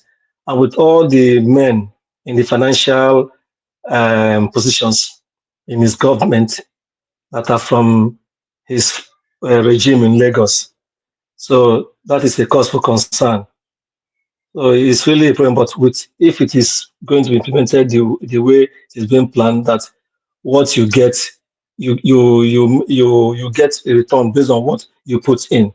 That would be very fine, because that is what many of us have been asking for, and it's a way, like some of us said earlier, it's a way of starting the reform that we want in the country, the restructuring, so that one part of the country will not be the goose that lays the golden egg, while another part takes chunk of the money. So if it will be done very well, I think he should send his men out to the north and to other parts of the country so that they will explain very well to Nigerians, so people will understand it better. That is about the VAT and the one that comes to government. But for the personal income tax, the way they want to do it, if they will follow it that way, it won't be bad, because in this place where many of us are, we pay tax and we see what the government takes, even the state government takes, the federal takes, and we see what they use the money for. And like CM said, tax is the main source of income for government, and is the main source of money where things, infrastructure, facilities are used are being implemented from. Then if you can do that, it's good. But knowing his antecedent that many of us know, so that's my major worry. And election is coming on in 2027. All things being equal, we know how they are always building up their war chest. So I wouldn't be surprised if this is another avenue to build up more war chests for himself and his men. So that's about that. Concerning the issue of Sharia in the Southwest, it's a big red flag. If these people find their way and get it through, the entire South is in trouble. Like somebody like Mr. Dua said, these people are pushing this thing gently. And I expect Christian clerics and traditionalists to come out now and start condemning it and say they don't want it. So this issue of us, some Christians keeping quiet and say, leaving everything like that, say, oh, no, they should start talking. Because we have seen the damage it has caused in the north. They implemented this Sharia, beginning from Zamfara, for example, against our governor Yarima championed it. When it went all through, we now saw. Okay, I'll be done in a second. We now saw how this thing caused problem. Before you know it, different extremist group and terrorist groups started coming up, using that one as a cover. And before they deceive the people embrace those things, and now the people are worse for it. So we don't want that. We are even looking for a way to stop the terrorism in Nigeria, and particularly in the north. And people are suggesting this thing, because before you know it, they will bring it in again. It will be another way of causing more trouble in the south. It's very bad.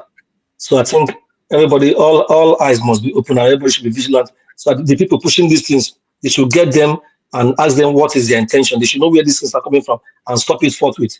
They can't be playing with people's life with religion. You can't use religion to play with people's life. It's very wrong. Let me stop here. Thank you. Yes, it's actually a fine place to stop, and that was just at the very hour mark. And thank you so much. And ladies and gentlemen, please, we've come to the end of this broadcast, and we stayed over 1 hour, more than how long we're supposed to stay. But I hope tomorrow will be better. And at this junction, let me just say thank you all of you on the comment section, people that have listened to us all over the world, and all the panelists. And Mr. Najawas, thank you so much. And Mommy Diaspora, thank you for today. And as always, we know you're always here for us, and we love you from the depth of our hearts. Thank you for everything that you do, and to ensure that this broadcast is on air every day. Please permit me, everybody, to bring in Mr. Najawas so that we can call it a day. Mr. Najawas, on behalf of the panelists, I want to say we are sorry for, crazy year. Yeah. Crazy. Thank you very much, my brother. I appreciate you, Oga Chris. Thanks for the wonderful job you're doing. It's a huge relief for me, and it's a wonderful opportunity for every one of us here as a panelist to extend the broadcast furthermore. Thank you very much, everyone that came in today. Oga CM, thank you very much. Mr. Midwest people, thank you, sir. I appreciate you, Mr. Jonathan, Mr. Odua, Oga DBC, Mr. Pansat, Mama HO. Thank you, thank you, thank you. Prince was with us earlier on as well. Thank you very much. Okay, quickly, sir. Mr. DBC, you want to say something? Unmute, unmute, unmute, unmute. Unmute. Okay, I've done that. I want to say a big congratulations to you on your new house. I've made some comment about it, and Yes, I think I sent you a message on your WhatsApp too. It's Yes, I got it. it's a testament to hard work. God will continue to bless you and give you even more faith beyond this. Thank you, sir. Thank you. Congratulations. Your message was very, very encouraging. God bless you, sir. Thank you. All right. Thank you very much, Mother of all Mom Diaspora. Thank you for being there for us all the time. Thank you very much, everyone right there. Thank you, Madam Bright. Thank you, Gapansa once again, Mr. Johnson Emmanuel. Thank you, Madam Rita. You came in late today. Thank you, many others, Injidima, and many others. Then those of you that super chatted me today, Oga Pansa, thank you very much. I appreciate you. Stella Maseredo, thank you very much, ma. God bless you. I'm very, very grateful. God bless you all, my people. I'd like to say this before I round up. Yes, listening to the debate, because I'll call it a debate today, in a deep expression of view concerning this tax bill. Yes, like I said before, I'm in support of this tax bill.